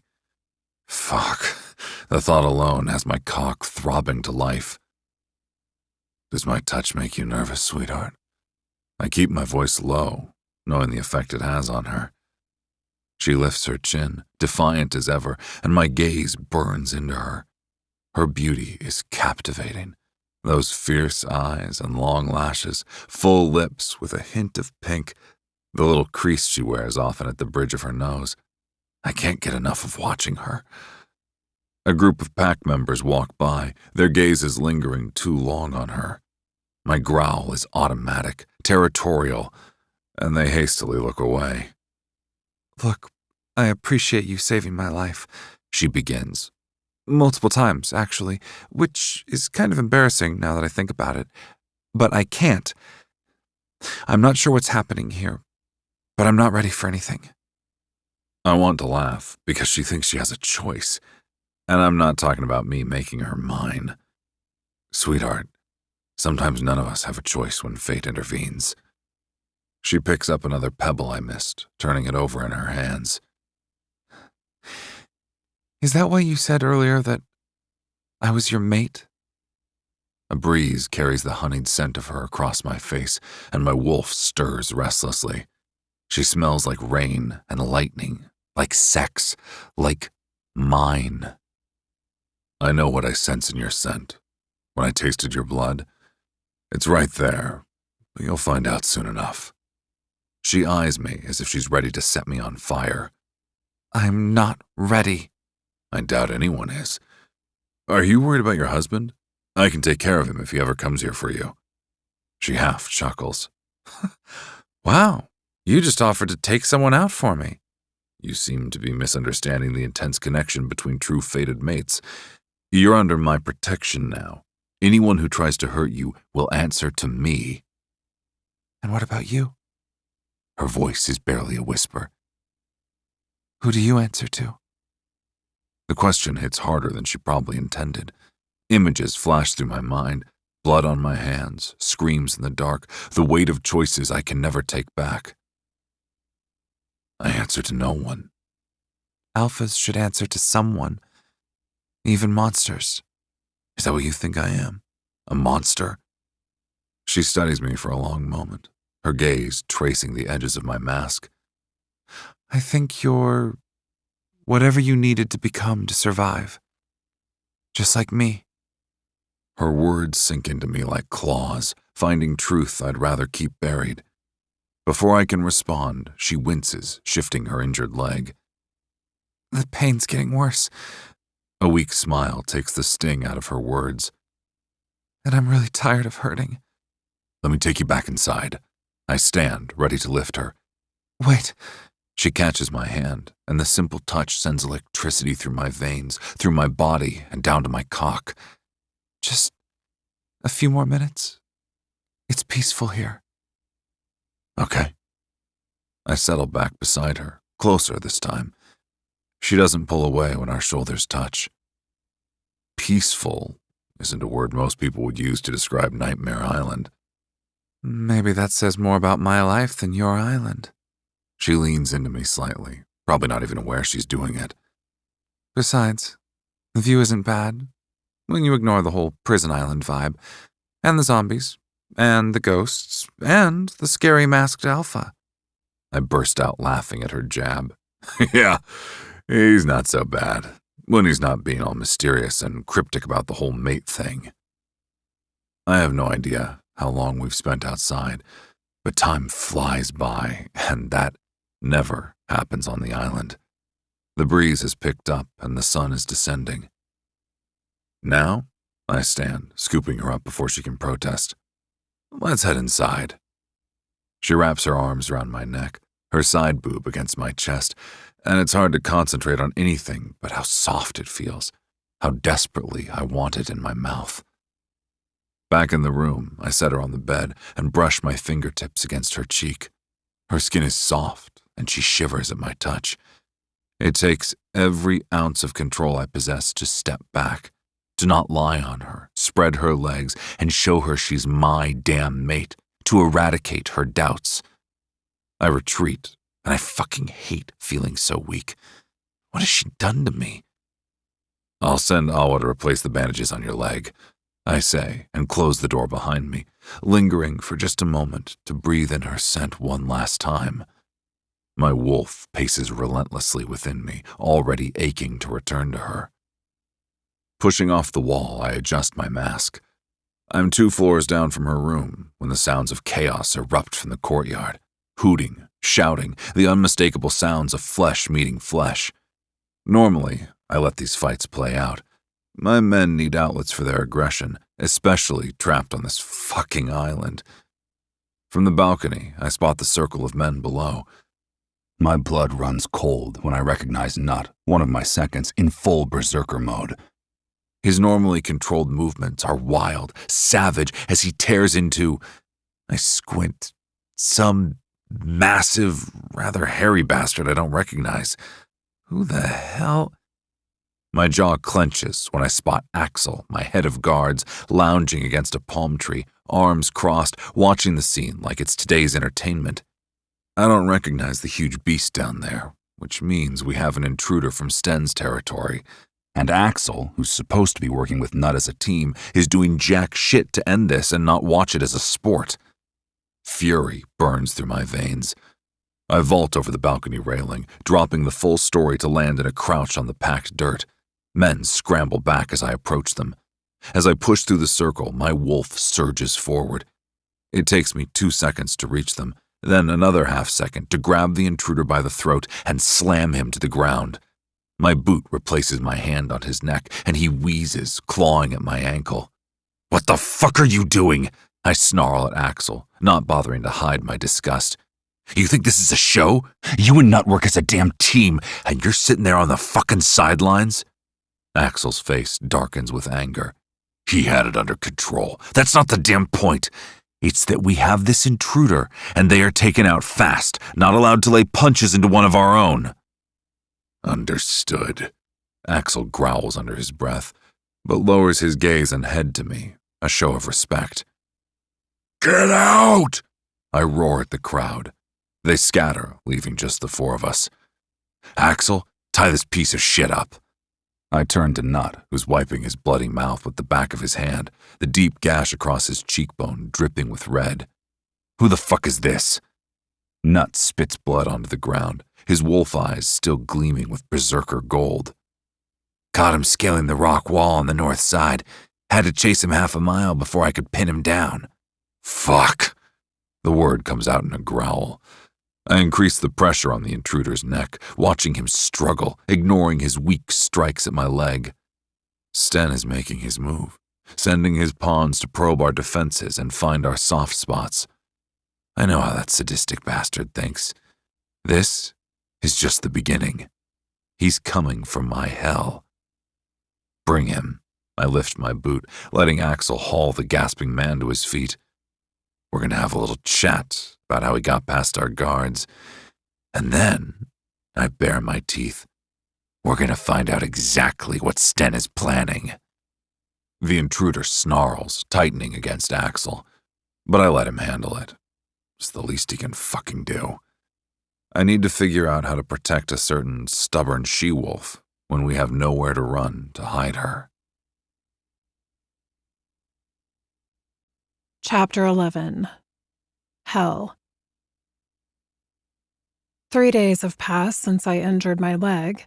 Now the scar is nothing more than a bumpy line, courtesy of Awa's incredible help, along with my fast wolf healing abilities. Yep, I'm finally standing without wincing. The stitches are gone, and so is most of the pain. I stretch carefully, testing my weight on both legs. You've healed so fast. Awa's words carry from the doorway to the bedroom. Guess I'm harder to kill than expected. With a grin, I cross the room, feeling steady on my feet and about damn time. Hell, don't joke about such things. But there's a glimmer in her eyes that tells me she's fighting a smile, too. The weather outside my window is disgustingly perfect. Blue skies, gentle breeze, not a storm cloud in sight. It's almost offensive how calm everything is now that I'm not running for my life or having emotional meltdowns. My storm-brewing gift seems to be taking a vacation. My mother never... I start, then catch myself. But Awa's already reading between the lines the way she always does. She enters the room casually, smiling, hands in the pockets of her jeans. Never what? She never just checked on me? Never just talked normally to me? I shrug, aiming for casual but probably missing by a mile. Maybe she knew what was coming. The arranged marriage, everything. Maybe keeping her distance was her way of being kind. Tightness forms in my throat, and I hate that after her coldness, all I can think about is her tears and pleading with my father not to sell me off on the day I was delivered to Jarl. It was the only time I felt like she truly loved me. Awa's face softens, watching me. I blink my eyes, frustrated that I should shed a tear for her after everything. Or maybe she just didn't know how to love properly. Not everyone does. Yeah, well, fuck that. I wince at my own language, but Awa just chuckles. Sorry, distance doesn't make anything hurt less. Trust me, I'm an expert on emotional distance by now. Come on, Awa says, throwing an arm around my shoulders and pulling me against her side. There's a gathering outside. Food, fire, fresh air, and company. All the things you need. We head outside the room. I adore Awa for being so kind to me, so down to earth. She's in her early to mid-30s, yet we get along so easily. You never told me. I say on our stroll down the hallway. There are a few guards around, something I noticed since the incident with my leg, which would be ghosts not trusting I won't disappear again. What's that? She asks. How did you end up in this place? Her lips pinch tight. I killed my new alpha in self-defense. That was, of course, after he rejected me as his mate and intended to feed me to his pack. The fucker, I growl, pressing closer to her. I hope you made it really hurt, like made him suffer. She laughs. I love how evil you sound. I used a screwdriver in all the places it hurt. We both chuckle, which makes us sadists considering our topic of discussion, but I never said I was pure and perfect. The front yard of the enormous mansion is alive with activity when we step outside. A massive bonfire dominates the center, flames licking at the darkening sky. The smell of wood smoke mingles with cooking meat, making me salivate. Around us, the scene is pure chaos, but organized chaos, like a wild family reunion. 2 men wrestle in the corner, all snarls and muscles, while others cheer them on. Several wolves in their shifted forms lounge in the grass, their fur catching the golden light of sunset. A group of men practice throwing knives at a tree trunk, the blades thunking into the bark with deadly precision. Others are drinking, eating, chatting. Then there are a few totally naked men walking around like it's the most natural thing in the world. I roll my eyes, but still stare because I'm a hot-blooded woman. The Omegas cluster together in small groups near the flames, though I notice a few chatting with Alphas. The whole yard thrums with energy, laughter, and the occasional playful growl. I remember Eve telling me how deadly they are, and I'm not saying they aren't dangerous as fuck, but they all get along too. Then I spot him. Ghost. He's standing by the fire, deep in conversation with 2 men I haven't met yet.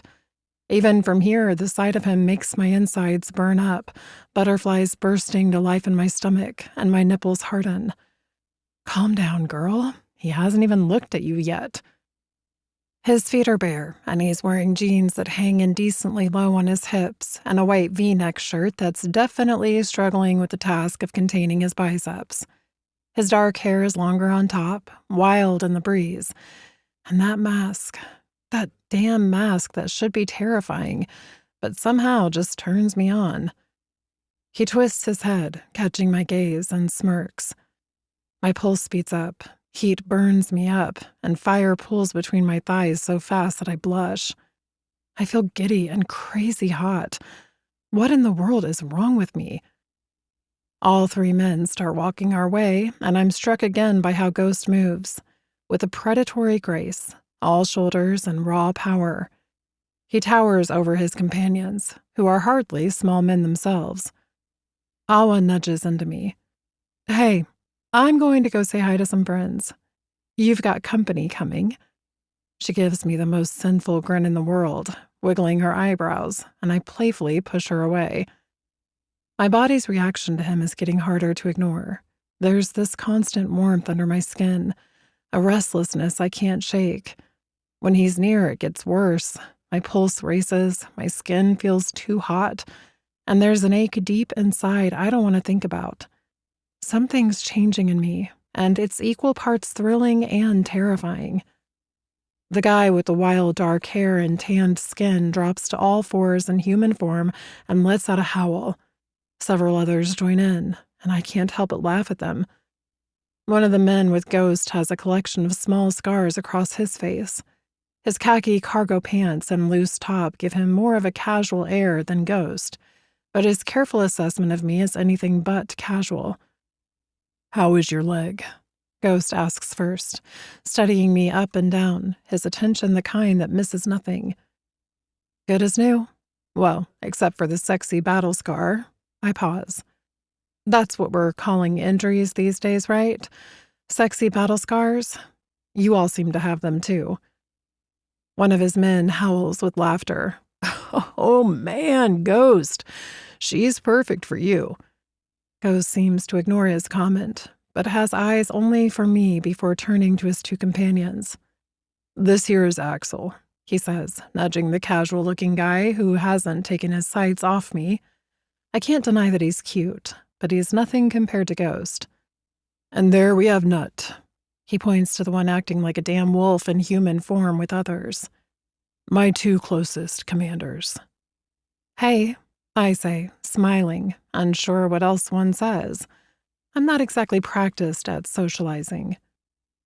So this is the infamous new arrival, Nut calls out, finally standing up and joining us. His amber eyes are intense, fixed on me. He's extremely gorgeous, with that chiseled look that would make any girl's legs buckle.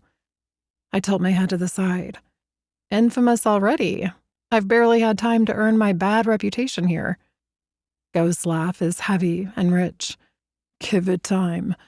You seem to find trouble easily enough. Trouble? I press a hand to my chest in mock offense.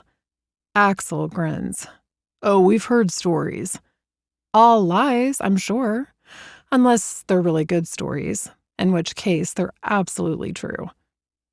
Ghost moves closer to me, and there's something different about him today. More intensity in his gaze, more tension in his shoulders. The air between us feels charged, and the moment he lays a hand around my waist, which I realize is his way of declaring to everyone that I'm his, my insides melt. I'm suddenly breathing harder and lean into him because my body seems to be taking over now. It's been getting worse as I've been healing. This constant thrumming awareness, the way my body seems to know when he's near even before I see him. Sometimes I wake up burning, sheets damp with sweat, and his name on my lips as I come undone from an orgasm. I glance over at Awa, who's settled on a nearby log, watching a few alphas prepare meat for cooking. The excuse to escape this moment, where all three are staring at me, and I'm not sure what to say, presents itself.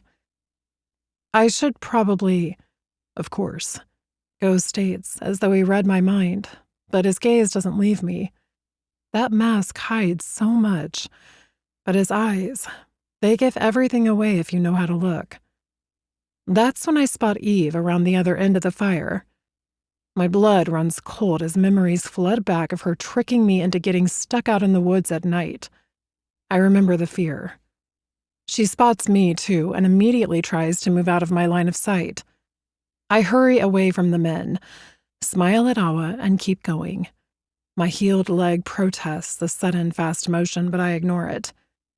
Eve moves toward the tree line, but I follow. She's wearing a flowing dress that catches on roots and overgrown shrubs, and her brown curls bounce as she walks. When I catch up, she's staring into the shadows like they might offer an escape route. Hey there, bestie, I call out, layering on the fake sweetness. My heart is pounding, but I'll be damned if I let her see how much she rattled me. Thanks so much for trying to kill me the other day. Really thoughtful of you. Are you insane? She laughs nervously, fingers twisting in her dress as she looks at me. I heard you got lost and went out of bounds. That's on you for not following instructions. My mouth falls open for a moment. Then I close it up and step closer, anger burning me up. Oh, you mean the go down these steps and out this door instructions? Those super helpful, totally not murderous instructions? Because I've got to tell you, your tour guide skills need serious work. Look, I don't know what you think happened. Let's break it down then, shall we? My voice is trembling now, but with rage rather than uncertainty. You nudged me down the stairs, and you knew exactly what you were doing. What I can't figure out is why. What did I do to you, Eve? I'd been here 5 minutes. She lifts her chin, defiance replacing the nervousness. You really don't get it, do you? You waltz in here, and suddenly you're all he sees. Do you have any idea what it's like to be replaced? The laugh that escapes me is bitter. Bestie, I've been unwanted my entire life. My own mother couldn't wait to trade me away. At least you had something to lose. It's not that simple. Then explain why you thought murder was the answer. She takes a step forward, then another. You don't understand what it's like here. What it means to be an Omega. To finally find someone who sees you, really sees you, and then, ladies, Ghost's voice makes us both jump as he approaches, towering over us. My heart slams against my ribs. Everything all right here? Time seems to slow down. I look at Eve, really look at her. The fear she's trying to hide, the desperation in her eyes, the tremble in her arms. She tried to kill me. The words are right there on my tongue, words that would seal her fate. Ghost doesn't seem like the kind of guy who forgives betrayal. I've seen the darkness in him. My throat feels tight.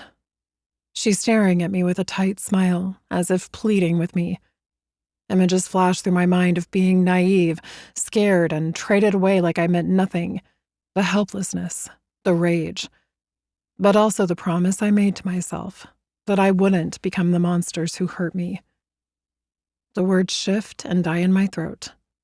Ghost makes a clearing sound since no one has responded to him.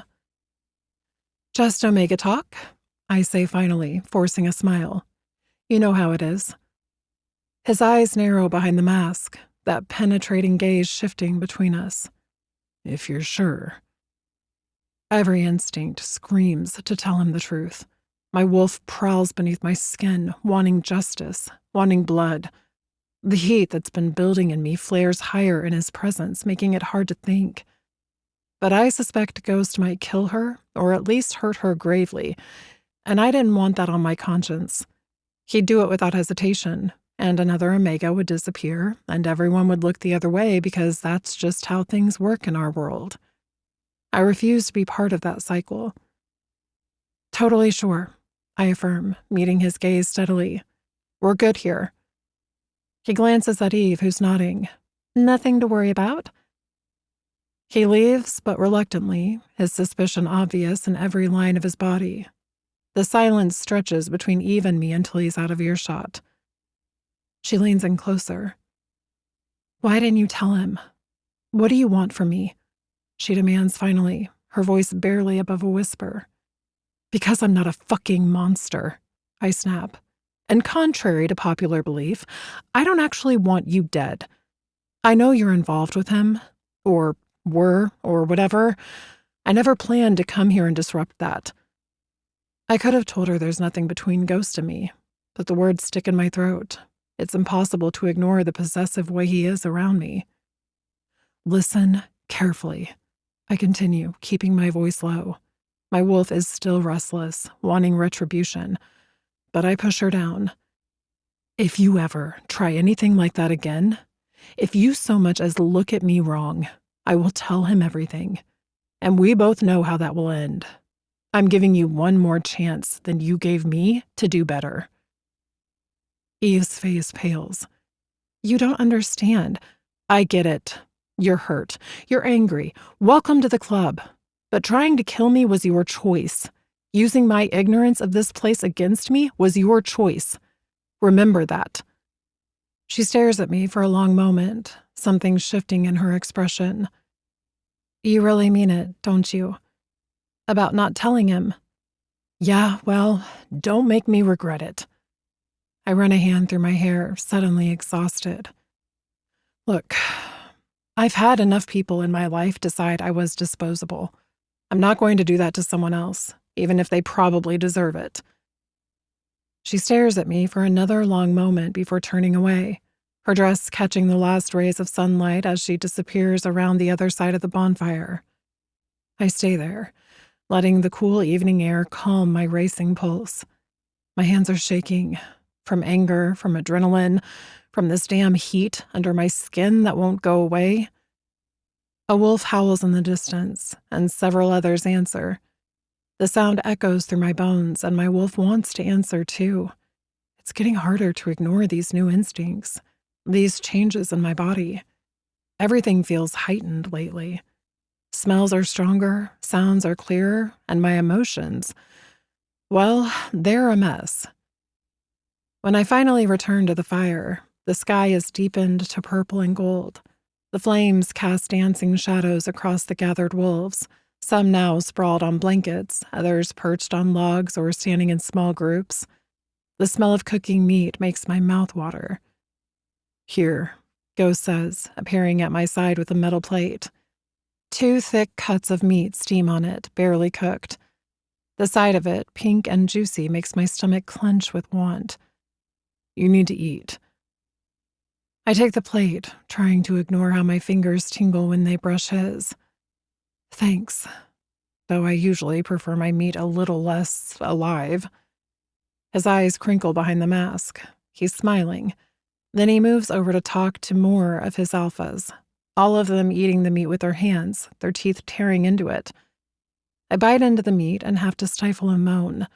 The taste explodes on my tongue, rich and primal and perfect. My wolf purrs in satisfaction. I enjoy the barbecued meat like I haven't eaten in days, which honestly isn't far from the truth. Awa plops down beside me, offering me fresh bread slices slathered in coconut butter. Oh, Mara's bread? Yes, please. You're going to make me fatter. She laughs at me. You are not fat in the slightest. The fire crackles, and it's beautiful to watch. Maybe it's the flames, or maybe it's the 3 helpings of meat I've devoured, but I'm feeling oddly brave. So, any special someone caught your eye in the pack? Awa's laugh rings out, rich and full. I have 4. I choke on my bread. 4? As in 4 different men? My eyes must be huge. Wow. I like how you think. Share your wisdom, oh great one. When you've been around as long as I have on this island, you learn not to limit your options. She winks, tearing off another piece of bread. As night settles in, we keep chatting and watch couples disappear into the woods. Other alphas are passing around what I'm pretty sure is rum, their off-key singing making me wonder if werewolves can get alcohol poisoning. Then there's Ghost. He's deep in conversation with Nut, but I can't stop staring. The firelight catches his profile just right, and something in my chest does this annoying flutter thing. My breathing suddenly thickens, struggles. I place my plate down on the grass at my feet and get up. I need some air, I say. We're outside, Awa points out, because apparently she's appointed herself Captain Obvious tonight. More air. Different air. Air that's not making me feel like I'm about to combust. Not filled with this scent that's doing things to my brain I refuse to acknowledge. Just different air. Understanding dawns in her eyes, along with something that looks suspiciously like pity. Walk by the woods where the air is clearer and with fewer alpha scents, she advises. But not too far. The men are wild on these nights. I head toward the tree line. The farther I get from the fire, the clearer my head becomes. Or at least that's what I tell myself. Taking a few deep inhales, I stop before the tree line, having no intention of going in there, and with the fire at my back and others beyond that, I close my eyes. Breathe. In and out. Why am I sweating so much? The cool night air carries the scent of pine and burning wood. Beautiful night, isn't it? A deep voice cuts through my thoughts, coming from behind me. I turn to find one of the alphas. He doesn't look familiar. Tall, broad chest, with dirty blonde hair and a hungry stare in his brown eyes. Yeah, great, I reply, deliberately taking a step away. The heat from the bonfire feels too intense suddenly. Or maybe it's the way he's looking at me. I make it about 3 steps before I glance back at the party and immediately wish I hadn't. Eve is practically draped over Ghost like she's auditioning for the role of a blanket. Her fingers trace his bicep while she laughs at something that probably isn't even funny. And he just stands there looking amused, not moving away, not stopping her. Something ugly twists in my gut. Definitely the barbecued meat. Has to be. Certainly not the way she's looking at him like he's dessert. He doesn't seem to be responding to her, yet my heartbeat is a frenzy right now, on fire. I mean, it shouldn't matter. It doesn't matter. We're not a thing. I want to heal and most likely look for a way to leave and go track down my brother in Romania. Except didn't Ghost just spend the last few days making me feel like I was the only Omega he saw? Or maybe that's his signature move. Make each of us feel special until we're all in his little harem, like Awa's group of men. For all I know, he's got a whole rotation schedule worked out. Monday, brooding stares at me. Tuesday, Eve gets the smoldering looks. Wednesday, probably some other Omega I haven't met yet gets the full Ghost experience. I wrap my arms around myself, suddenly cold despite the bonfire's heat. "I'm Nick," the Alpha says. Turning to him, I mumble, "Oh, you're still here." His hand brushes my arm, lingering too long as he moves to stand in my way. The touch makes my skin crawl and I shove him away. I was actually just leaving. I try to move past him, but he doesn't move. The playful facade drops from his face. "Why so rushed?" His fingers wrap around my wrist. "Night's just getting started." My stomach lurches. "Fuck you." I yank my arm back, but he's stronger, much stronger. In a heartbeat, he shoves me against the tree, his mouth crushing against mine, tongue down my throat. I gag, driving my hands against his chest. The taste of alcohol and something bitter floods my mouth. I jerk my knee up instinctively into his groin. He grunts but doesn't release me. Terror spikes through my body, then freezes as a thunderous growl rips through the night air. The sound isn't human. It isn't even wolf. It's something ancient and terrifying. Nick is suddenly gone from my space.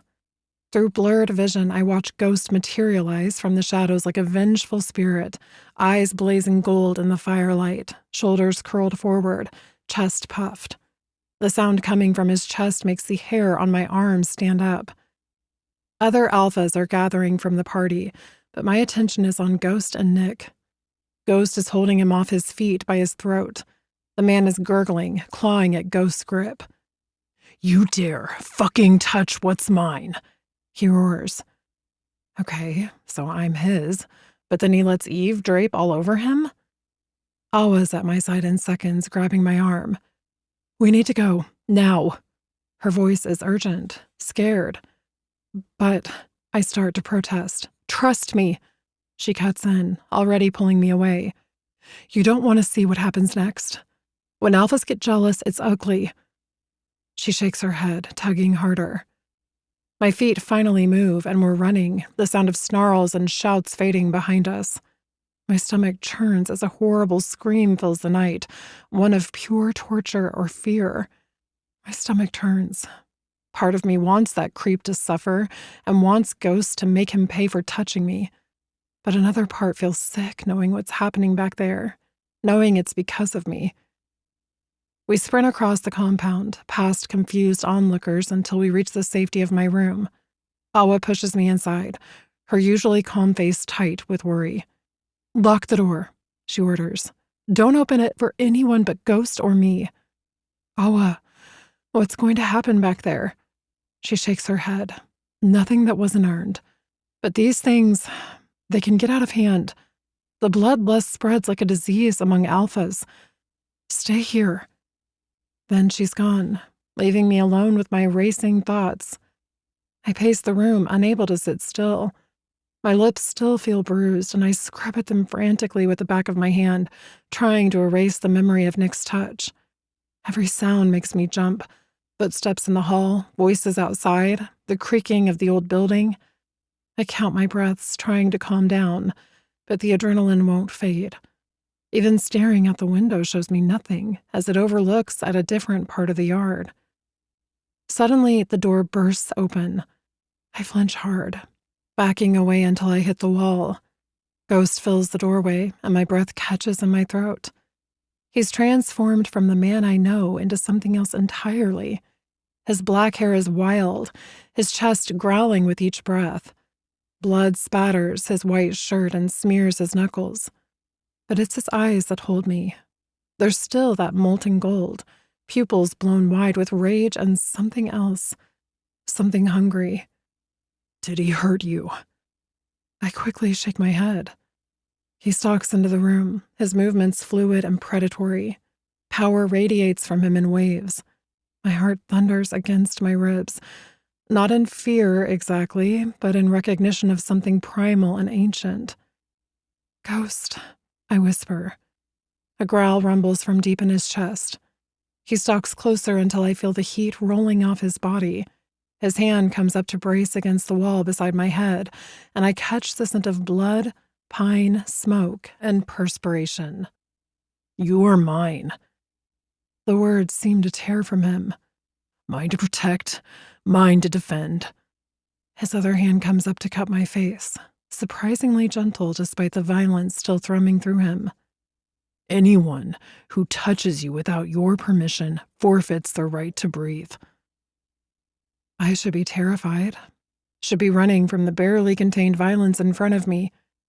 He pushes something into my hand, something hot, warm, and sticky, while saying, anyone who dares touch you will lose that part of their body because only I get to touch you. I glance down at the slimy, gross, red tongue in my hand. A scream bursts from my mouth, and I fling the tongue away. It hits the wall with a wet thump, then slides down. What the fuck, Ghost? He's there in my face, hands on my arms, drawing me against him, and I shake him off, already rushing to the bathroom to wash my hands. He's right there before me, doing the same. Do you know how it felt to look over and see that fucking monkey with his tongue down your throat? He said, glancing over me. I practically vomited and flew to come for you. It murdered me, seeing someone else taste you. Oh, that's funny coming from you, I snap, trying to ignore how my body automatically leans against him. You want to talk about murder? Try watching Eve treat your bicep like her personal stress ball while you just stand there looking amused. I inject as much venom into the word as possible, even as my traitorous body floods with warmth at his proximity. I march out of the bathroom, and he's on my heels. When I stop, he pauses, looking genuinely startled. Eve? Don't act dense. It doesn't suit you. My hands press against his chest, to push him away or pull him closer. I'm not even sure anymore. She means nothing to me. I should have pushed her away. His voice drops lower, rougher. Sometimes I'm so used to her being there, like a bug, that she's invisible to me. A bug? I'm laughing. Wow, that's actually kind of mean. I like it. Suddenly, he's on his knees before me, his hands gripping my hips with a possessiveness that makes my breath catch. Hell, I'm sorry. Fuck, I'll grovel all night to show you that you're mine and the only one I want. Something molten unfurls in my chest at his words. My wolf is snarling at me to submit, to let go, to give in to whatever this crackling energy between us is. My rational brain is trying to remind me that I've known him less than a week, but it's fighting a losing battle against the way my body is responding to him. With trembling fingers, I reach for his skull mask, pulling it up and off. He stays perfectly still as I lift it away, like a predator allowing their prey one last move. The moment I set it aside and look down at him, I see it blazing in his good eye. The hunger, arousal, possession. His hands slide up my dress, leaving fire in their wake. Then he climbs to his feet, towering over me. Maybe we shouldn't, I murmur, even as my body arches into his touch. He growls and hauls me closer. If I don't have you right now, I'll burn this whole fucking forest down.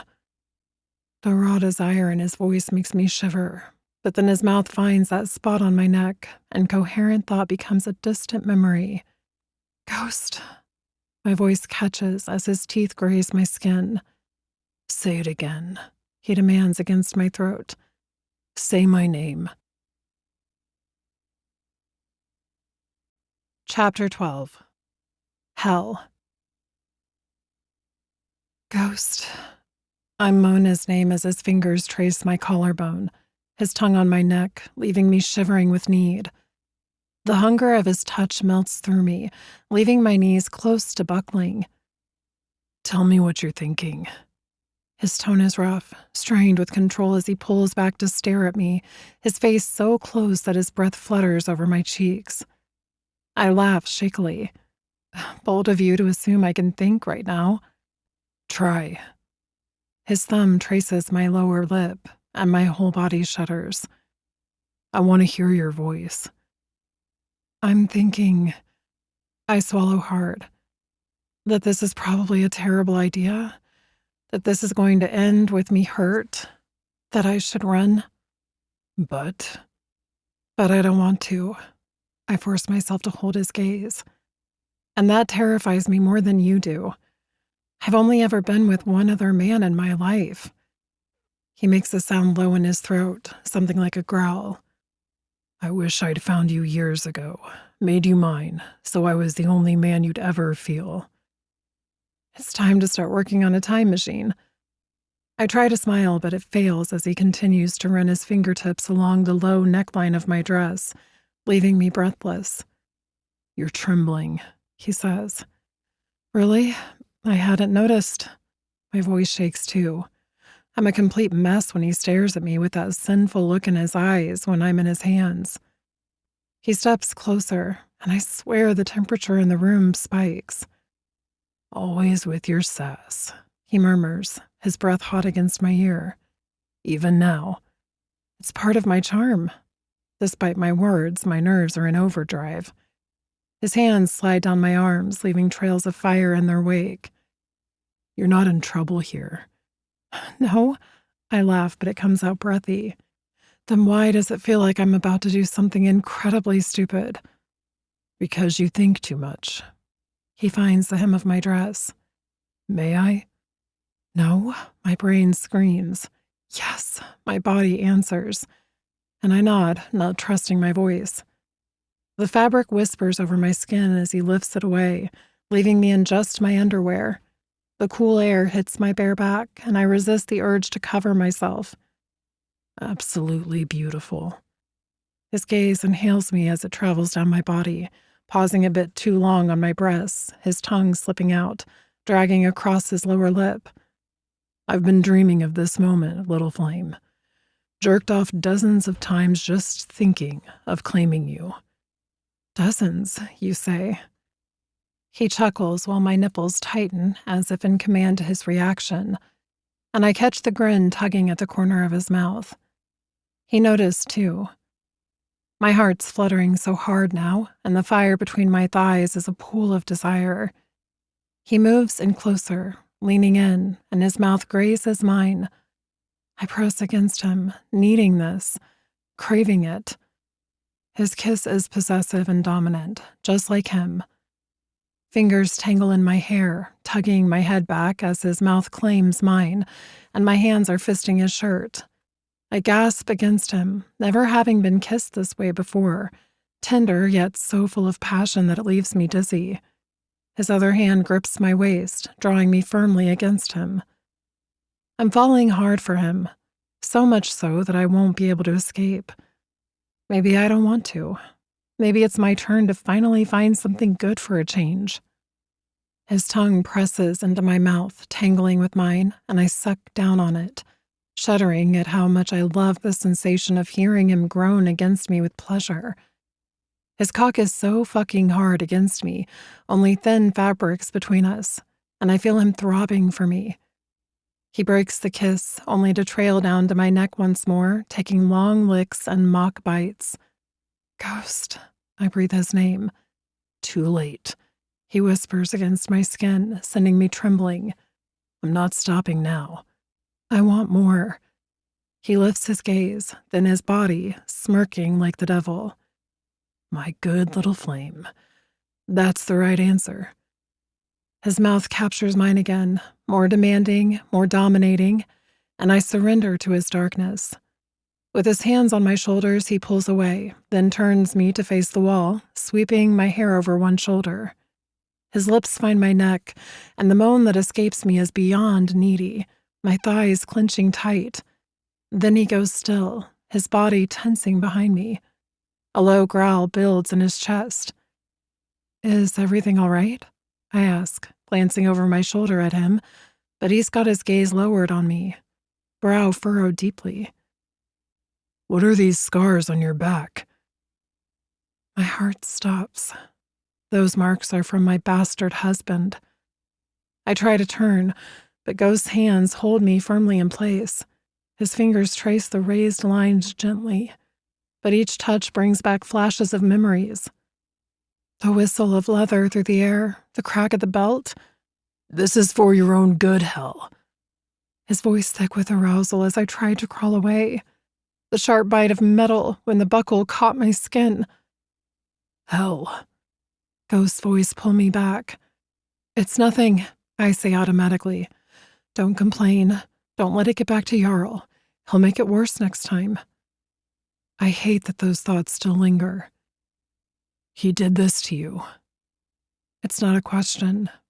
The heat of Ghost's body behind me has turned from arousing to protective, his hands now cradling me. "Can we skip the part where you pity me?" I sigh, hating this moment, hating that I told him about my husband in the first place, about the forced marriage, hating the weakness that crept into my voice when I did. I've got enough issues without adding that to the mix. He turns me around and I stare at his chest, my arms crossed protectively over my breasts. "Look at me," he says gently. I peek up through my lashes, expecting sympathy, condescension, disgust, any of the usual reactions. Instead, I find tenderness. His good eye burns with it. "I'm going to get off this fucking island," he growls. "And when I do, I'm going to—" "You won't." "I'll destroy the motherfucker. I'll take my time too, make it last." "Ghost, it's not that simple." "Don't worry, sweetheart. I'll make sure he suffers." "He's dead." My words pour out. He's gone. There's nothing left to fix. Just me with all these shit memories and ugly scars. His hands cup my face, staring at me intently. "You think that matters to me? You are the most beautiful thing I've seen. Gorgeous just as you are. And you are mine to protect now. Don't ever think you're anything but perfect." The possessiveness in his voice should frighten me. Instead, it makes that heat flare higher. I feel like things have moved so fast and he's already overly captivated with me. I can't deny that I'm struggling to think of him not being at my side too. Ghost doesn't say anything, just holds me tighter as years of pain finally break free. I tremble in his arms and he strokes me, kissing my brow. When I pull back, it's only far enough to tilt my chin up. His tongue traces the tear tracks on my cheeks. "You taste like electricity," he murmurs, "like a storm about to break." Smooth talker. I half grin as the heat under my skin pulses in time with my heart. My wolf is restless, wanting more of Ghost, wanting everything. For the first time since I arrived on Nightmare Island, I truly feel like maybe I belong here. Maybe that should scare me more than it does. "I'm sorry he did that to you, but I promise to make you feel like the queen you should be." I'm smiling, still struggling to believe that something good might be happening to me for a change. Ghost lifts my chin with his finger and kisses me again, gently at first, then rising to a crescendo of sucking on my tongue and my lips, coaxing a purr from me, a sound I've never made before. "You're such a good girl," he whispers, and those words have me purring more. I lean into his kiss, holding on to him like he's my world, my everything. It's so strange to think that hearing his sweet praise gets me more excited to be with him than anything I've experienced. "You like it when I call you that?" he asks softly, his hands falling to my hips, his thumbs slipping under the elastic of my panties. I nod, breathing heavily, knowing I'm completely drenched for him. Of course, that's when he tugs my underwear down my legs, kneeling in front of me, leaving a trail of kisses on the way, down the valley between my breasts, my stomach. Then he has his mouth right where I'm burning up. I step out of the underwear as he presses his nose against my pussy, deeper still, taking a sharp intake of breath. His fingers slide between the crack of my ass, the sensation overwhelmingly incredible. Gasping, I weave my hands through his hair while his touch slide up my inner thighs, nudging them wider. He's relentless, pushy, and unstoppable, and I love it. You have no idea how long I've been waiting to have your sweet cunt all over my face, to tongue fuck you, to make you come on me, covering me with your creamy orgasm. A moan spills past my throat. Grasping his hair, I stare down at him. He glances up, winking. Don't tease the girl now. He abruptly lifts me off my feet, his powerful arms circling around my thighs and carrying me to the bed. If I'm going to eat, I need it spread out for me. I laugh at him as an excited shiver races down my spine, all the way to my core where my pussy quivers for more. I've never had anyone lick me down there before, I admit, feeling stupid for saying anything. Ghost's eye lights up, and his grin is sinful. I'll be the first mouth, first tongue to devour your cunt. I nod, laughing at him.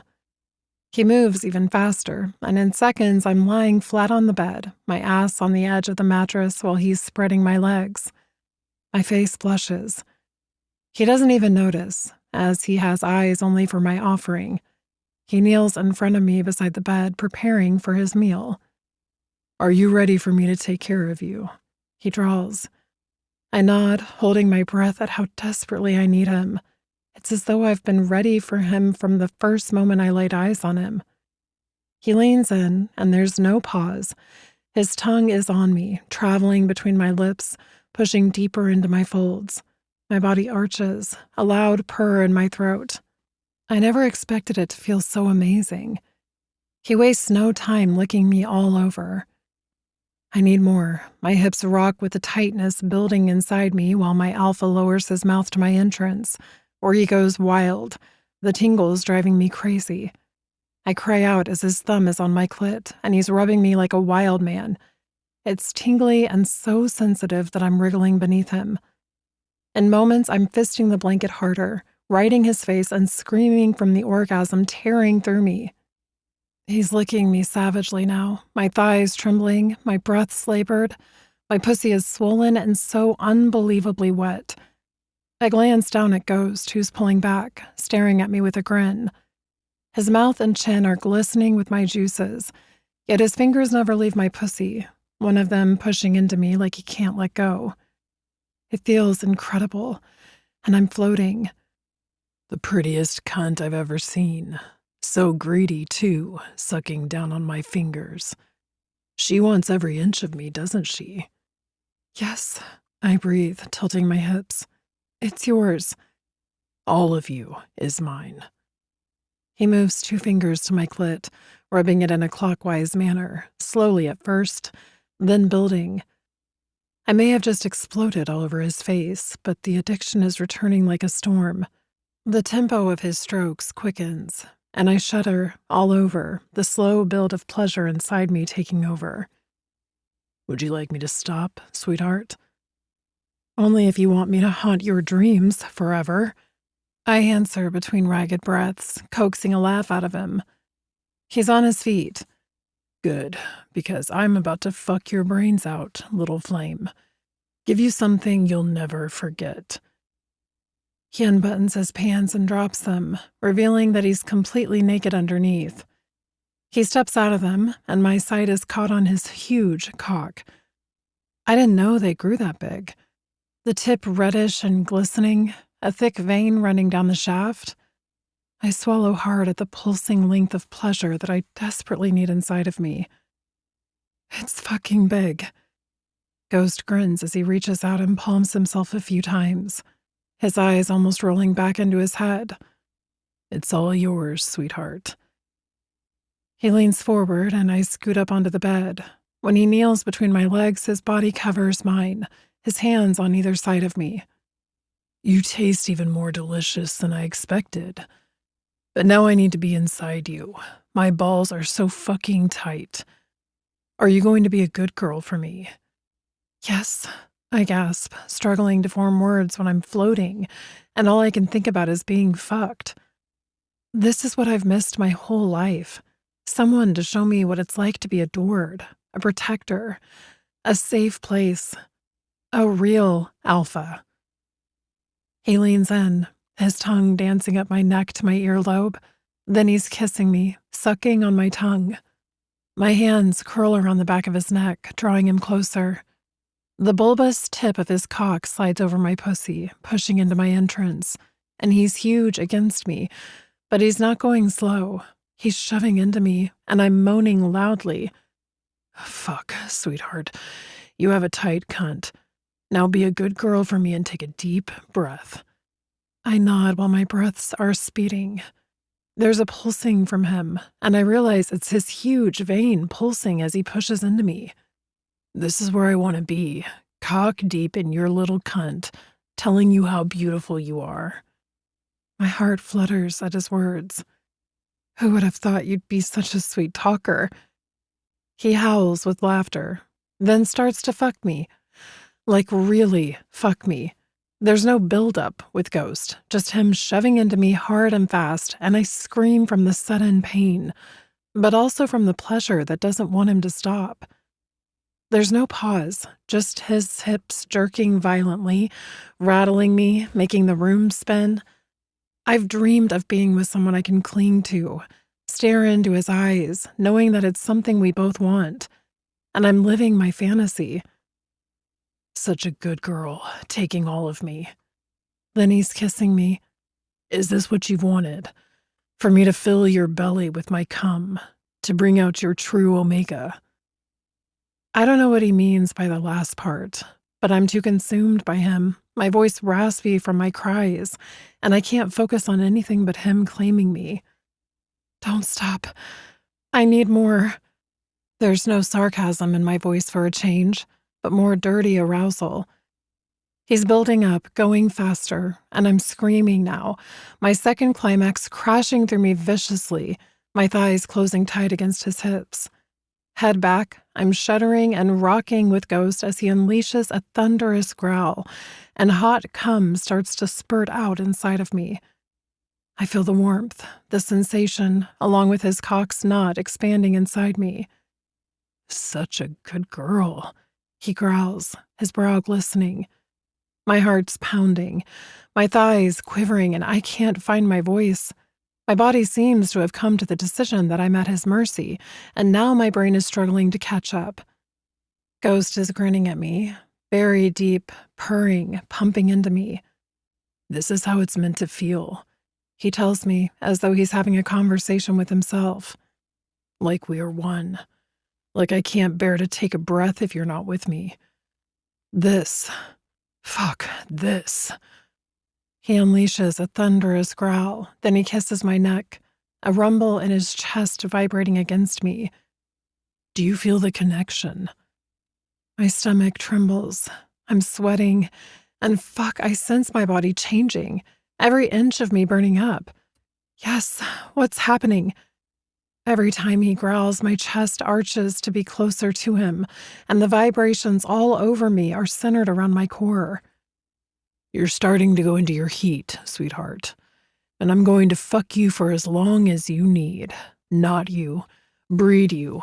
Show you what it's like to bond with a real alpha.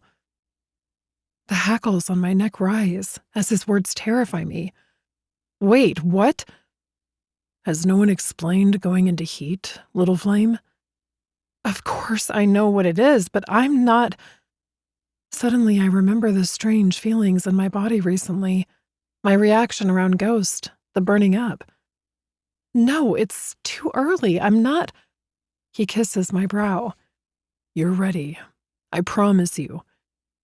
There's no harshness in his expression, just this handsome alpha ready for my heat more than me.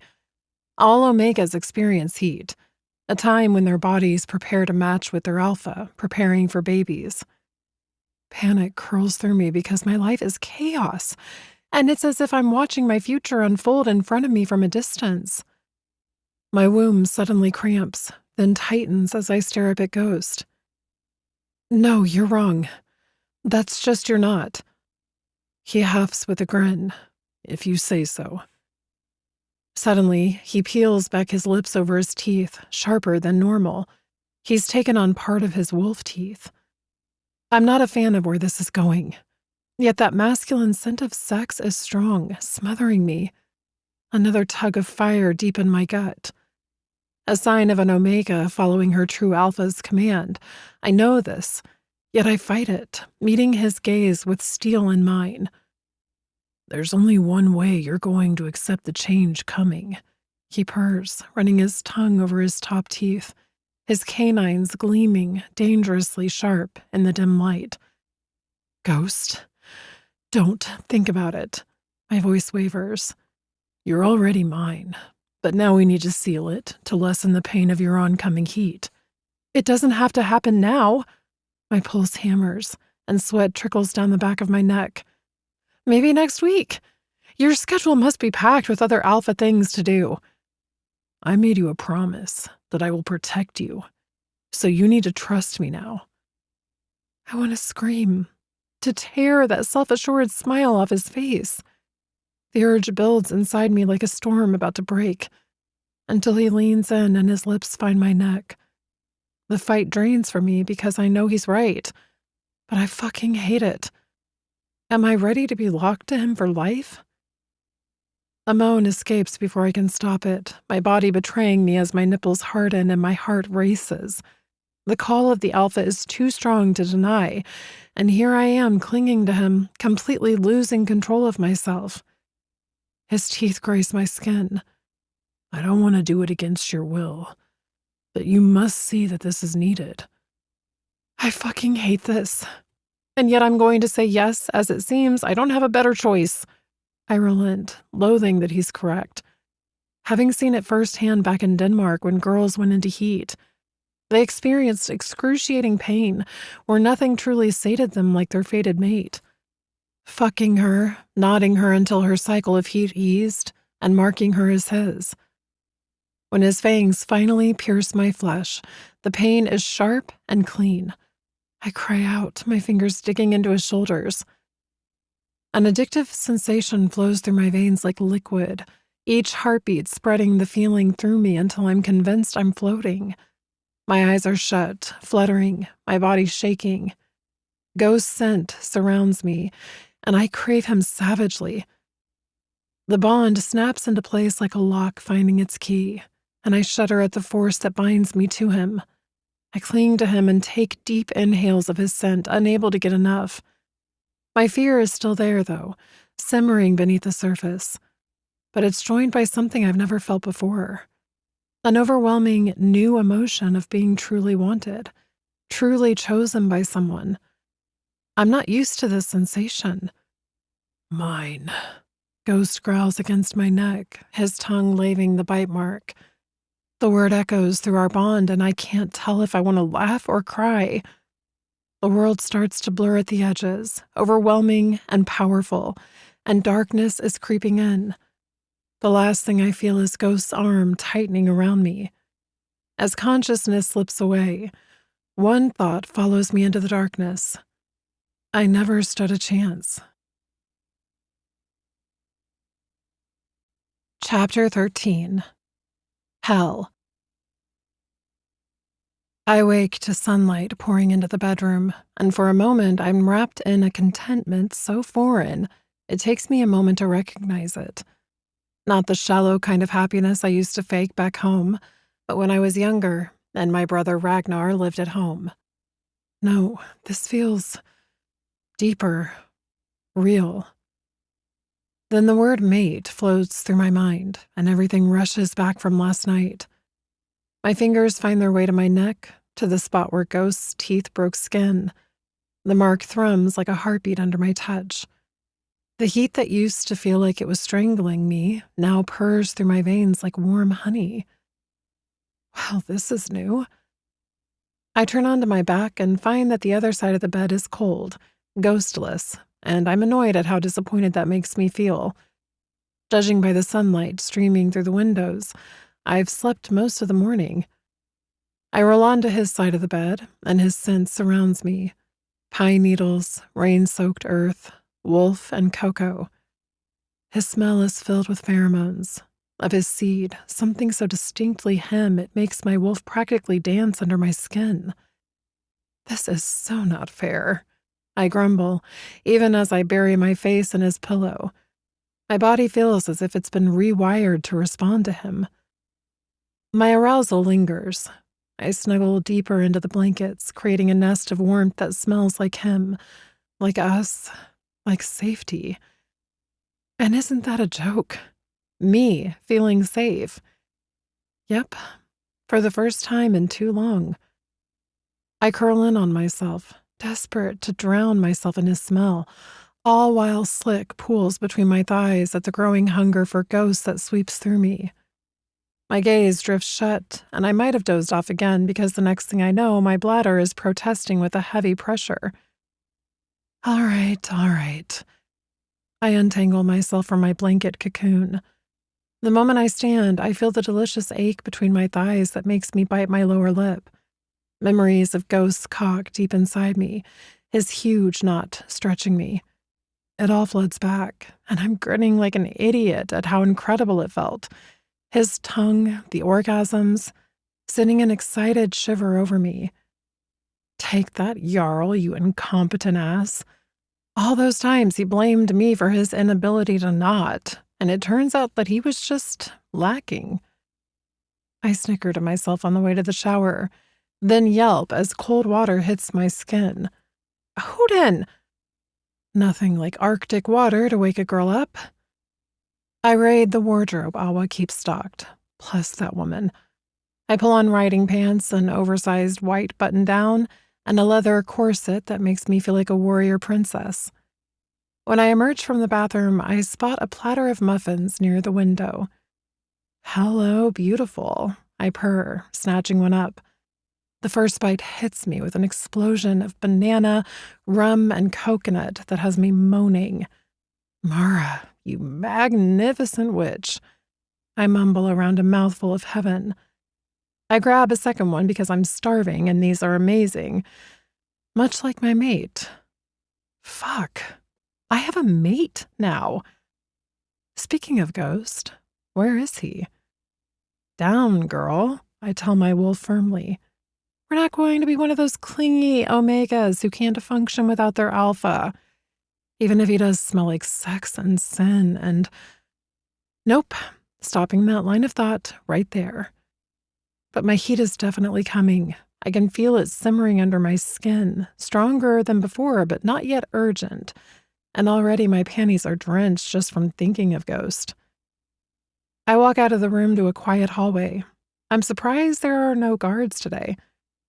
The stone hallway is oddly quiet as I head for the kitchen, and the sunlight pouring through the windows makes everything look deceptively peaceful.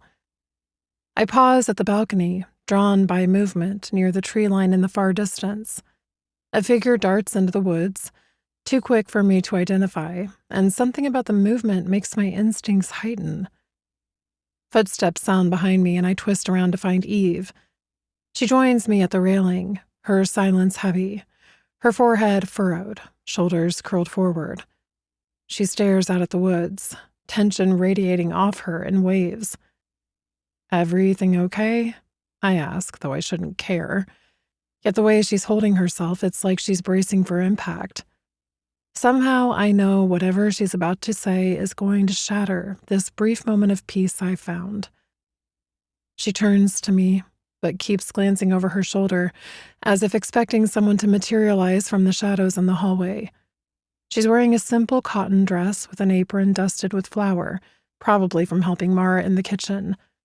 Though the way her fingers keep worrying at the apron fabric makes me think she's not here to discuss breakfast. Listen, Hell. Her voice comes out barely above a whisper. I don't hate you or anything, but sometimes we do things in life for pure survival. She lets out a bitter laugh. This island is about surviving, especially when you make the wrong decisions and trust the wrong people. Her lips pinch together, and there's something in her eyes that reminds me of a trapped animal. I study her, tilting my head. Part of my brain is screaming that this is the same woman who tried to kill me, who I shouldn't give a damn about.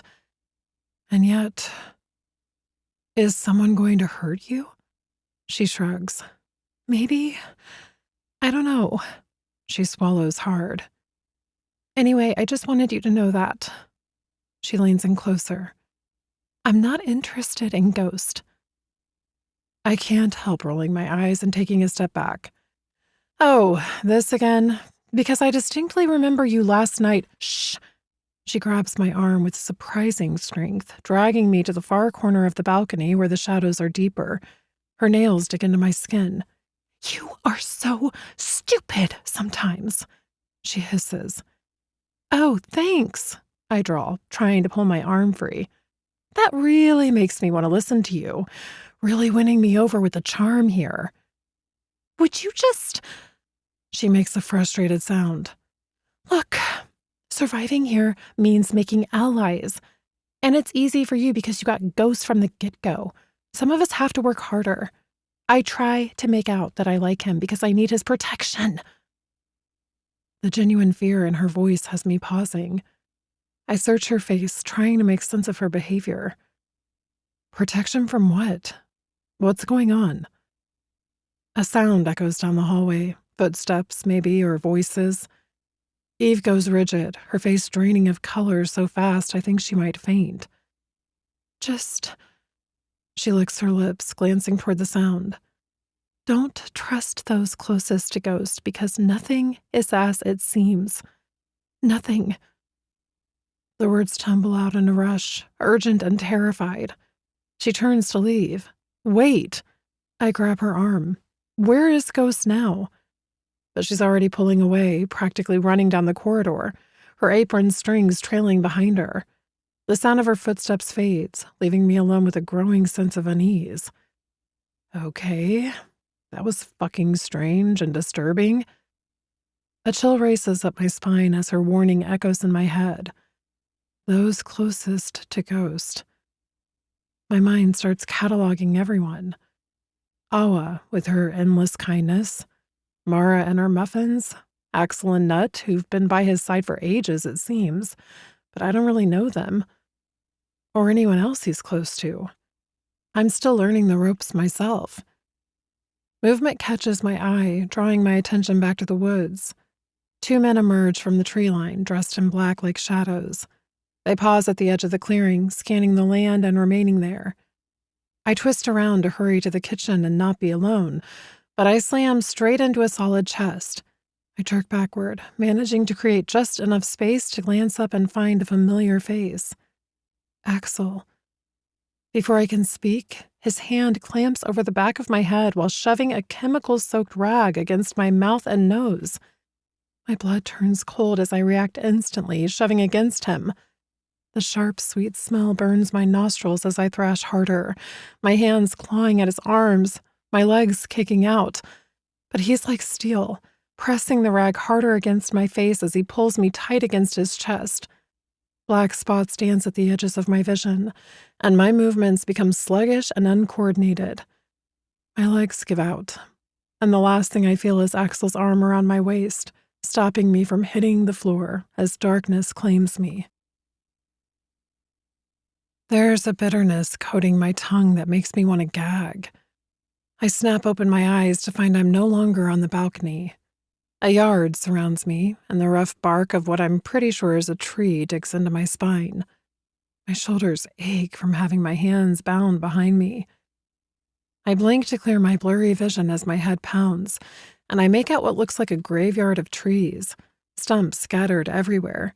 Random pieces of furniture are strewn about too, cushions, half of what might have been a dining table once, even what looks like a bathroom sink lying on its side. But it's the roaming wolves, at least 24, that make my heart stutter in my chest. They're everywhere, some lounging in patches of sunlight, others pacing between the stumps with predatory grace in my direction. One massive gray beast lifts his head and stares right at me with amber eyes that are far too intelligent to be just an animal. This is just perfect, I mumble under my breath, testing the ropes around my wrists and tugging against them. They're tight enough to burn. What in the world had Axel had me breathing, as my brain still feels foggy? So where the fuck am I? In the distance, I spot makeshift homes. Some are just tattered tents held together by rope, while others are actual structures built into the trees themselves. Platforms and rickety bridges connect some of the higher dwellings where men lean against railings and stare down at me like I'm the main attraction at a particularly pathetic circus. A black wolf, lean and scarred, slinks closer to me.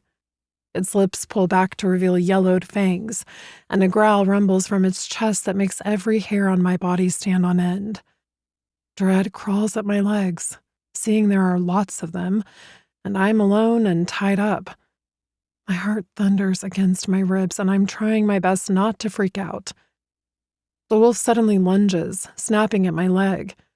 Pure instinct takes over, and I kick out, catching it right in the nose. It yelps and jumps back, shaking its head. "Back off!"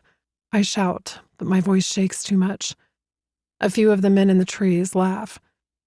An explosion of snarls and the sound of flesh hitting flesh draw my attention to the right.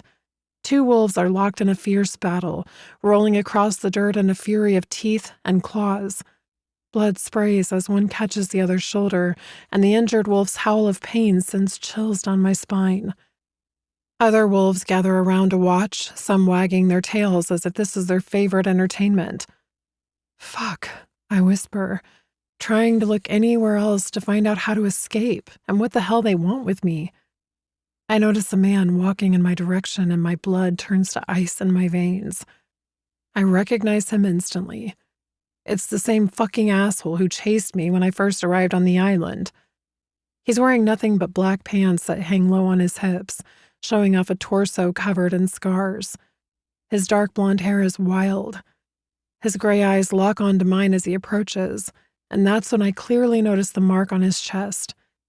His skin is charred, looking more like leather in the center of his chest, right where the lightning had struck him. I break out in goosebumps and bite down hard on my lower lip to keep from making a sound. I know where I am now. Ghost warned me about the other half of Nightmare Island, about these wolves, the enemy pack. He pauses right in front of me, close enough that I can smell perspiration on him. "Welcome home." His crooked grin has my skin crawling. I try to turn my head away, but his hand shoots out, gripping my chin. His fingers are too warm against my skin. "Last time we met, you slipped away." His other hand tangles in my hair, yanking my head back. "But you're special, aren't you? And there's a rule on this island that fuckwit ghost seems to always forget." He leans in closer, his putrid breath making me gag. "Anything new belongs to whoever found it first. And that makes you mine, doesn't it, Omega?" He inhales deeply against my neck and my stomach turns. "Fuck you," I spit out. "Oh, I like fighters." A laugh rumbles through his chest. "They're more fun to break." Movement catches my eye, and I spy Axel striding toward us, looking like he owns the place. He doesn't even glance my way, the traitorous bastard. I grind my teeth but keep my mouth shut for now.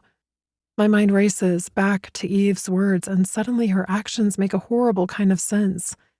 If she was using Ghost for protection, what kind of monster is she hiding from? I stare at Axel.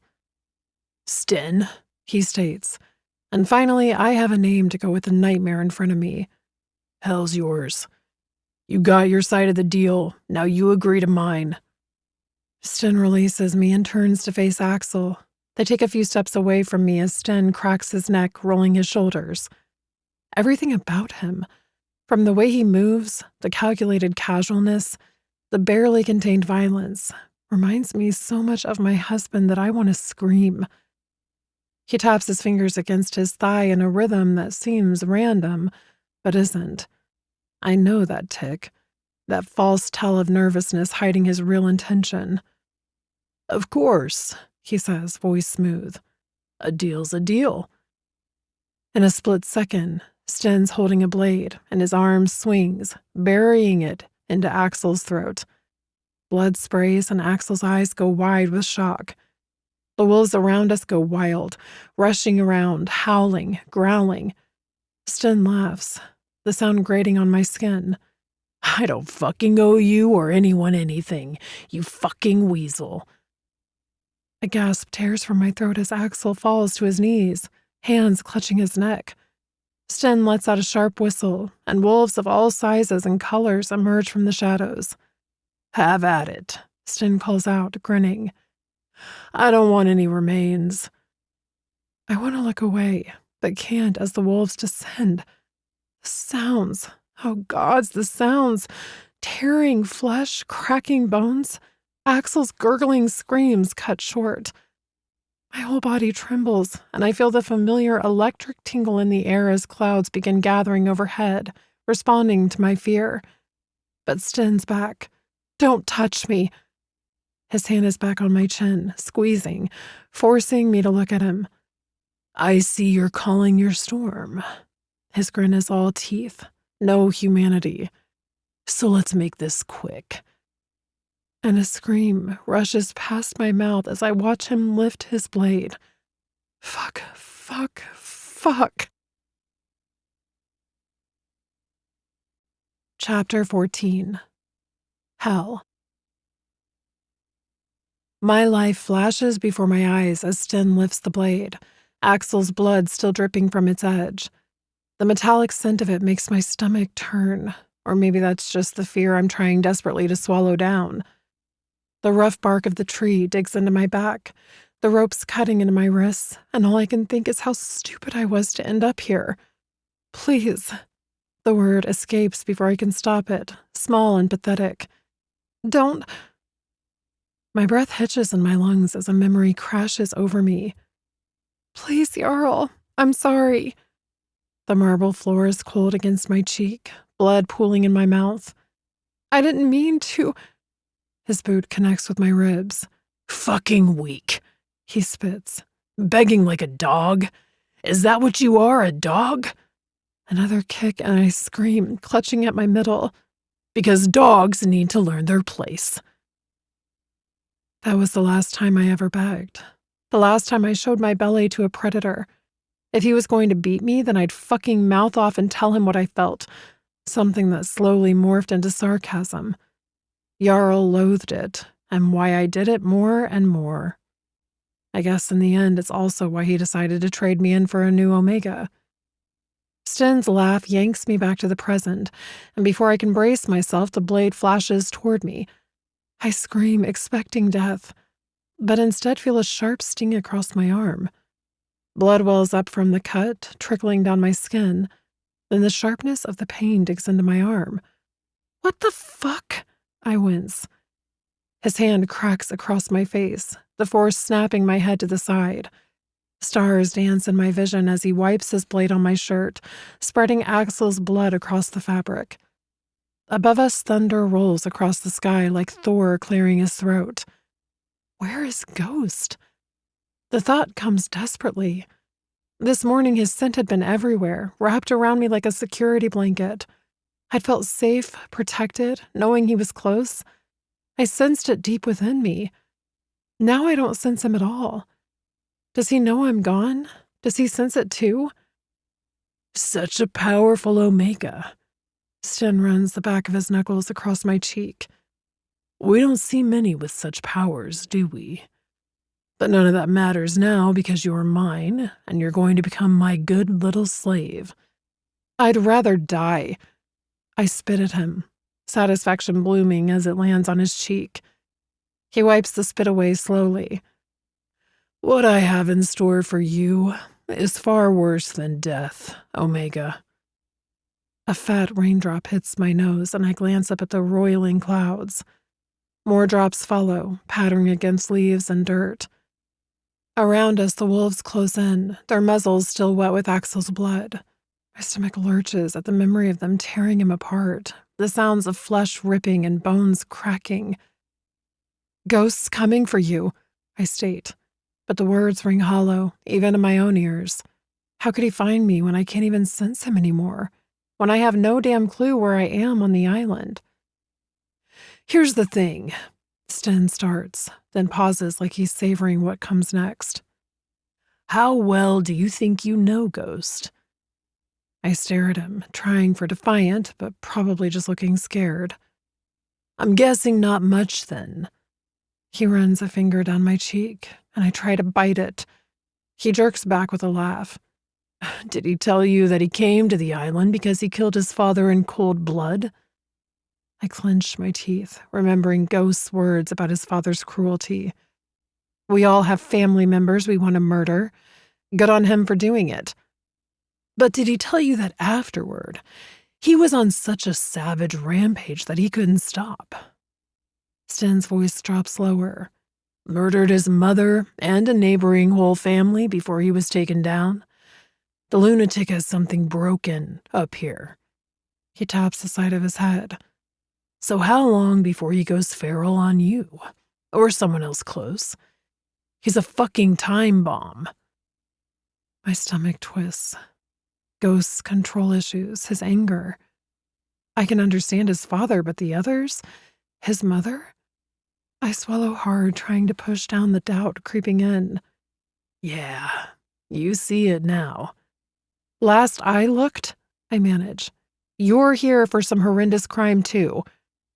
I'm not saying I'm innocent. Fuck, I'm not, and I own who I am. But I don't think Ghost is being honest with you. He shrugs, then studies the wolves around them like he might order them to attack me. The rain is coming down harder now, plastering my hair to my face. Lightning flickers in the clouds and the air feels heavy, charged with something more than just electricity. My skin prickles with it, and my wolf stirs restlessly inside me. Look, I say, there are other ways of dealing with differences between us. It doesn't always have to resort to killings and torture. I mean, have you tried therapy? Managing your anger? A good massage? Sten laughs, and several wolves nearby make chuffing sounds that I'm certain are their version of laughter. The rain runs down their fur in rivulets, but they stand firm, watching me with hungry eyes. Have you forgotten where you are, Omega? His eyes narrow. Perhaps you have, because I notice you don't have the prison mark on your arm, so that means you aren't meant to be here. Tell me, were you on that jet that went overhead smoking up the night I found you? Well, you've just had the worst luck of your day landing on this island, haven't you? You know nothing about me. Oh, I know enough to understand that you have powers I need to finally take back the whole island. I force out a laugh that sounds brittle, even to my own ears. Yeah, good luck with that. My powers come with a fuck you guarantee. His smile darkens, almost evil in a way that makes my stomach clench and goosebumps race down my arms. Enough. He stands silent for a moment, eyes closed, murmuring something under his breath. When they snap open, they're completely white. I flinch back, and even a few wolves retreat as if sensing something very wrong with their alpha. The rain is sheeting down now, driven sideways by the wind that's picking up strength with every passing second. Lightning splits the sky every few seconds, thunder following so quickly it feels like the world is being torn apart. Please strike him down again, but finish the job this time. He pulls out his blade again and slashes his palm. I stiffen, but he doesn't even seem to notice the wound. He tucks the dirty blade away and gets in my face. I try to pull back, but there's nowhere to go. Okay, look, you don't... Oh, but I have to. Those wide eyes are like bottomless pits. Are you ready to meet your roommate? What the fuck are you talking about? I control spirits, stupid Omega. And imagine what I can do to you if I force one into you and control the weather. I've been practicing and have mastered it. I'm shaking now, rain running down my face like tears. Or maybe they are tears. I can't tell anymore. My wolf is pacing inside me, agitated, afraid. We both know something terrible is about to happen, but there's nothing I can do to stop it. I glance up at the sky. Come on! I am in a dire situation. Do something. Sten lets out a roaring sound that makes me shudder, and with his bloodied hand, he's scooping at the air like he's trying to catch something invisible. In a heartbeat, his hand fists as if he's grabbed something, though I see nothing, and he slaps his bloody, now open palm hard against my cut. I scream, more from shock than pain, trying to squirm away, to kick him, but he might as well be made of stone. And then, oh gods, something moves inside me.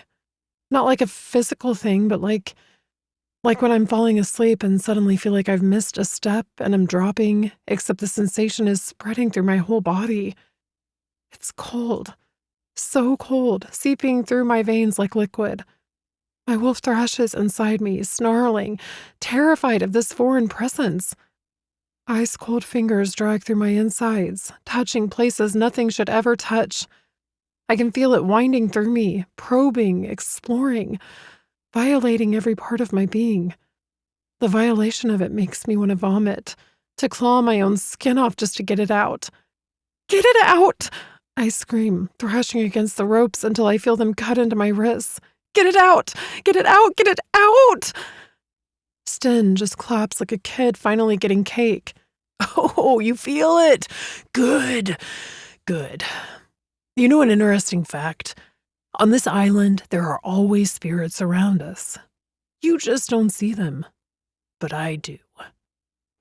Lightning flashes again, and in that brief illumination I see the wolves watching me with something like pity in their eyes. They know. They know what's happening to me, and they're glad it's not them. The sensation gets worse, spreading up into my mind. Memories start to blur, thoughts becoming harder to hold on to. It's like trying to think through static. Something is sharing my headspace, pushing against my consciousness. Ghost's face flashes through my mind. The way he looked at me last night, like I was something precious, something worth protecting. But he's not here. I'm alone with this thing crawling through my mind, and I can't. Panic overwhelms me, and I thrash harder, crying out as the storm intensifies. The wind is howling now, strong enough to bend smaller trees. The sky has taken on an eerie greenish tint that makes everything look sick, diseased.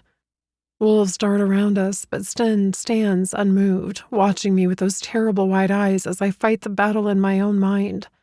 It's like trying to hold on to myself while something else attempts to wear me like a costume, pushing me aside to take control. A massive gust of wind makes everyone look up. Above us, descending from the sickly green clouds, a thin funnel begins to form. A fucking tornado. Oh, you are so impressive. Sten breathes, extending his hand toward me. Heat radiates from him even through the space between us, and I feel the thing inside me growing stronger. My thoughts get fussier, more distant, as though I'm slowly being pushed underwater. And then I hear it, a voice in my head that isn't mine. Hello, my bitch Omega. The scream that tears from my throat doesn't sound human. My wolf howls in terror because we both know that voice, know it like we know our own heartbeat. It's Jarl, my dead fucking husband. I'm shaking, screaming, get him out of me! Get him out! The thin tornado isn't just in the distance anymore. It's bearing down on us, ripping trees from the ground. The sound is deafening, roaring. What did you do? I shriek at Sten, thrashing against the ropes as Jarl's presence grows stronger and colder, spreading through me like poison. Why did you put him inside me? Sten just laughs, even as branches and debris fly past us. I gave you the closest spirit I could grab. Miss me, bitch. I'm crying, and the tears are washed away. This can't be happening. The tornado closes in on us, and Sten's expression finally furrows as he stares around him, the wind sending him stumbling on his feet. Branches are being thrown through the air like missiles, and the remaining wolves are running for their lives. Suddenly, Sten is thrown sideways, shouting as his body is tossed into the woods. Objects are flung in every direction, and even the tree I'm tied to is starting to sway. Wind beats against me, and I can't see straight from the rain coming sideways. I barely notice any of it because Jarl is in my head, in my body, touching me from the inside in ways that make me want to tear my own skin off. Memories of fists and boots and blood flood my mind. But they're not just my memories anymore. They're his too. The tornado hits the island somewhere in the distance, and the world explodes into chaos. Wood splintering, wind howling, Sten shouting something I can't hear. But nothing is louder than Jarl's laughter in my head. This can't be happening. But it is. My dead husband is possessing me, and a tornado is about to kill us all. Chapter 15. Ghost. Something's fucking strange. Why the hell show up, then run from us? Nut quips beside me, his combat boots crunching over broken branches as we stride from our territory perimeter close to Sten's border. Dark stains mark his clothes where he'd thrown himself into the underbrush after Sten's men. Yet, irritation gnaws at my gut as reality hits me hard. They weren't attacking us. It was a fucking decoy. My head pounds as I piece it together. It had to be. They were distracting us from something. Why else run the moment they see us? Why were they just standing there? Sten's never been fucking stable, he adds. This isn't his style, sending men to breach then retreat. He likes blood, chaos.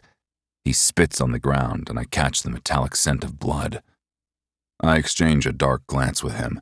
Then we're both speeding up our pace to the mansion, fear clawing at my chest that we fell for his damned trap. My thoughts fly to hell. Barking over my shoulder, I instruct the rest of the guards to search the whole fucking perimeter urgently. A grumble from overhead draws my attention. I glance up at the unnatural green-black mass of clouds rolling in from Sten's side of the island. Lightning crackles within the darkness.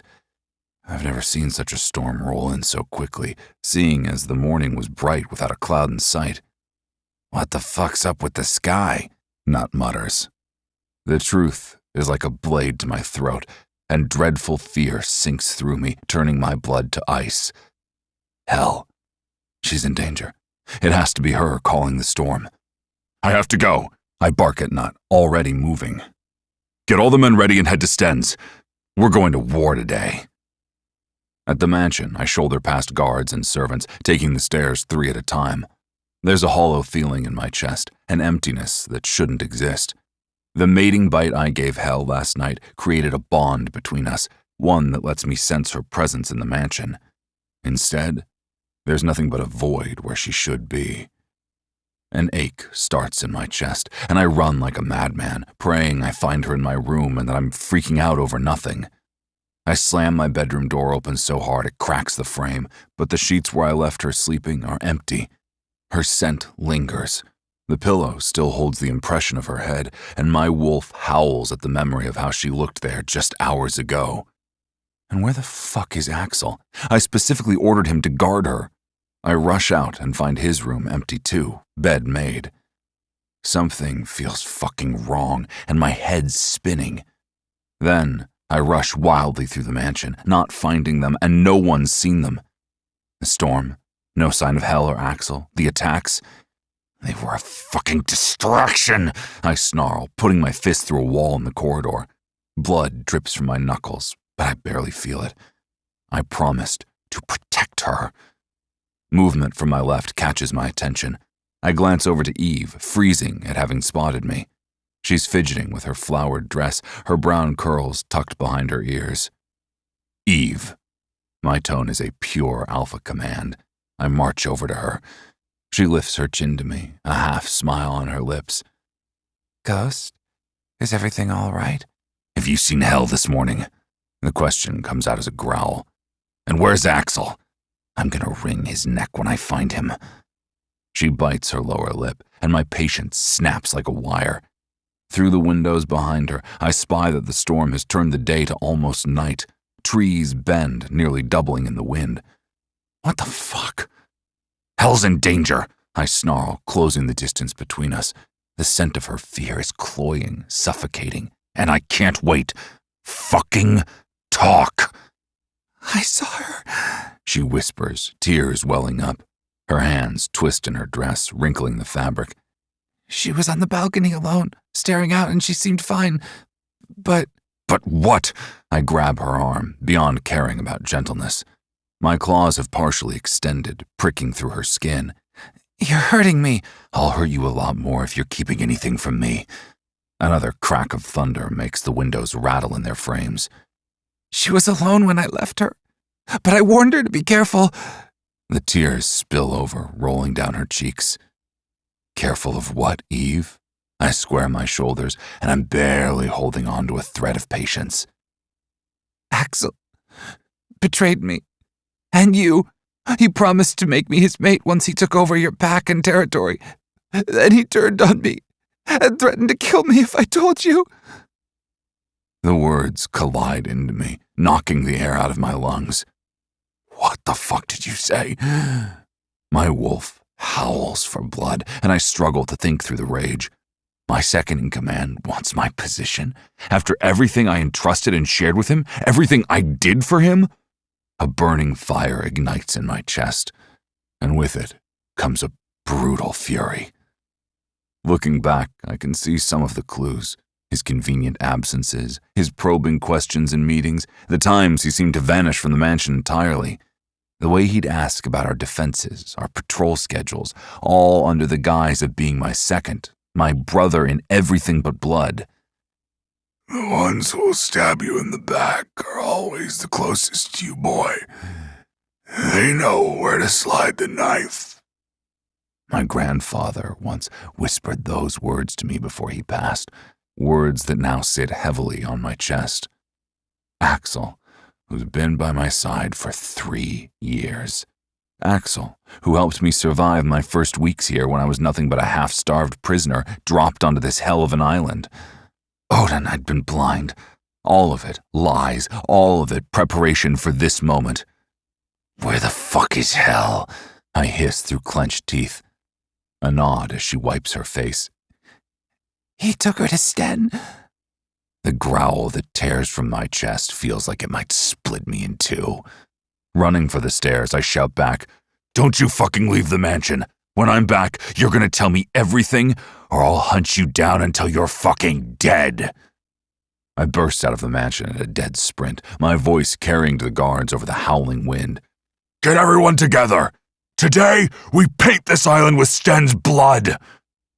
The rain is coming down heavily as I burst into the woods, running ferociously.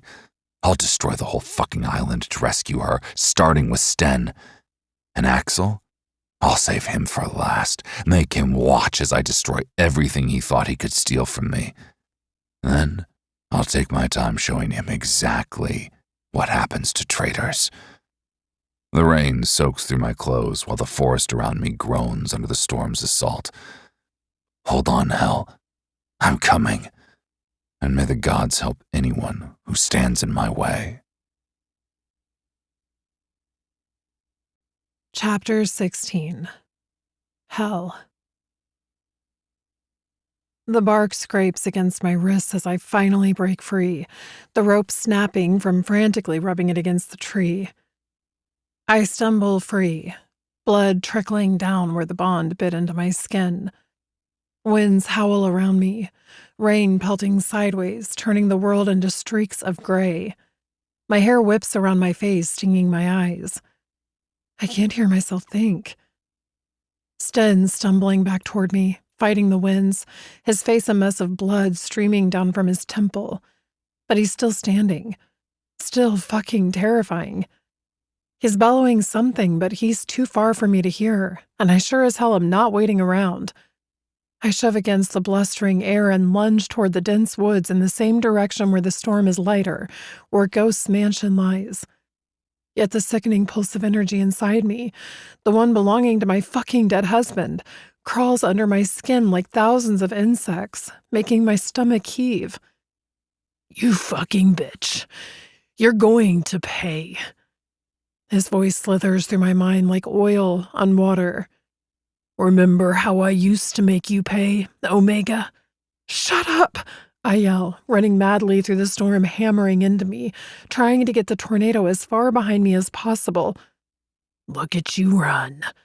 Jarl's voice oozes through my thoughts. Fat little Omega, always running. Fuck off. My feet slip in the mud as I bolt for the tree line. You're fucking dead, and I danced on your grave. Did you? Or did you cry, knowing deep down you deserved everything I gave you? The only thing I deserved was to kill you myself. My lungs burn as I run, branches whipping past my face. The mountain looms ahead. That massive stone wall is somewhere beyond, where I know Ghost's mansion waits. Kill me. I should have cut out your filthy tongue. His laugh rattles through my skull. It's like being stabbed behind my eyes. I stumble, catching myself against a tree, waiting for the ache to pass. I use the canopy overhead for some protection from the weather. Behind me, I can barely see Sten's settlement from the storm. Then I'm off again. I know he won't stop until he comes for me. And right now, I need to find Ghost and work out how to get this fucker out of me. Hours blur together as I keep going, exhaustion close to making me collapse, and the rain doesn't relent. I'm too busy trying to breathe to pay any attention to Jarl's insults. Hell! Someone's calling my name, his deep, familiar voice cutting through the storm. My heart lurches until I see him. Ghost. He's running down the mountain slope toward me, and just the sight of him makes my chest ache. His black clothes are soaked through, clinging to muscles that ripple as he moves. The mask is askew on his face, showing a slice of his jaw. Strong, stubbled, clenched with worry. Who the fuck is that whore? Shut up, shut up, shut up! I didn't mean to scream it out loud, but Ghost hears. He runs faster. Soon you'll give me full control. I'll find a way to take it. My stomach turns at the idea, terrifying me, but I don't respond. Don't reward him with my fear. Ghost! The cry rips from my throat, desperate to drown out Jarl's voice. Ghost reaches me, strong arms lifting me off my feet. Through the rain, I can see his eyes filled with fury that would terrify me if I didn't know it wasn't aimed at me. I'm so sorry, he says, voice rough with emotion. His hands are gentle on my waist. I should have done more to keep you safe. Should have... I don't let him finish. My fingers find the edge of his mask, pushing it up onto his head and tossing it aside as I kiss him hard. His lips are warm despite the rain, soft against mine, and for a moment I forget everything else. Pain explodes through my chest and stomach. I cry out, doubling over. Hell, what's going on? You disgusting whore. You think you can kiss him with the same mouth that begged me for mercy? Ghost lowers me to my feet but keeps his arms around me. Rain streams down his face and drips from his full lower lip. A face that would be beautiful if it weren't twisted with worry. What's wrong? Are you hurt? Tell him, Jarl taunts. Tell him how damaged you are, how used, how worthless. I stare up at Ghost, hating the tears that mix with rain on my face. I'm in huge trouble. What? I'll fix it, whatever it is. His thumb brushes my cheek, so tender it makes my heart crack. I hope you can. My voice breaks. Sten can control spirits. Did you know that? And he put one inside me to control my power. He put... Say my name, bitch. Say it. He put Jarl inside me. The words taste like ash. My husband, my dead fucking husband is inside me. Ghost's face morphs into pure rage. Lightning flashes, illuminating the sharp planes of his features, the murderous gleam in his eyes. That fucking... He cuts himself off, hands gentle on my shoulders, even as his voice drops to a deadly growl. Is it hurting you? Tell him how much you like pain. Tell him how much you used to thank me for it. Can you remove it? I grip Ghost's shirt, desperate. The wet fabric bunches in my fingers and I feel his heart pounding under my hands. You said you can see spirits. Take it out of me. Please take it out. I'm going to enjoy this, breaking you all over again, making you destroy everything you love, just like before. Ghost's face falls. I can't. I see them, they come to me, but I can't manipulate them. My heart sinks. So who the hell can on the island? I scratch at my arm, trying to erase the phantom sensation of Jarl's touch, the memory of fingernails leaving tracks on my skin. Fuck! Only Sten that I know of. Ghost answers slowly. His arms tighten around me, protective, grounding. I have an idea. Somewhere that might help. He can't help you. No one can. You're mine, Omega. Forever mine. I lean into Ghost, breathing in his masculine scent, his wolf, the forest, and that sweet cocoa that's all him. I let myself get lost in it, trying to smother Jarl. Please, let's do this. Anything's better than having him as a permanent brain roommate. We'll see how long you can pretend to be strong before I break you again. Pressing closer to Ghost, I let his warmth fight back the cold, dead thing inside me. I've survived Jarl once. I'll survive him again, even if I have to drag his ghost ass back to hell myself. Hell's too good for you, Jarl hisses. But don't worry, I'll make Earth so much worse. The rain continues to fall as we start moving, Ghost's arms strong around my waist, supporting me. Each step takes us farther from Sten, but Jarl's laughter follows, echoing through my mind. The trek uphill is endless, each step a reminder that my body wasn't made for this shit. Rain pelts us sideways, turning the ground into a muddy obstacle course from hell. My thighs burn, my lungs aching, but Ghost's hand is firm in mine, warm despite the cold, anchoring me to something real, while my dead husband whispers his poison. So, anyway, you can switch off the storm. Ghost half jokes with me, running a hand down his face to wipe away the rain. I wish I knew how. I've tried so often, but nothing responds, only my emotions. And in situations like this, I'm struggling to calm down. The forest feels alive in the worst possible way. Ancient pines loom overhead, their branches creaking and swaying. You should be happy we're back together. We just need to get rid of this schmuck. Then it's just us again, Omega. In your fucking dreams, I whisper. Are you doing all right? Ghost asks. Peachy. Just sharing headspace with Satan's favorite asshole. Jarl laughs. I glance back towards Sten's territory down below, barely visible through the curtain of rain and mist. There's no sign of the tornado I summoned, leaving just angry storm clouds. But something about Ghost's presence seems to calm me and the weather. Or maybe it's just me feeling safer despite everything. He walks fast, those long legs eating up the distance, while I half jog to keep up. He holds my hand and is dragging me along with him, helping me. The weather's settling, I say, partly to drown out Jarl. Guess I'm not as out of control. Ghost's thumb traces circles on my palm. You were never out of control. Listen to him butter you up, Jarl sneers. Like anyone could want damaged goods like you.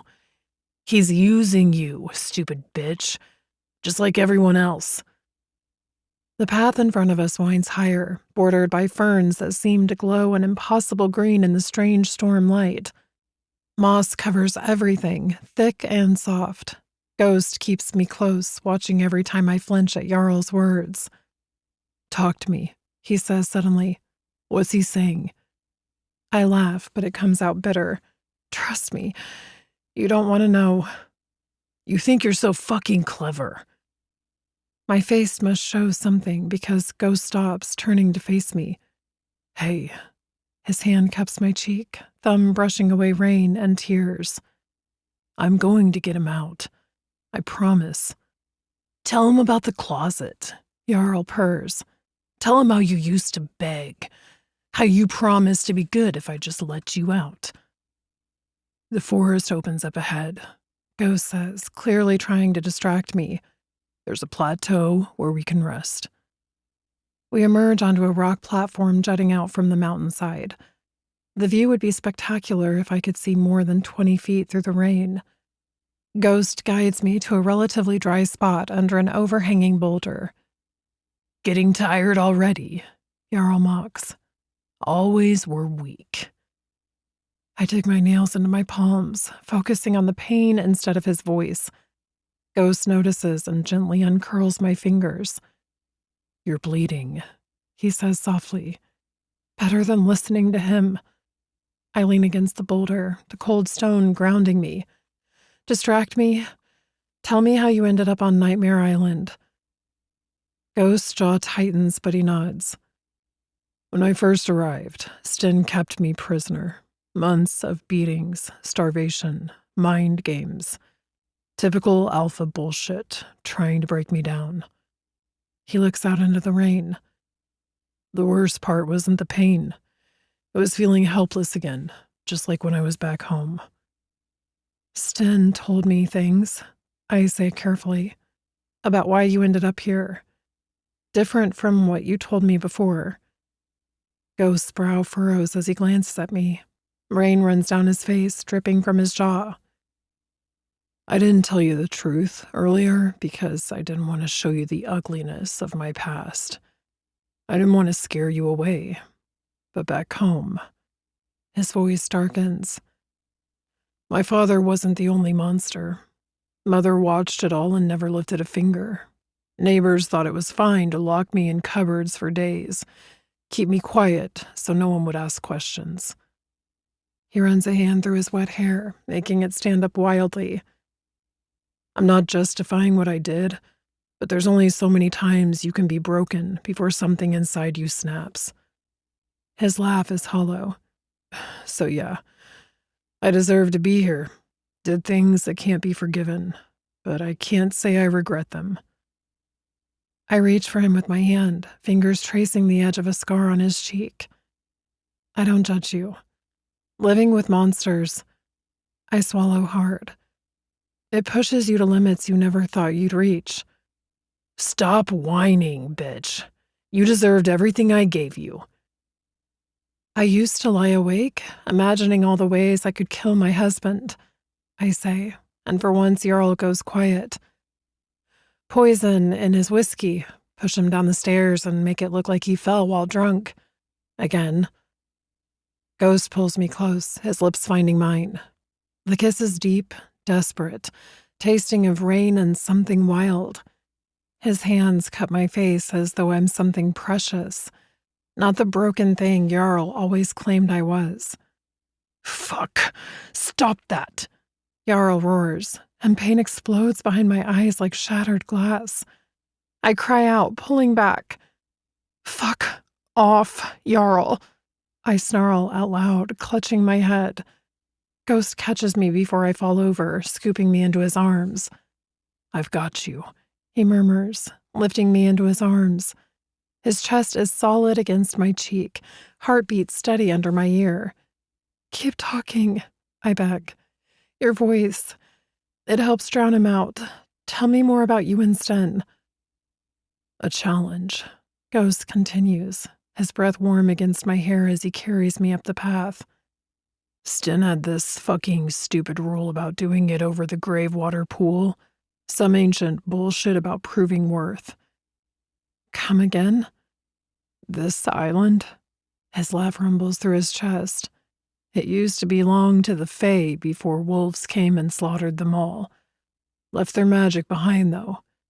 That pond up ahead, where we're going, is the most powerful spot on the whole damn island. Fuck, he can talk. Sure he's not an Omega in hiding? I ignore him, watching rain drip from Ghost's jaw. What happened in the challenge? I ask.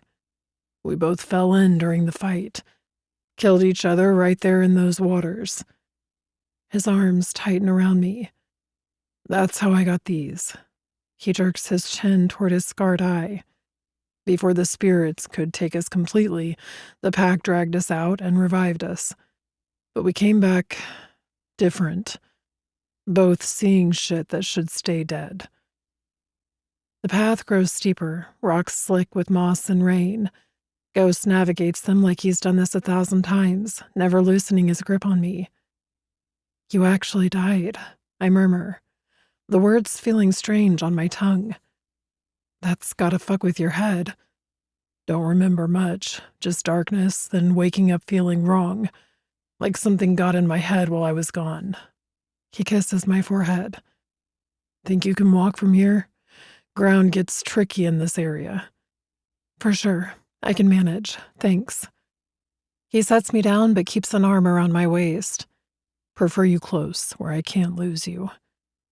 His voice drops lower. Fair warning, what you're about to see. It's not natural. Try not to freak out. My freak out meter is pretty much maxed out. We round a sharp corner, stepping onto a narrow ledge, and I freeze. The scene before us can't be real. A vast pond spreads out in a perfect semicircle, bordered by jagged rocks. But that's not the impossible part. The rock face that forms the back wall bears an enormous skull, easily the size of a house. Water pours from its eye sockets like endless tears, creating twin waterfalls that feed the pond below. The bone-white stone seems to glow with its own light, casting everything in an eerie, pale sheen. Please tell me I'm hallucinating this? I gasp at the sight. Ghost leads me closer to the water's edge, his grip firm as we pick our way over slick rocks. That's when I see white shapes swirling beneath the surface like smoke underwater. Faces form and dissolve, hollow black eyes staring up, reaching with ghostly hands that dissipate just as quickly. Odin! I step back, but Ghost holds me firm. The Gravewater Pool, he says grimly. Jarl's dead. The water is where the dead on this island go, so it should pull him out naturally. Fuck that! I'm not leaving until you're dead with me, Jarl hisses. Well, I say, lifting my chin and stepping forward. Guess it's time for an official divorce, asshole. Ghost's lips twitch despite the tension. I'm right here. Won't let anything else happen to you. I step onto a submerged ledge, the water icy against my legs. He watches the spirits swarm toward me.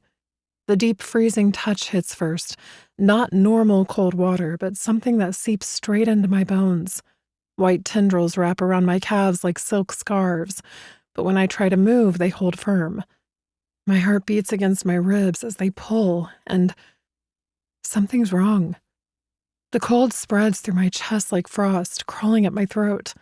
I'm being pushed back into my own head, trapped behind my eyes like I'm watching through a window. Everything goes dark except for one small square of vision. Panic wraps around me, and I'm fighting to move my legs again, to get out. Fuck yes, you little bitch. Jarl's voice booms through what used to be my head. Now I control you. Now you get to watch while I destroy everything you love. Horror floods through me as I realize the truth. The water didn't pull him out. It pushed me in. And now I'm trapped in my own body, watching as my dead husband takes control. Shit. I feel my lips curl into a smile and see my hand reach out as if practicing how to use it again. Watch closely, Omega. Jarl purrs in our shared mind. I'm going to make you hurt him in ways you never imagined. And the best part? He'll think it's you doing it. I scream, but the sound stays trapped in the darkness with me. On the outside, my body just smiles wider. Ghost, my external voice says, but it's all wrong. Jarl's inflections, Jarl's cruel amusement. I feel so much better now. I can't even scream to warn Ghost. I'm locked in the dark, and Jarl is in charge. Chapter 17. Ghost.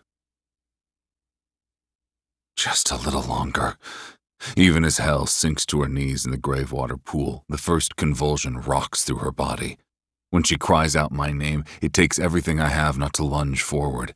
Every instinct I possess, wolf, warrior, mate, screams at me to grab her, to pull her to safety. But I can't. Not if we want this to work. The spirits are crawling up her legs now, tendrils wrapping around her thighs like pale smoke, dragging her deeper. She's panicking. I can smell it rolling off her in waves. This has to work. That fucker inside her needs to come out, and the spirits, they're trying to help. I have to be. Ghost, she calls me again, but something's off. Her voice isn't quite hers. My blood turns to ice, every hair on my body standing on end. This is wrong. So fucking wrong. I feel so much better now, she continues, and something inside me shatters. That voice coming from her lips, it's like watching someone puppeteer her body, and the wrongness of it triggers something primal in me. Pure panic hits me like a sledgehammer to the chest, and suddenly I'm moving without conscious thought. My hand snaps out to grab the back of her neck while the other fists in her shirt. I yank her out of the water like she weighs nothing. The fear coursing through me makes my movements savage, desperate. I know I'm being too rough, but I can't stop myself. Not when every second she's in that water feels like another second I might lose her. She stumbles as I drag her onto the bank, coughing up water that looks too dark, too thick to be natural. But I can't give her a moment to recover. My fingers find her chin, probably leaving bruises as I force her face up to mine. Her skin is ice cold, and fuck if that doesn't send another spike of fear through me. Sweetheart, tell me he's gone. The words come out more like a growl than actual speech. Ghost, it's me. The words that escape her are pure hell, all sass stripped away by fear, leaving behind something raw and vulnerable that makes my chest ache. But he took me over completely. I can't go in the water. It gives him strength over me. My chest feels as though it's being ripped apart as I watch her struggle. She's trembling in my arms, soaked to the bone, and there's a war being waged behind her eyes. And I'm standing here, fucking useless. The rain beats down on us as I grasp her close, feeling her shiver against me. Memories I'd rather forget claw their way to the surface, triggered by her pain. Each tremor that runs through her body is like a knife in my gut. But I know spirits. An idea forms, desperate, probably stupid, but when has that ever stopped me? In this new world, sometimes the worst plans are the only ones we've got.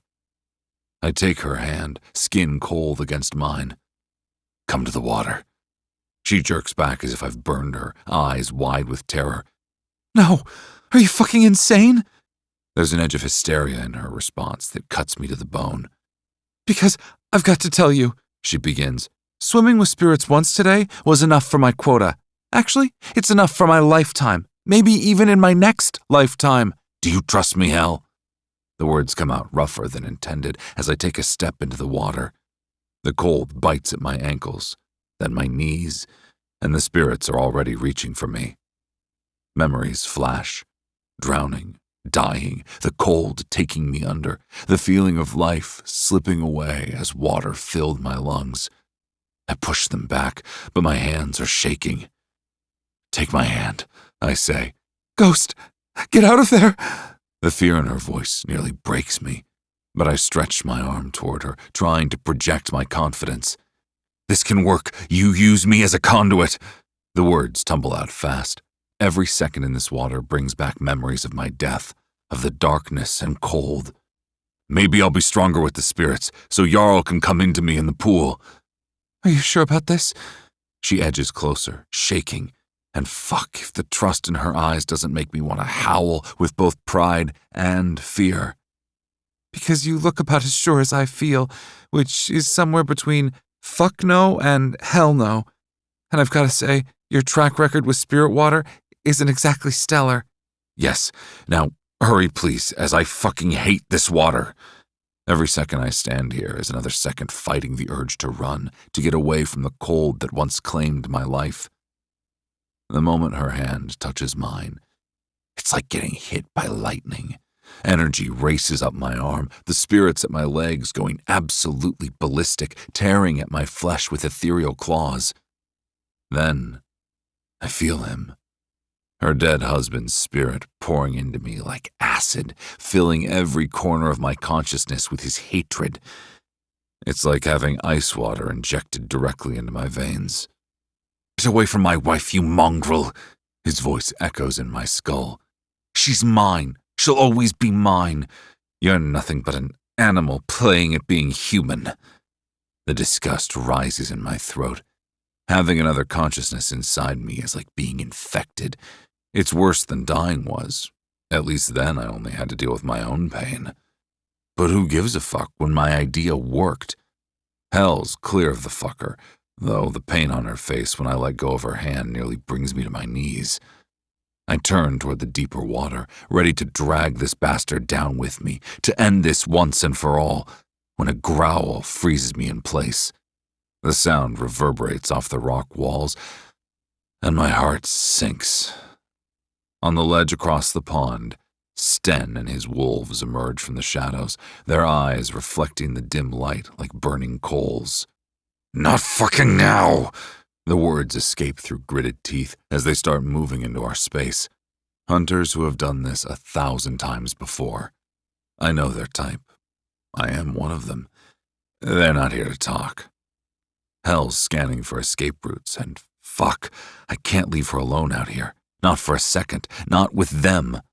Protecting my fated mate takes priority over everything. "You can't have my whore. I'll watch them tear you apart, then I'll take her back. She belongs to me. She's always belonged to me." "Shut the fuck up," I growl. Then I bark at Hell. "Run! Around the back of the rock face!" She's already backing away from Sten's approaching pack, but hesitates. Her huge eyes meet mine, and I see the war there. The need to run is fighting with the need to stay, to help. That's my girl. Brave to the point of stupidity sometimes. "Are you sure? Because this looks like one of those times when running away from the guy with the spirit possession might be a bad call. Just saying." "Go! Now! I have this," I tell her, marching out of the water, pulling against the damn spirits clinging to my legs. But they don't have a strong enough hold of me yet. "I'll deal with you later, prick," I murmur to Jarl. She runs, and I turn to face Sten as he stalks forward. The rain never ends, and the sky is dark. The odds are shit. I'm outnumbered, possessed, and still half frozen from the spirit water. But I don't have a choice. Hell's life depends on me winning this fight, and I've never been good at losing. Especially not when it comes to her. "You think you know her? I made her. Every scar, every fear, every nightmare. Those are my marks on her soul." The spirit claws at my consciousness, trying to force memories into my mind. Memories of Hell crying, bleeding, broken. But I shove them down. Not now. Not fucking now. Sten's massive frame blocks my path, his shoulders hunched forward. The rain streams down his face, but it can't wash away the hatred etched into every line. "Let me show you what she looks like when she begs," her husband whispers. The images he forces into my mind make me want to tear my own head off. "She always begs so prettily." "Focus!" I growl to myself, planting my feet wider. Sten's lips curl into something violent. Good. I'm fucking ready to end this shit show. "Funny how we ended up here." His voice rolls across the space between us like thunder. "Where it all started, and where today it's all going to end." His wolves, 6 of them, all battle-scarred and hungry-looking, start to spread out. I glance back, and my heart slams against my ribs. Hell is scaling the rock face, her small form barely visible through the rain. She's found handholds in the black stone, pulling herself up inch by treacherous inch. My throat closes up as I watch her foot slip, then catch again. Every instinct screams at me to fly up there and grab her before she falls. But I understand why she's done it. More of Sten's wolves have emerged from the tree line behind us, cutting off any escape route on the ground. They've cornered us. Look at her climb, like a scared little rat. Desperation and fury bleed through me. This ends now. All of it. Like old times, I growl at Sten, baring my teeth. You and me, you piece of shit. The wolf inside me howls for blood, and I don't hold back. The transformation rips through me in seconds, clothes falling away. The world sharpens, sounds become crisp, smells intense. I don't wait for Sten to complete his own change. I launch myself at him, catching him mid-shift. We hit the ground hard, and my teeth find his throat. I clamp down hard, fangs sinking into flesh. Blood coats my mouth, and I go deeper. He whines, thrashing beneath me, finally transforming into his wolf, but making horrible gurgling sounds. I love the sound of his suffering. Amateur, Jarl sneers in my head. You should have gone for the spine. The momentary distraction costs me. Sten's back leg catches me in the gut, claws raking through flesh. Pain explodes across my abdomen, and I flinch, just enough for him to writhe free. Blood mars his neck as he scrambles away, but he's fully wolf now. Some of his wolves close in, growling and howling, drunk on the violence. I risk another glance at Hel. My blood runs cold when I spot two men in human form climbing after her. She's too high now. If she falls... Sten slams into me like a freight train, knocking me off my feet. We roll across the stone ground and in the rain, a chaos of teeth and claws. Years of hatred fuel every bite, every slash. This isn't just a fight. It's vengeance for the way he tortured me, for every person he's killed on the island. You fight like a bitch, Jarl taunts as Sten's teeth graze my shoulder. I'd have killed him by now. You're pathetic. No wonder she lets you fuck her. She always did have a thing for weak men. My concentration splinters between the fight, Hel's precarious position, and the poison being spewed in my mind. I miss a dodge I should have seen coming, and Sten's teeth suddenly find purchase in my side, crunching down with bone-crushing force. I howl as he tears at the wound, pain shooting through me.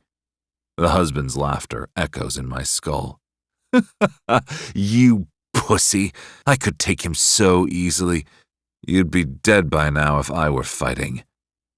Something clicks in my mind as I snap at Sten's head, my teeth tearing at his ear. He snarls, releasing me, shaking his head. I scramble to get up.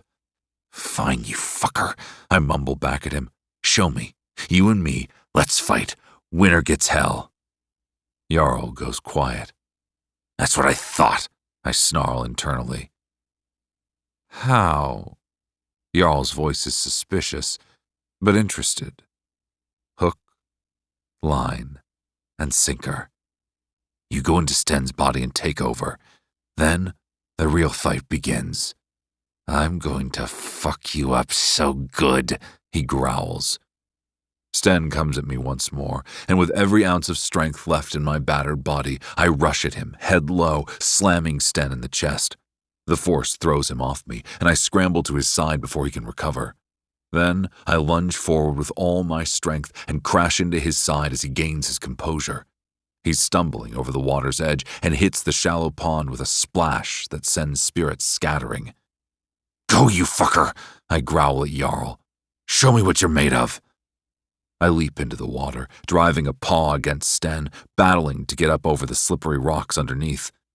The spirit moves through me with speed, flowing backward through my veins. It's a violation, a wrongness that makes me want to claw my own skin off. But then, blessed relief as it leaves my body through my paw touching him. I retreat instantly, pulling back my wolf, flesh rippling as I return to human form. Sten stumbles in the water, shaking his massive wolf head. Confusion clouds his eyes as the possession takes hold. He growls, stumbling about. I don't waste a heartbeat. I wade in, ignoring the spirit swirling around my legs, and slam both hands into his side. He loses his footing, his massive body crashing into the dark water. I leap back onto solid ground as the spirits surge forward like a tidal wave. They swarm him, dozens, then hundreds of forms drawn to the dead soul now trapped in living flesh. The sight turns my stomach. It's like watching sharks in a feeding frenzy. Sten thrashes in the water, his wolf form melting away as panic overtakes him. His human face breaks the surface, mouth open in a scream that bubbles through the water. His eyes are wide with terror. He knows what's happening. The spirits aren't just coming for Jarl. They're claiming Sten, too, dragging them both down to whatever darkness waits below. His hands claw at the water's surface, desperate for purchase, but the spirits pull harder. Dark water floods his mouth as he screams. Then, with a final, violent convulsion, he goes under. Bubbles rise to the surface. Then nothing. Satisfaction burns through me as I turn to face his pack. "You bow to me now!" I roar, letting every ounce of alpha power fill my voice. "Or you die!" They drop to their knees as one, even those still in wolf form, lowering their bellies to the stone. The sight sends a surge of primitive pleasure through me, but it's short-lived as I whirl toward Hell.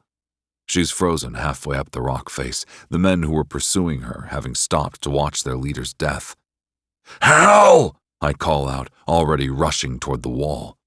She looks down, calling to me, sounding terrified. She's wedged herself into a precarious position where she could easily slip right into the pond. I don't waste time with words. I frantically climb, taking the diagonal path that follows the edge of the rock face. The stone is slick with rain, and one wrong move could send me plummeting into the spirit-filled water below. The other men scramble down as I climb past them, their eyes cast downward in submission. Good. They've learned quickly. When I reach Hell, she's trembling so hard I can hear her teeth chattering. "Is he?" she mumbles, staring past me at the pond where Sten's body floats face down, spirits still circling like vultures. "They're both gone, sweetheart," I say, reaching for her. "I told you I'd protect you." "My hero," she says, managing a weak smile despite her terror. "Climb on my back," I instruct, turning carefully on my narrow perch. Slowly. She moves like she's made of glass, her arms wrapping around my neck, legs around my waist. I feel every shake, every hitched breath as she clings to me. The climb down is worse than going up. One slip and we'd both fall. I take it methodically, testing each hold before trusting it with our weight. When we reach the bottom, I maneuver us toward the far edge where she can step onto dry land without touching the water. The moment her feet touch the ground, I turn and pull her into my arms. My lips find hers, tasting rain and tears and blood. She melts against me, her small form fitting perfectly against mine, as if she were made for me.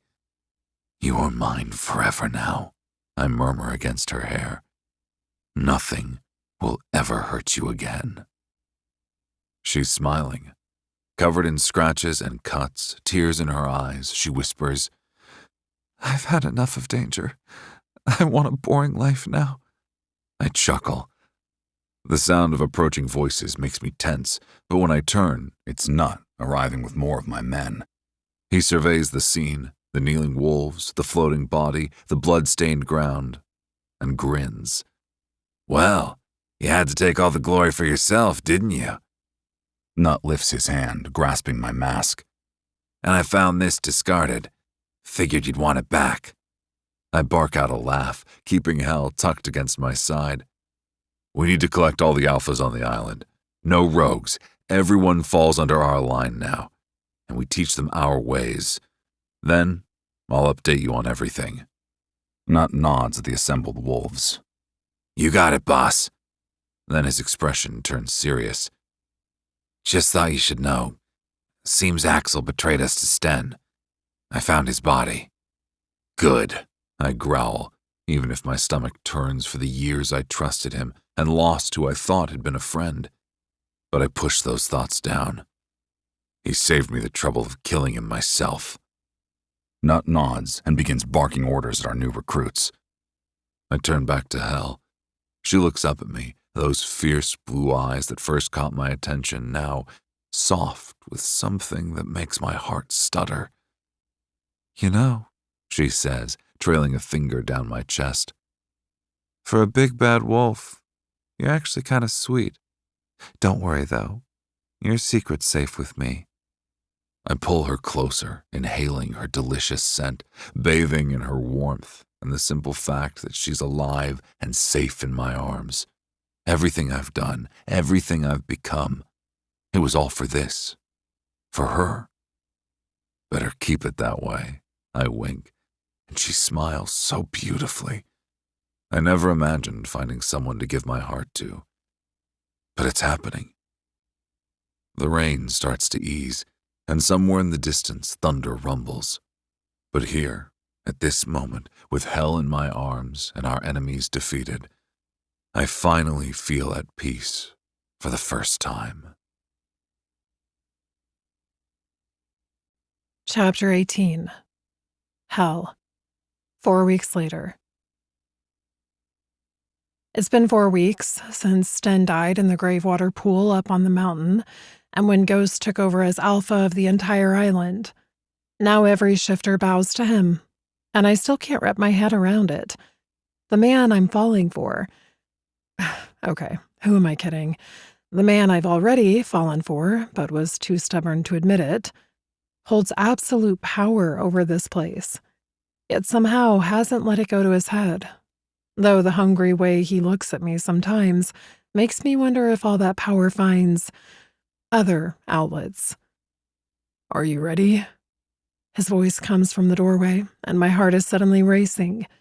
He's leaning there like some kind of sinful god in low-hanging jeans and boots, a tight black t-shirt riding up just enough to show a strip of those abs that make me lose all brain function. One arm is propped against the doorframe, and muscles flexing in a way that should be illegal. Meanwhile, I'm wrapped up in our bed, wearing his shirt that smells like him. Lately, I've been craving his scent like it's an addiction, to the point where I actually caught myself sniffing his laundry yesterday. Yes, I have officially become that Omega. Someone should just put me out of my misery now. You look so adorable nesting, he says, his good eye glinting with amusement. Are you thinking of me in there with you? Touching yourself? Ha! You wish. I'm a terrible liar because my inner thighs are soaked. And don't say the nest word, I grumble, burrowing deeper into my blanket fortress. I'm not nesting. I'm strategically arranging comfort items. His chuckle is dark honey as he shuts the door and strides into the room, all broad shoulders and predatory grace. He's not wearing his mask today, and lately these maskless days have become more frequent. The scar tissue around his dead eye doesn't seem to bother him as much. Or maybe he just cares less about the stares. Not that many people dare to stare anymore. Not since they saw what he did in the Gravewater pool. Now they whisper that he's part ghost, which would be funny if it weren't partially close to the truth. Hard not to think you're nesting when you've literally wrapped yourself in our blankets and buried yourself in my clothes, he points out. Well, then you shouldn't have been away from me for so long. The words come out needier than I intended, but fuck it. 4 weeks of this growing heat inside me has stripped away most of my pride anyway. He crawls onto the bed, moving with a grace that reminds me he's all animal inside. My body reacts instantly. Fire racing down my body, my pussy already tingling at the idea of him pleasing me. Desire crackling along my skin like electricity. It's ridiculous how little control I have around him, but at least I'm not dealing with a psychotic alpha. Instead, I've got one who looks at me like I'm both prey and goddess, who treats me like a queen while making it clear he could devour me at any moment. His lips find mine, and I melt fast. My hands slide around his neck, pulling him closer, trying to crawl inside his skin. But before I can get too comfortable, his hands scoop under me, and suddenly I'm airborne. No! I protest laughingly as he lifts me out of my nest. Damn it. Now he's got me saying it. Do you know how impossible it is to resist you?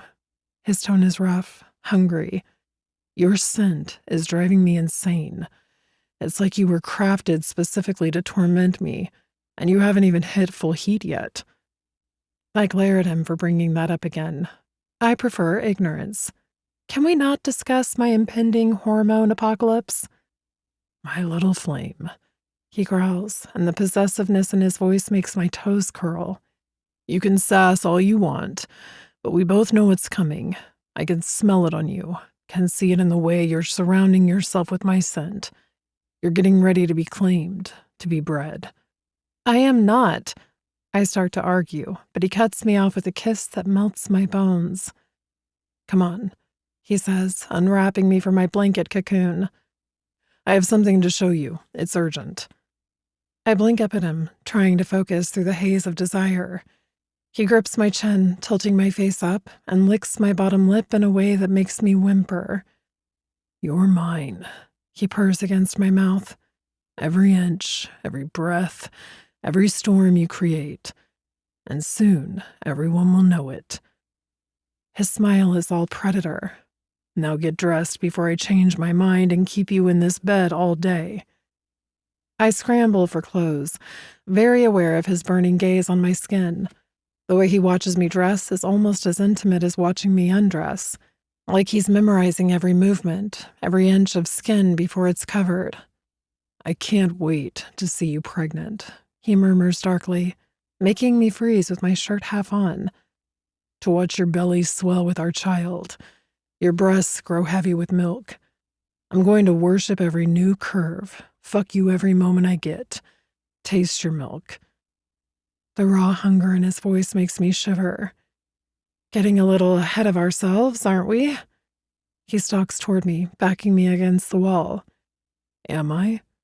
Your heat is coming, little flame, and when it does, I intend to make sure it takes. His hands blaze processively across my stomach. I want to see you round with my pup, to know that everyone who looks at you will see that you're mine in every possible way. Ghost, I whisper, caught between desire and surprise at the intensity of his words. His smile is knowing, dangerous. You have no idea how crazy your scent is making me. Deep breath, I tease him, and he's got me in his arms, his face in my neck, inhaling, licking me. He's relentless.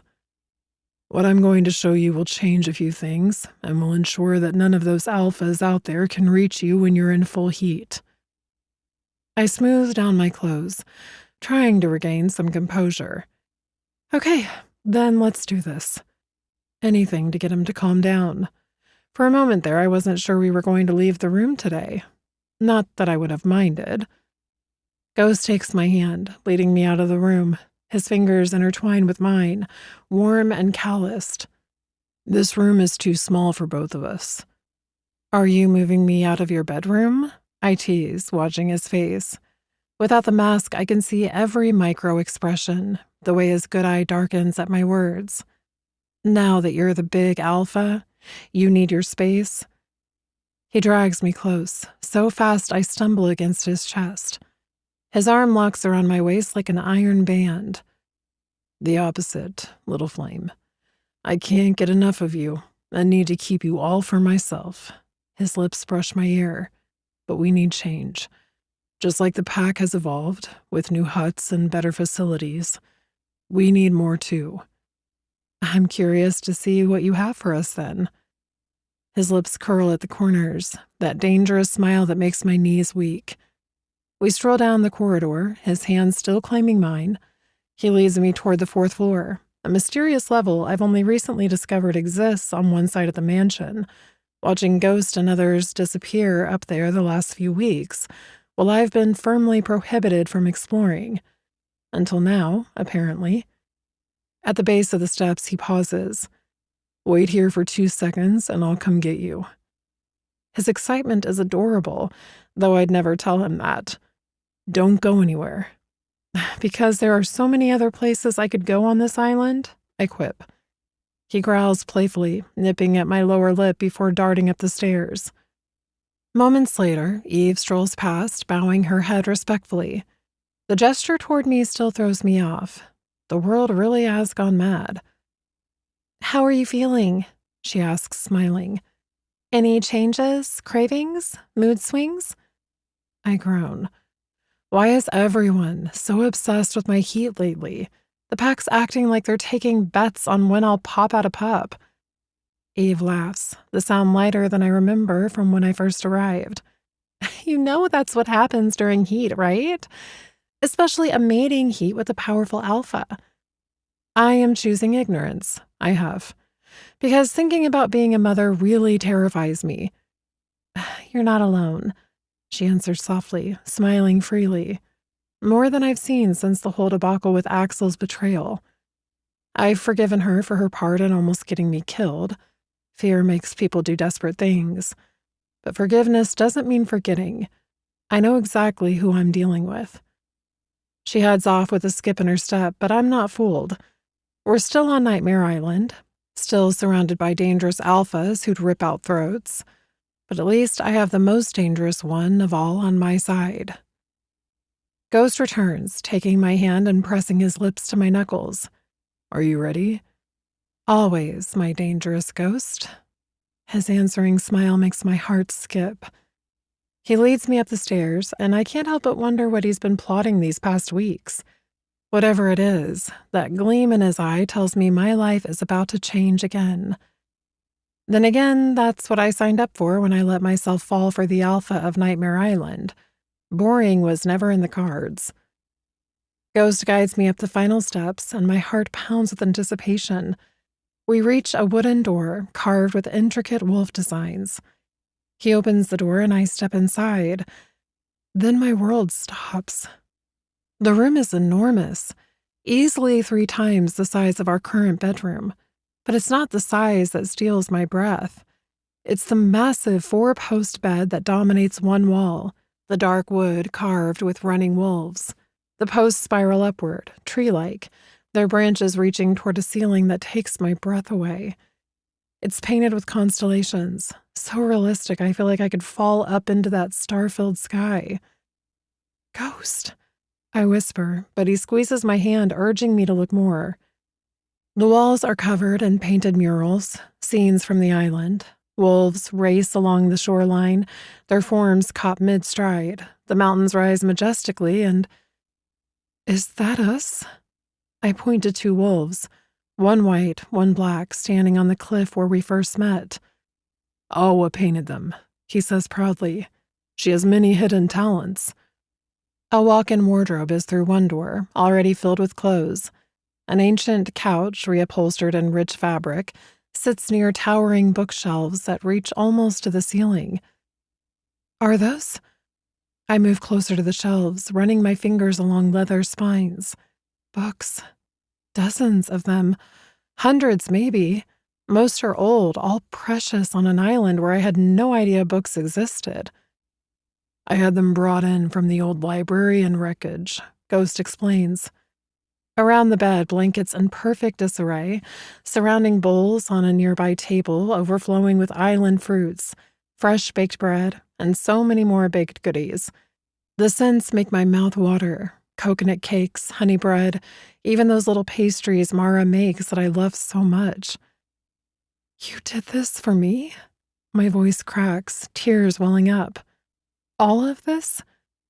Ghost's hand cups my face, his thumb catching a tear.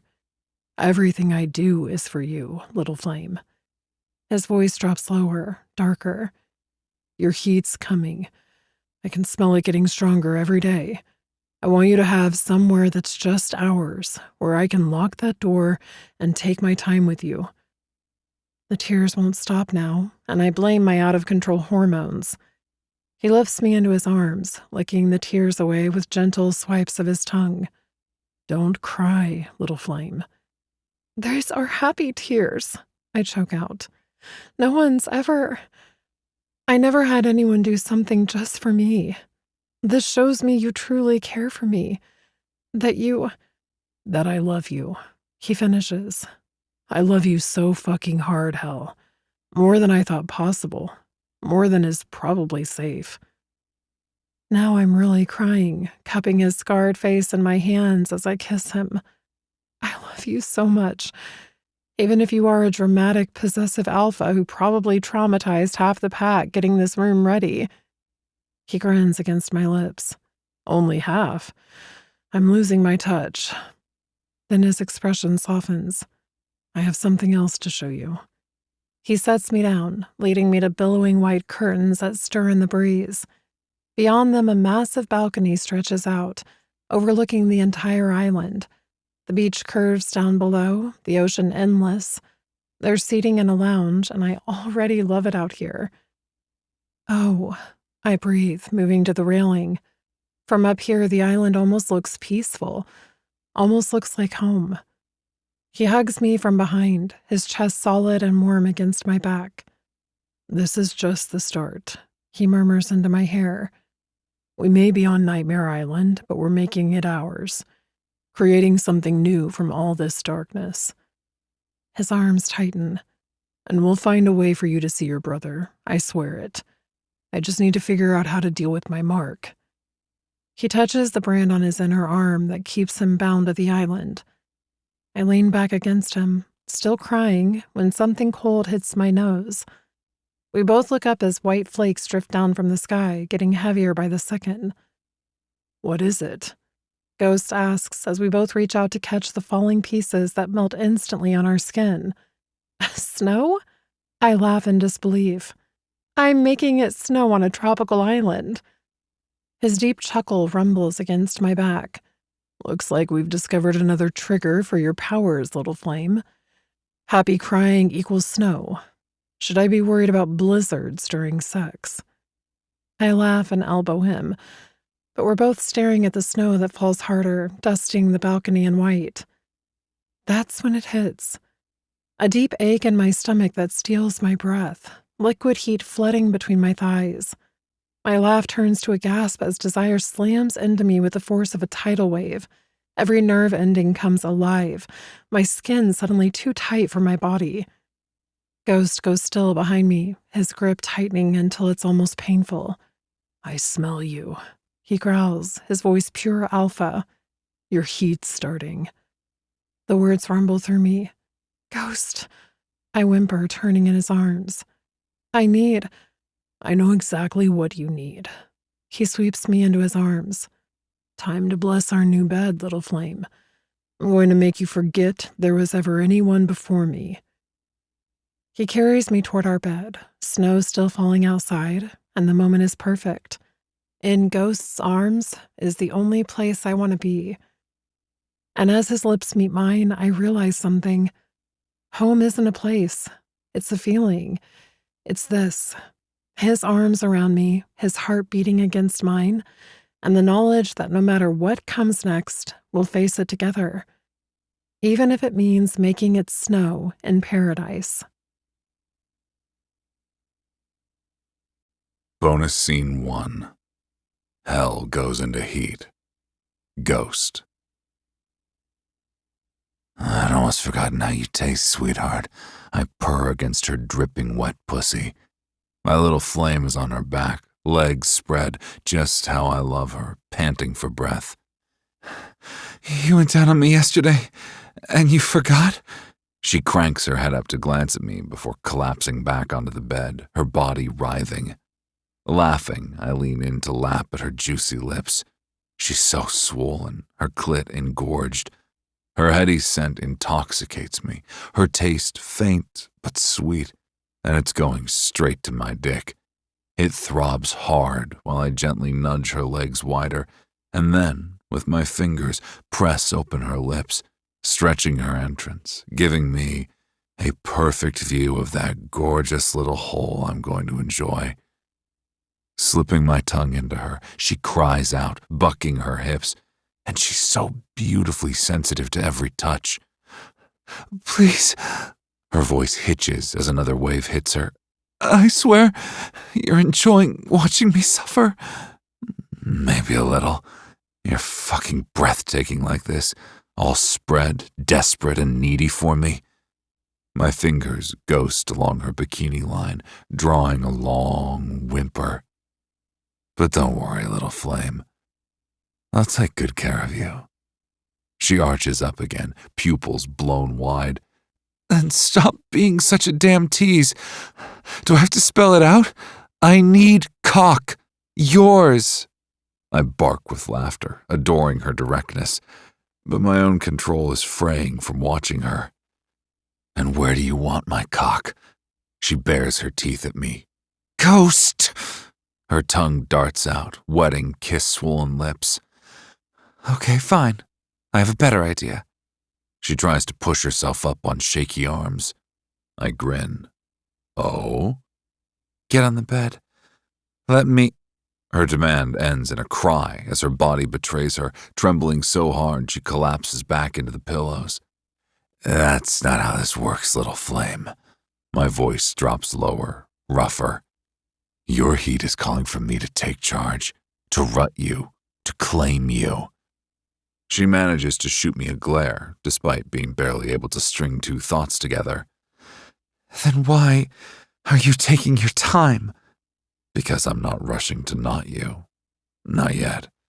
First, I'm gonna take my time fucking you every which way, fulfilling every fantasy and sating your heat. So you might as well lie there and enjoy it. Shut up, she groans, but there's a smile playing on her lips as she reaches down to those gorgeous tits, plucking at her nipples. I hate that you're coherent right now. My head's foggy and I'm so turned on that it hurts. I purr, finally climbing onto the bed, over the top of her.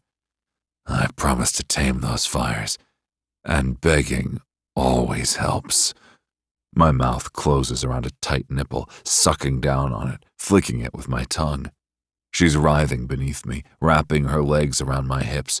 She's rocking those sweet hips, trying to push herself toward my cock. A protesting sound tears from her throat, but no words form, and I adore her submissive body.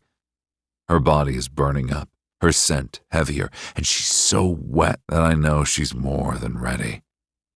Kissing my way to the other breast, I growl low in my throat, the sound ripping from my chest. Gods, you're beautiful like this.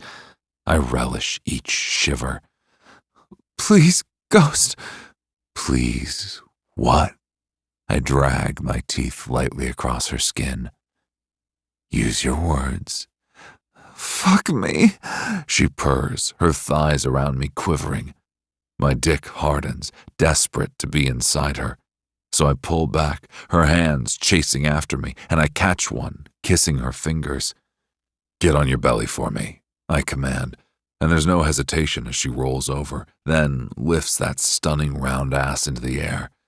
She's spreading her legs, and I take her in, reaching over, rubbing my thumb across her entrance, at her stickiness, which pulls away with my touch. She's purring, and her hands are grasping a pillow tightly, while a primal roar rolls through my chest. I grasp my cock and push into her, slowly working my way in, pressing her open, my breaths racing to shove into her. A moan bleeds from her throat, and I slide in deeper, her pussy gripping my cock so fiercely that it has me hissing. Fuck hell! Her hips move against me as if she's fucking me, but I hold those hips, fingers digging in, and I take charge, drawing out and then thrusting into her. Hard, fast, savagely. My sweetheart is crying out for more, her core dripping out of her and onto my balls. She has no idea how beautiful she is this way, or that it might last for days, maybe even a week or more. I'll tell her later. Right now, I'm ramming into her, hissing, eyes rolling back from the hottest fucking experience of my life. With my thumb, I slide up between her cheeks, finding her little puckered ass. She's silky wet, and I inch into her. She groans, but isn't stopping me. I'm gonna fuck you, sweetheart, just as you begged me, and I'm gonna claim every hole. That's when I slide my thumb in all the way, and she cries out breathily, the sound seeming to reverberate around the room. Why does that sound so good?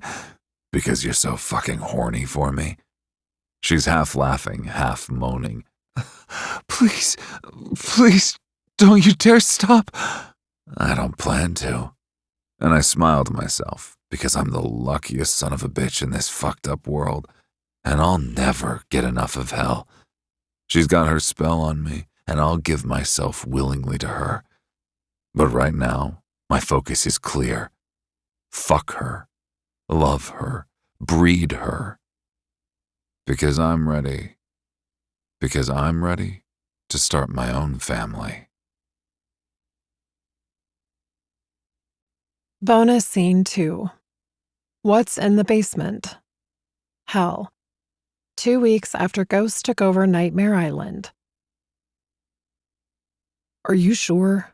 Ghost asks for the 10th time, and I roll my eyes just as many. I've lived here for years, spent a lot of time in wreckage, and not once have I seen a locked basement door in that town. Yes, I'm certain, I insist. I saw it right before I fell into that pit with the zombie. The memory alone makes my skin crawl, but I push it aside. Okay, then we're going to check it out.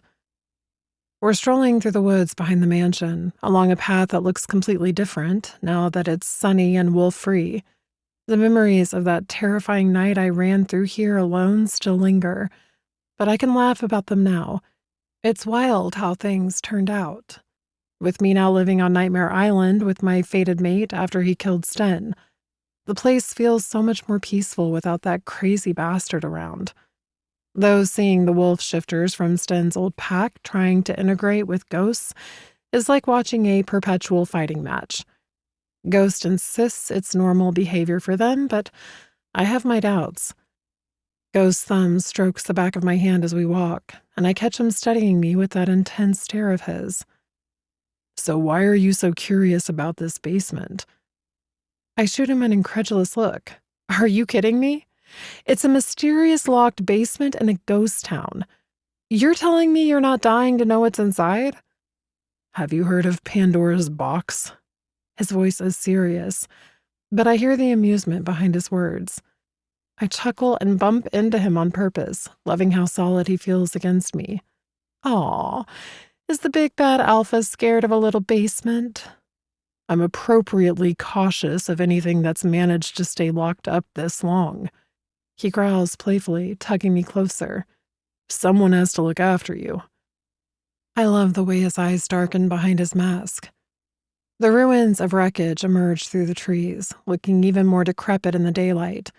The old road, now more stone than pavement, cuts through the center of town like a jagged scar. Remnants of old buildings gape at us with broken windows, and vines crawl up everything. I lead Ghost toward the mansion, past the massive pit I fell into that night. I peer inside, and a yellowed bone catches my eye. All that's left of my zombie friend. Lovely. And you're not afraid of encountering another zombie? Ghost asks, his hand tightening on mine. Well, that's why I brought you along, right? My own personal zombie slayer? I flutter my eyelashes at him dramatically. He just chuckles but doesn't deny it. We round the side of the mansion, the same one that had given me major creeps when Ghost was being an ass and trying to scare me. But all thoughts of that night vanish when I spot the metal door set into the ground right next to the house, leading down into what has to be the basement. There it is, I call out, picking up my pace. But Ghost stops, his brow furrowing. Where? I don't see anything. Oh my gods, it's literally right there. I point directly at the door, but he's still staring around like I'm speaking another language. Is he doing this on purpose? He huffs. Do you even know what an underground door looks like? I tease. But there's something unsettling about the way he's looking, or not looking, at it. I seriously don't see anything. Only grass, stones, and a broken house, he says, and the playfulness is gone from his voice. I blink in confusion, then walk over to the door and tap it with my boot. The metallic clang echoes slightly. Ghost's eyes follow the sound, and he reaches down to touch where my foot just was. The moment his fingers make contact, he jerks back like he's been shocked, eyes going wide. Fuck me, he breathes. I swear to Odin that was not there moments earlier. It just appeared. Then how come I saw it the whole time? Fuck if I know, but something's wrong here. His eyes narrow. Okay, so you don't want to check it out then? I ask, already knowing the answer. A slow grin spreads across his face. Fuck, I do now. A magic invisible door that only you can see? That has me curious, especially the part where it seems to have been hidden from me. I'm giggling as I watch him wrestle with the lock. He finally grabs a piece of metal debris, shoves it through the lock loop, and puts his supernatural strength to good use. The lock snaps with a satisfying crack. My stomach does an excited flip as he pulls open the door, revealing a set of stairs descending into darkness. The musty smell that wafts up makes my nose wrinkle. Before I can take a step, Ghost's arm blocks my path. Stay here. I'll check it first. For once, I don't argue. The zombie memories are a little too fresh to play hero. I wait at the top of the stairs, straining to see or hear anything in the darkness below. No sounds of fighting or cursing come up, which I take as a good sign. Finally, Ghost's head appears around the corner. All clear, sweetheart. Come on down. I practically race down the stairs. The basement is about the size of our bedroom back in the mansion, with dusty shelves lining the walls. Most are empty, covered in years of grime, but Ghost is standing by one particular shelf, completely still. When I join him, I see why. He's holding a wooden box about the size of his head, maybe a bit larger, and carefully rubbing decades of dust off the top with his thumb. What is that? Treasure, he suggests with a half smile, but we're both transfixed by this box that somehow hasn't decayed like everything else down here. With another display of strength, he snaps off the small lock and lifts the lid. I lean in close, curiosity burning, and we both stare at what's inside. A deep, blood-red stone, its surface covered in tiny craters that make it look almost organic. It sits nestled in what might have once been velvet, now faded and worn. What the hell? I whisper. I feel an electric current coming off it. Before I can protest, he's already reaching for it. Should you touch it then? How else are we going to find out what it is? His logic makes a certain amount of sense, but still. His fingers wrap around the stone, and there's an instant spark against his arm. He flinches back, but I'm too busy staring at his inner arm where his mark, the one that's kept him prisoner on this island, is rapidly fading away. Oh my gods, I gasp. Your mark! It's gone. He stares at his arm incredulously, running his fingers over the now unmarked skin. Without a word, he bolts for the stairs, and I chase after him. What is it? He bursts into the sunlight, holding his arm up. Is this real? Are you fucking kidding me? This whole time there's been a solution to the mark right under my nose? Maybe, I say slowly, my mind racing to keep up. Maybe this is what keeps you locked to the island, not just the mark itself. He turns to stare at the open basement door. And maybe why I couldn't see the door, but you could. It was hidden from me, from all of us with marks, by some kind of cloaking magic, until you made me really look and see it. You can leave the island with me, I blurt out. He's free. Suddenly I'm in his arms, his mask pushed back, and he's kissing me with a passion that makes me blush, his tongue in my mouth, reminding me how easily he brings me to his mercy. When we finally break apart, I'm grinning like an idiot. We can go see your brother, he says, excitement making him sound younger. Once you work out how to lure a boat to us with the weather. I laugh at the absurdity of it all, but I am going to find a way to finally go to him, the one person in my family who protected me as much as he could against my father.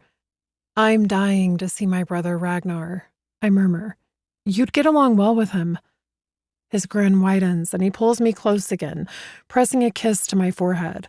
We will, I promise you. A thought occurs to me. What about the others on the island? And their marks? They'll want them removed too. His face darkens. You know most are dangerous assholes here for a good reason. He shakes his head. I don't think it'd be wise to tell them about this. At least not for a long time. The last thing we want is to draw attention from those in Denmark who will hunt us all down if they think everyone escaped. First, we find a way off the island. Then we deal with everything else. For now, time to close this up. His voice drops lower. You're the only one who gets to see this side of me. You know that? The one who makes me want to be better, even if I am still an asshole. I smile up at him. You're a sweetheart to me. Damn right I am. He pulls his mask back down, but not before I catch his grin. Now let's get this locked up before anyone else stumbles on our little secret. Ghost wrestles with the broken lock, trying to bend it back into something usable, but after a few frustrated attempts, he gives up. Wait here, he growls, disappearing into the basement once more. He returns moments later with lengths of dusty rope, meticulously weaving them through the door handles and securing them with knots. No one else should be able to see the door while they have their mark, I say, studying him as he works. I may bring Nut for a walk here one day and see if he notices it or not. Just to be sure, he adds, giving one final tug. I nod. So, aren't you now glad I'm a curious cat? His laugh is low and dangerous, and before I can blink, he has me pressed against a tree, his cheek brushing mine. You're my cat, he growls, and his hand travels down between us. I gasp as it slips under my dress. Maybe we should play a bit with your sweet pussy. I laugh and push away from him, darting between the trees. His growl, as he pursues me, sends shivers down my spine. The ridiculously good kind. It's funny how life works out sometimes. I found him while running for my life, terrified and alone in these same woods. Now I run because I love what he'll do to me when he catches me. And he always catches me. That's the best part. Bonus Scene 3. Ragnar. 3 nights without sleep, and still no word about my sister. She was being transported to Romania, so she should be here by now. But the waiting is fucking brutal. Something's wrong. The rain hammers against the windows, but inside the crackling fire keeps the darkness at bay. I lean back in my leather chair, a glass of whiskey untouched in my hand. Somewhere upstairs, my mate and pup sleep soundly with her 3 other mates, unaware of the storm. But I can't rest my mind, worried like fuck about hell. My sister, my wild girl who was forced into an arranged marriage by our father. I vowed to her that I'd come save her one day, but it seems she got to me first. But now, this silence gnaws at my gut. A sharp knock cuts through the thunder. Enter, I bark, setting my glass down on a nearby table. A young man I've seen before opens the door. He's a messenger sent to me often by Dusan, the alpha of the Ash Pack down in Shadowlands sector, the southern side of Romania, while I control the northern half. Sorry for the late arrival, he groans, lips tight. No apology needed. One day I'll get Dusan to finally get a damn phone, though setting up an electricity grid in his part of the country is close to impossible. The young man is wet, though not dripping, so I pour him a generous glass of whiskey. What brings you during such shit weather, my friend? His hands shake slightly as he accepts the drink. I have urgent information from Dusan that he received from Alpha Ander. The plane your sister was in went down, but thankfully she escaped in a pod. I'm on my feet in seconds, my heart thundering into my ribs. Where? The word tears from my throat, every muscle in my body turning to stone. Is she alive? He shrugs, eyes downcast. No one knows where she landed or in what state. Only thing they said was that she went down an exiled sector, maybe somewhere near Nightmare Island. What the fuck? Exiled sector is where most around the world send the worst kind, the most depraved, where even the strongest wolves fear to tread. But near Nightmare Island? That could also be dozens of places. Dread rushes through me. I curl my hands into fists. Sorry I couldn't bring better news, he says with a bow of his head. It's not on you, I manage through clenched teeth. Rest here tonight, until the rains pass. As I arrange for someone to show him to a guest room, my mind darkens with worry. But I remind myself that hell is tenacious. She's survived shit that would break lesser wolves. But Exiled Sector is different. That's where nightmares are born. Back in the room, I down my whiskey in one burning gulp. I'll hire every tracker, every hunter worth their salt. I'll tear apart those islands one by one if I have to. My sister is out there, and nothing, not storms, not distance, not even the monsters that prowl Exiled Sector will stop me from bringing her home. Even if I have to paint those islands red with blood.